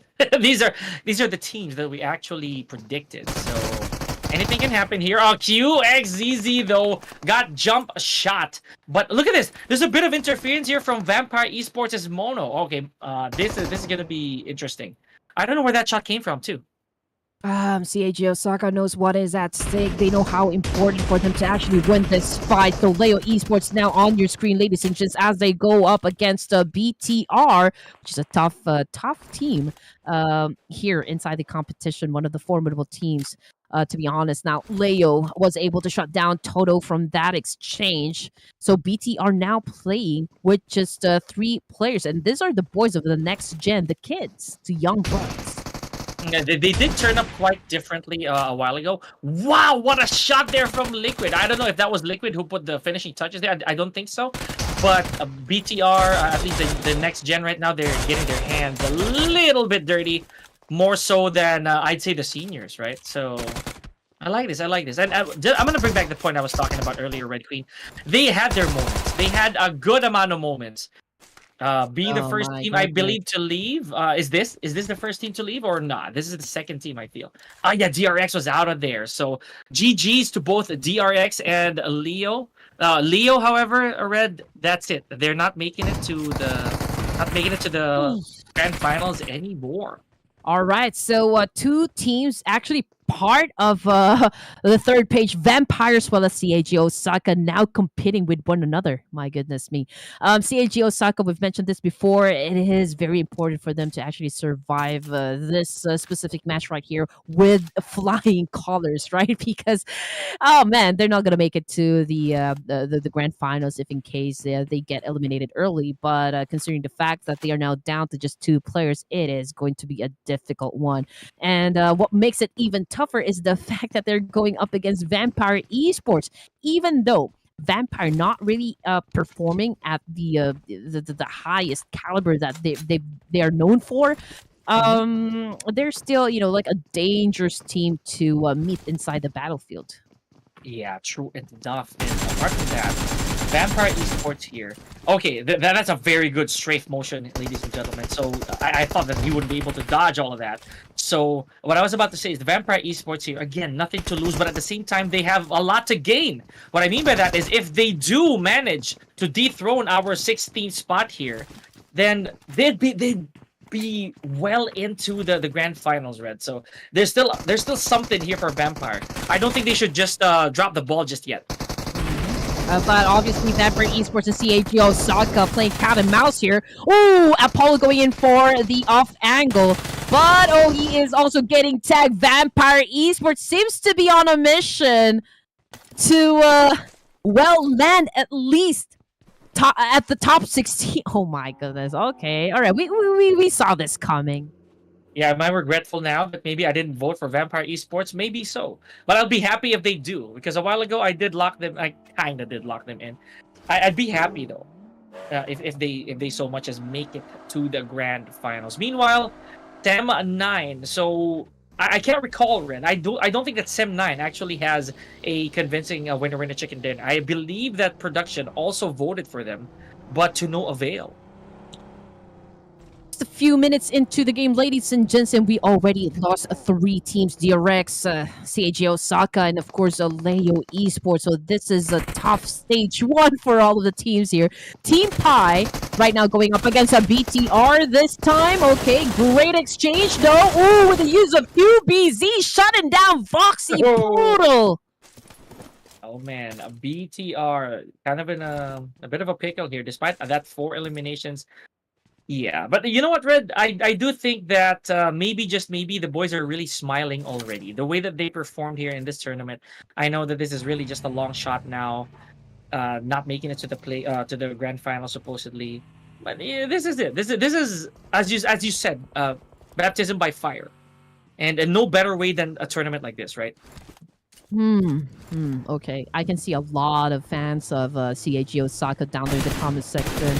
But thank you. Good game, well played. I mean, unfortunately, they tried their best, you know, to actually secure a slot in the grand finals. Unfortunately, it fell a little short. But of course, it doesn't disregard the fact that CAG Osaka, although a very young team, can still pretty much, you know, like have the best time of their lives in the next competitions to come.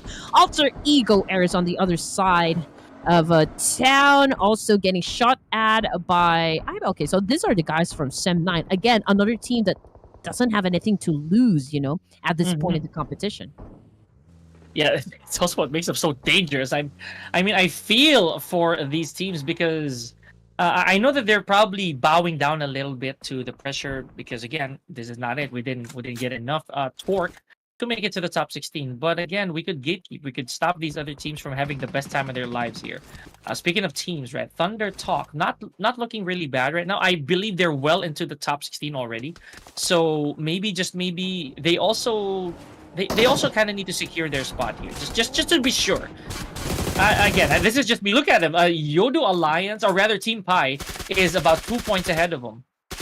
Okay, Thunder Talk Gaming actually is on the second page, but then again, we also saw the fact that, you know, the gap in the score is not that great. So there's really a lot of things that can still happen. You know, from Team Pi down to the teams that are part of the third page, there's still, you know, like a change can still happen.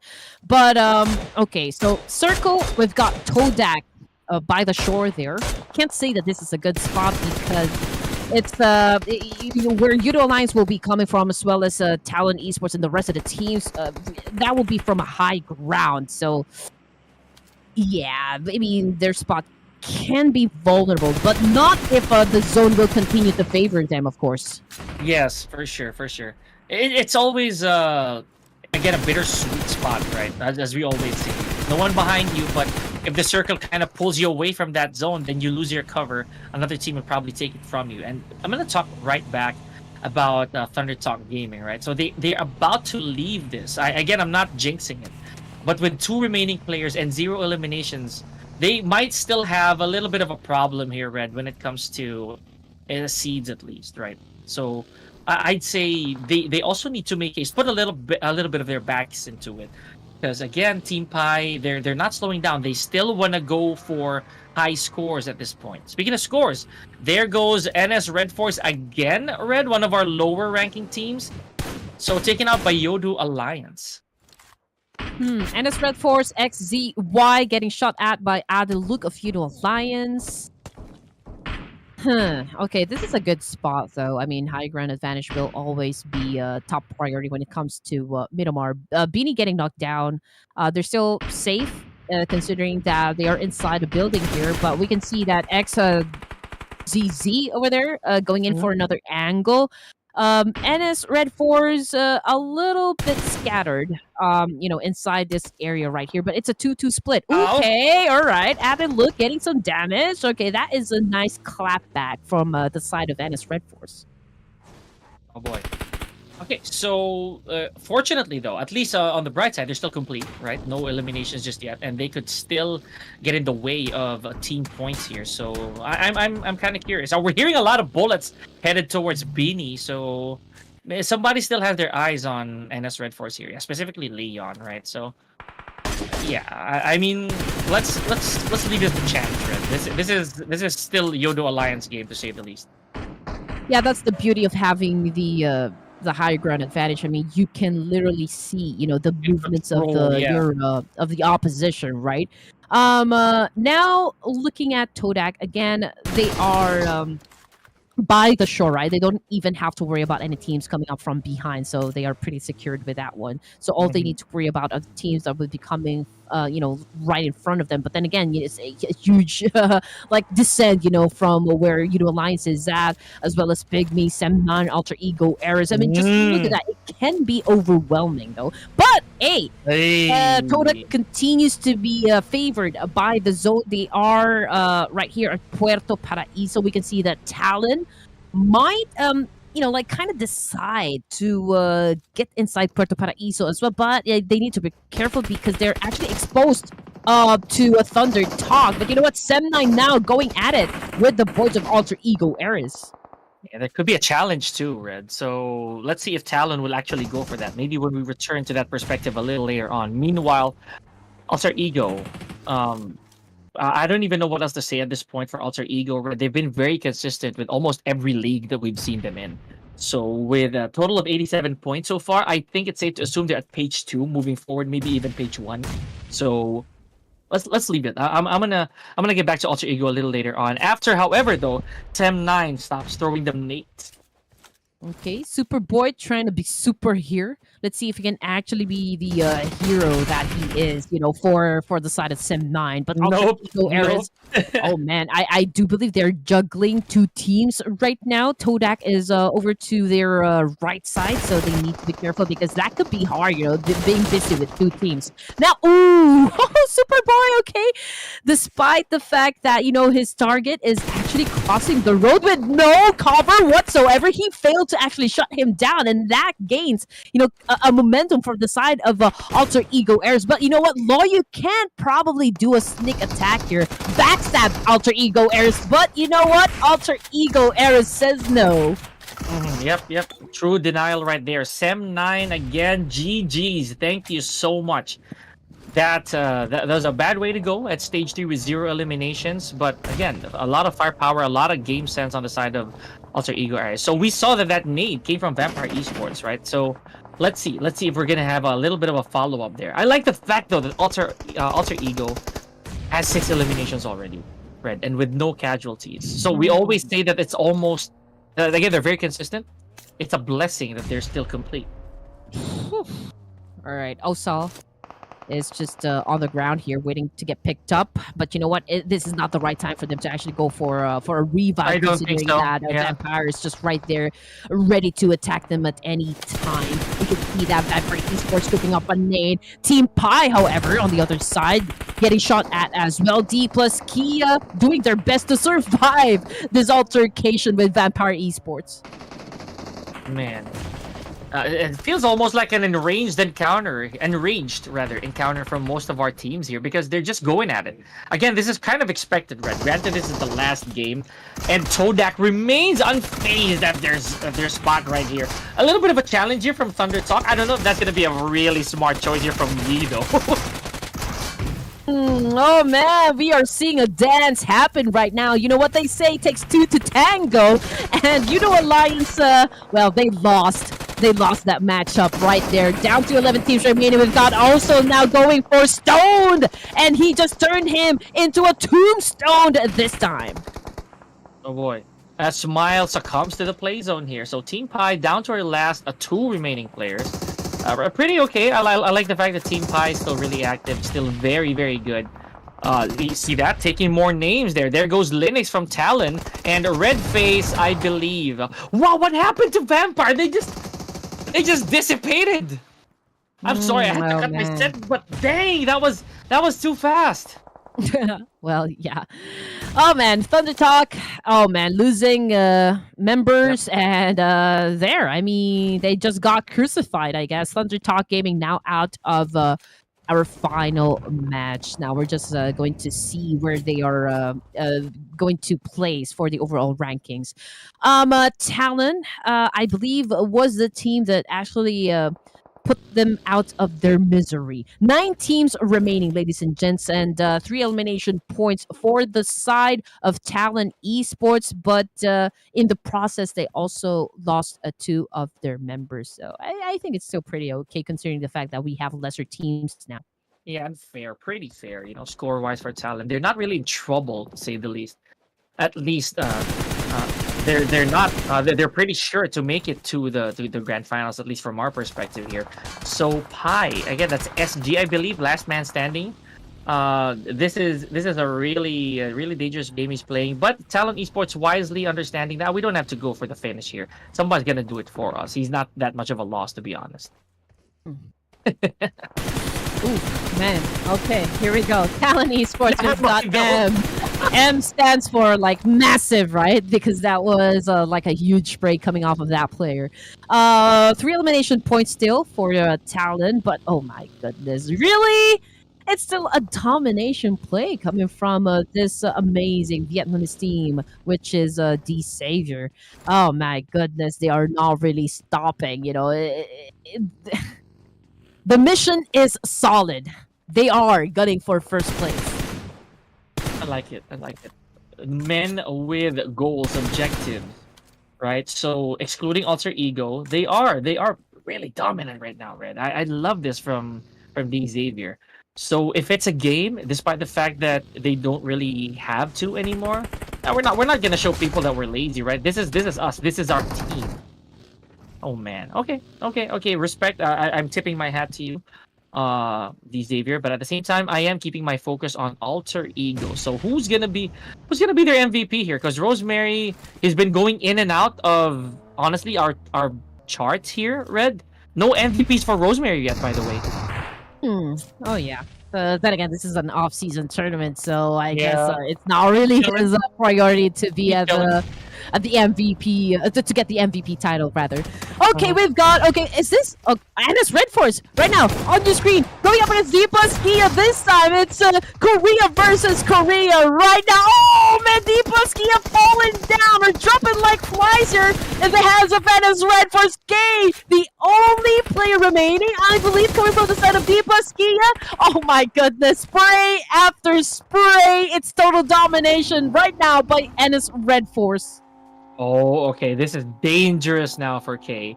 I know he's definitely leaving Nolbu out there. He has to relocate, reposition himself. So, yep. Oh my goodness. NS REDFORCE with a statement here. Oh, you're not the only strong Korean team we got here. Definitely going for that revive, though, on Beanie. So, wow, Red, I could really tell that that right there was the actions of men with nothing to lose. Okay, here we go. And it's REDFORCE going up against K here, hunting the last remaining player. And just look at that, what he's wearing. I mean, XZY, full Goku mode.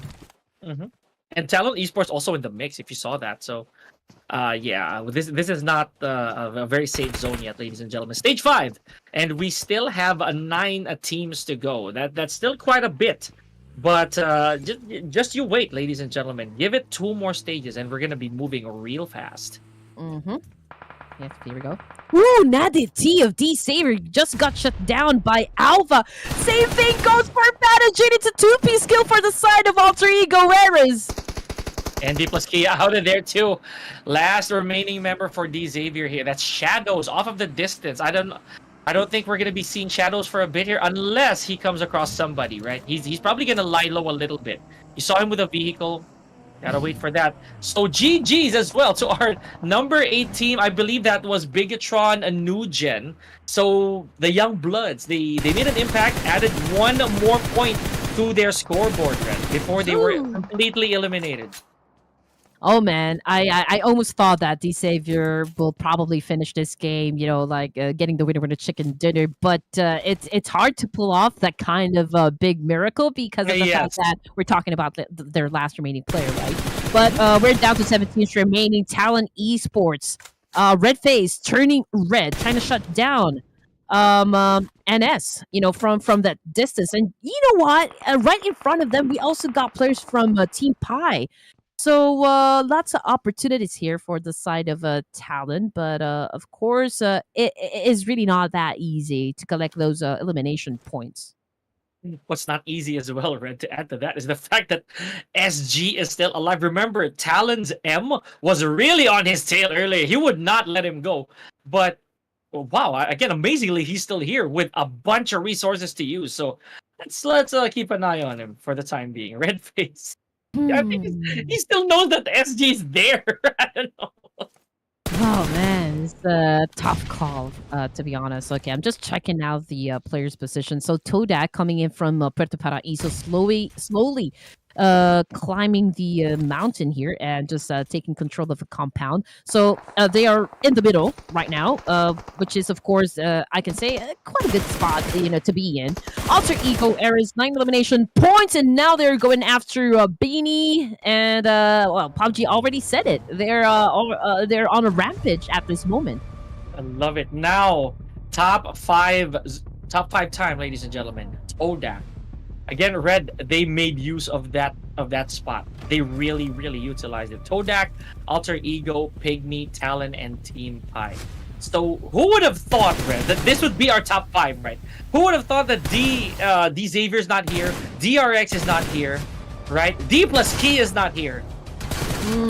Oh man, yeah, you are right. But just look at that. We've got 3 Indonesian teams right here. Alter Ego Eras, PIGMY, and of course okay, that's Talon Esports. And just so you know, we already have like 2 Indonesian teams that actually scored a chicken dinner for today. So probably they're looking to get the 3rd one, at least for their region, right? Alter Ego Eras now at the top spot, and what's even cooler is the fact that they have a complete squad, and now they just gotten rid of another player coming from Talon Esports, and that would be M. What a quick dissolve there from Talon. Now he's on the run. I believe he's running straight into the arms of Alter Ego. So, man, this is tough. Red face gotta go around here. Not really a good spot. Yeah, that's what I was talking about. Alter Ego just might be over the horizon waiting for Red face to expose his position. Good armor, good amount of nades, but not a lot of health. I don't think he can contest anybody here. He's being hunted, Red, I feel. Oh yeah, Alter Ego Eras smelling blood at this point. But you know what? Alter Ego Eras with this kind of performance obviously gonna climb up ranks in the overall rankings. But yeah, if someone is going up or a team is going up, there's a team that's definitely going down. Team Pi of the game sent by Rosemary, by the way. 4 teams remaining, a whopping 39.29% for Alter Ego Airs of actually winning this fight. And Todak still probably... Oh, man, you know, I forget. I was about to say that there's a possibility of a revive there, but no, the position doesn't dictate so. Alter Ego still looking very dominant. 14 frags in total, my goodness. Stage 6. Could this be the end of the line here for the remaining players of Todak? And more so with Talon. Red Face, I believe a while ago he had to wipe his tears a little bit before he would hide, Red, because this is not easy. It's not going to be easy at all. Oh, really not easy. Yes. Oh, but he's doing it. Red Face, oh my goodness, shutting down players from PIGMY Dimsy already out of the game. So what a performance there coming from Red Face. I mean, still trying to, of course, make sure that his team get to the last few zones here at the final match. Talon Esports still racking up some points, so I guess Red Face is still A-okay. But you know what? Halvamary looking to put a period on that one. He is already on charge, making a move, trying to get information at the same time, but Red Face holding a grenade, fire in the hole. Oh man, Red Face very low in HP, and Alter Ego Airs continues to dominate the scene. GG's to Talon Esports and to Red Face for showing us that valiant attempt to make it to the top 4, and that he did. Okay, now it is up to Todak and Alter Ego to duke it out. But of course, they gotta eliminate the weakest link so far, namely PIGMY Esports. Okay, so Rosemary, good sights right here on Tam from a Todak. I don't know if that's gonna be enough to kill, or if that's gonna be enough to close the book, but yeah, I don't think so. Tenny, though, just taking a little bit of resources here. Oh!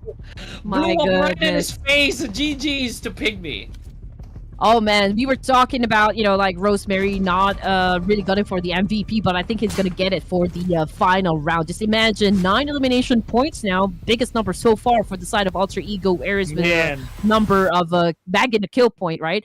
It boils down to this: Alter Ego Airs versus Todak, Indonesia versus Malaysia this time. Rosemary with a nade at hand, throwing up against Cleon and actually getting him, but he is still not down just yet. Oh man, yeah, a bit of a healing here for Cleon. Now I like this. A lot of high ground. When was the last time you had somebody up that spot over here? Okay, this is really strange. This is a really odd spot for Todak for Iftar right here to be in. Okay, so red 3v3 situation here. A lot of resources to go around. Medicals, utilities, mollies, nades, smokes, everything. It's a 50-50, I'd say. I don't even believe these odds anymore.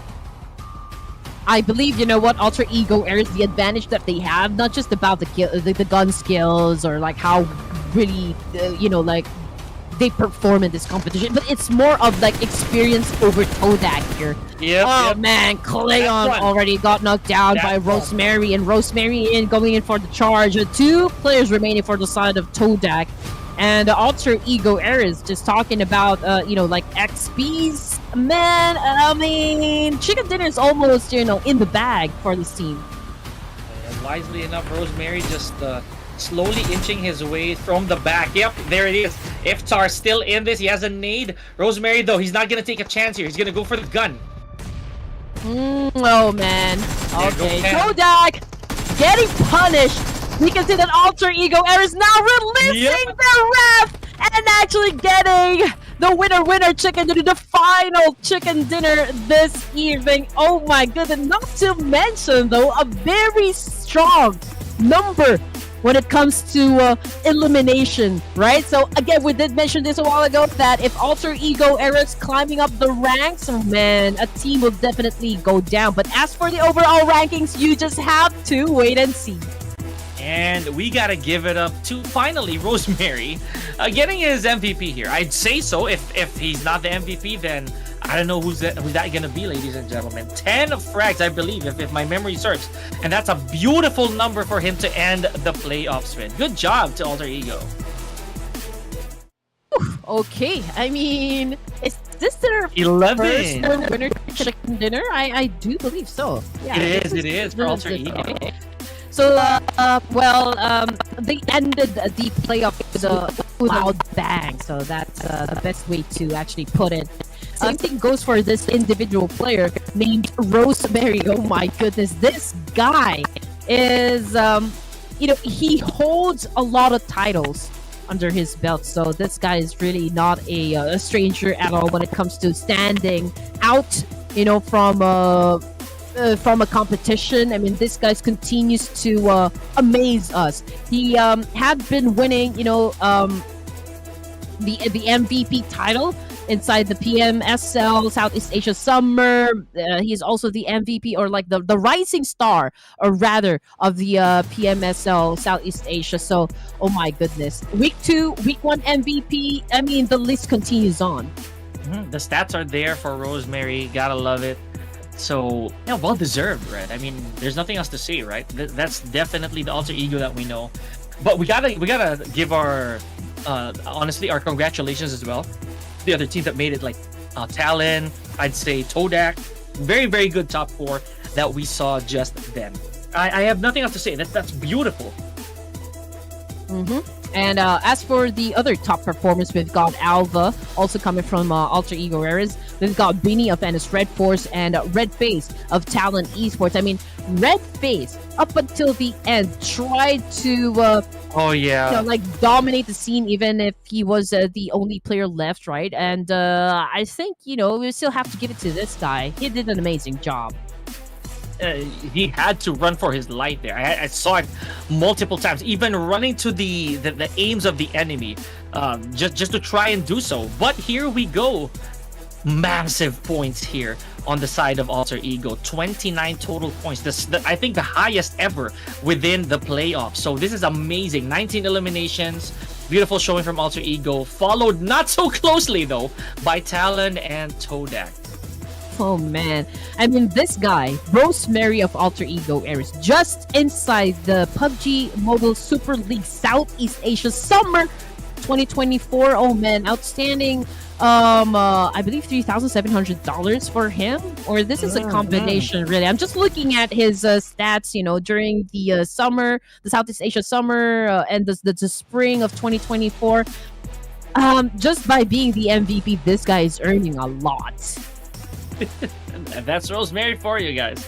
So, of course, we have Chips, formerly known as Chicken, if memory serves, and Beanie, as well as TZ over here from NS REDFORCE. And NS REDFORCE, they also got me, Red. I'm not gonna lie. They also made a believer out of me after so many games. I'm really, really amazed at how this team right here is part of our roster. Hopefully, we get to see them in the next season.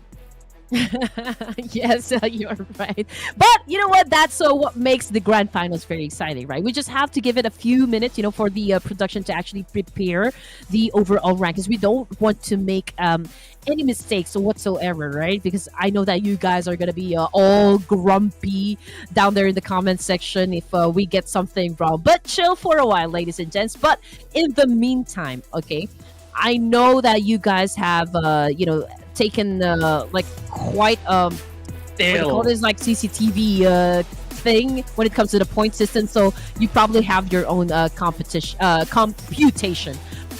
the MVP. How am I not surprised? Patagene of the Savior setting up a total of 34 points, 6,017 damage output, and a total of 20 minutes average survival time. So oh well, again, not surprised at all. Almost 36 eliminations from this guy alone. That is not a joke, Red. So yeah, I think uncontested though. I don't know how this is gonna be, because the first of 3 players that we have on the road to MVP are all from D Xavier. Does that mean that Rosemary is getting that? Oh man, I don't know. Maybe they're still awarding this to him since it's an individual award, right? But D Xavier, they can put the anxiety to rest now that they are not really participating in the grand finals. But this is the plot, right? Since the Chinese teams kind of had quite a slowdown when it comes to their performance in the playoffs, especially TJB. That only means that they have a special thing in store for us for the grand final. So I'm already excited, to be honest. I am too. Okay, so yes, ladies and gentlemen, these fraggers right here, remember them, and hopefully the next season of the Invitational Showdown, we get to see them again, and hopefully with even more astounding statistics, right? Parajin, amazing job, dude. Like, this is, I believe, seven eliminations away from Rosemary, and from that point forward, the gaps have been smaller. And again, for those of you who loves to actually keep track of the point system here, we go overall ranking. Let's just have a comparison, right, with your notes versus our notes. The Savior finishing the playoffs 140 points with just 2 winner chicken dinners, followed by D plus Kia with 123, Alter Ego Airs with 130. Oh my goodness, I mean, one game really does it all for a team, right? TJB, Esports, Talon, DRX, YOODO Alliance, BIGETRON, Red Aliens. You're looking at your top 8. Now, I want to see the other 2 pages The here, Red. drum roll. Because, yeah, I know we're going to have to highlight out the Xavier here, ladies and gentlemen, despite the beauty of that 140. So, oh man. Okay, page 2. Wow, so Todak is in! Let's go. Yep, for sure. Look at this. Team Pi, Boom Esports, TIANBA, Train to Kill, PIGMY Esports, Team Infinity, and Thunder Talk Gaming, as well as Todak. Now, it is number 17 that I'm worried about, right? I want to see this! Okay, here we go. We're just waiting, honestly. PIGMY Esports really did an amazing job making sure that they get into the grand finals for the Ruthless Invitational. Team Pi, you know, I think they just doubled down on getting those elimination points, hence ranking up the 3 more Here we go. For the overalls. So, here we go. Okay, They made it! Made it to the grand finals with 57 points. But as for Vampire Esports and REDFORCE, Gen G, Reject, BIGETRON Next Gen, Sem9, and Leo Esports, we will not be seeing them, in the next 3 days. So what is unusual for me out of everything that happened so far is the fact that, like the likes of Reject, Vampire Esports, NONGSHIM, REDFORCE not getting into the grand finals. But then again, perhaps they have other priorities at hand that needs attention or needs more attention. So we'll probably see them in the official PUBG tournament. To simplify things, it could just be not this tournament, right? It's just probably that. So GG's to all of these teams, folks, and again, fingers crossed, hopefully for the next Invitational Showdown, we see these teams come forth once again. And thank you so much for tuning in. This has been an amazing playoffs, to say the least, from Ruthless Invitational Showdown. This is not the end, though, okay? The end of the playoffs, yes, but not the end of the tournament, of the Ruthless Invitational Showdown. So we will see you guys tomorrow. For the grand finals, it is going to be short but sweet because we only have 3 days, to make it to the top. Again, these teams are competing for a total of $5,000 US. But it's a wrap for the playoffs. We will see you again tomorrow. This is Red Queen and Pika Lozano signing off.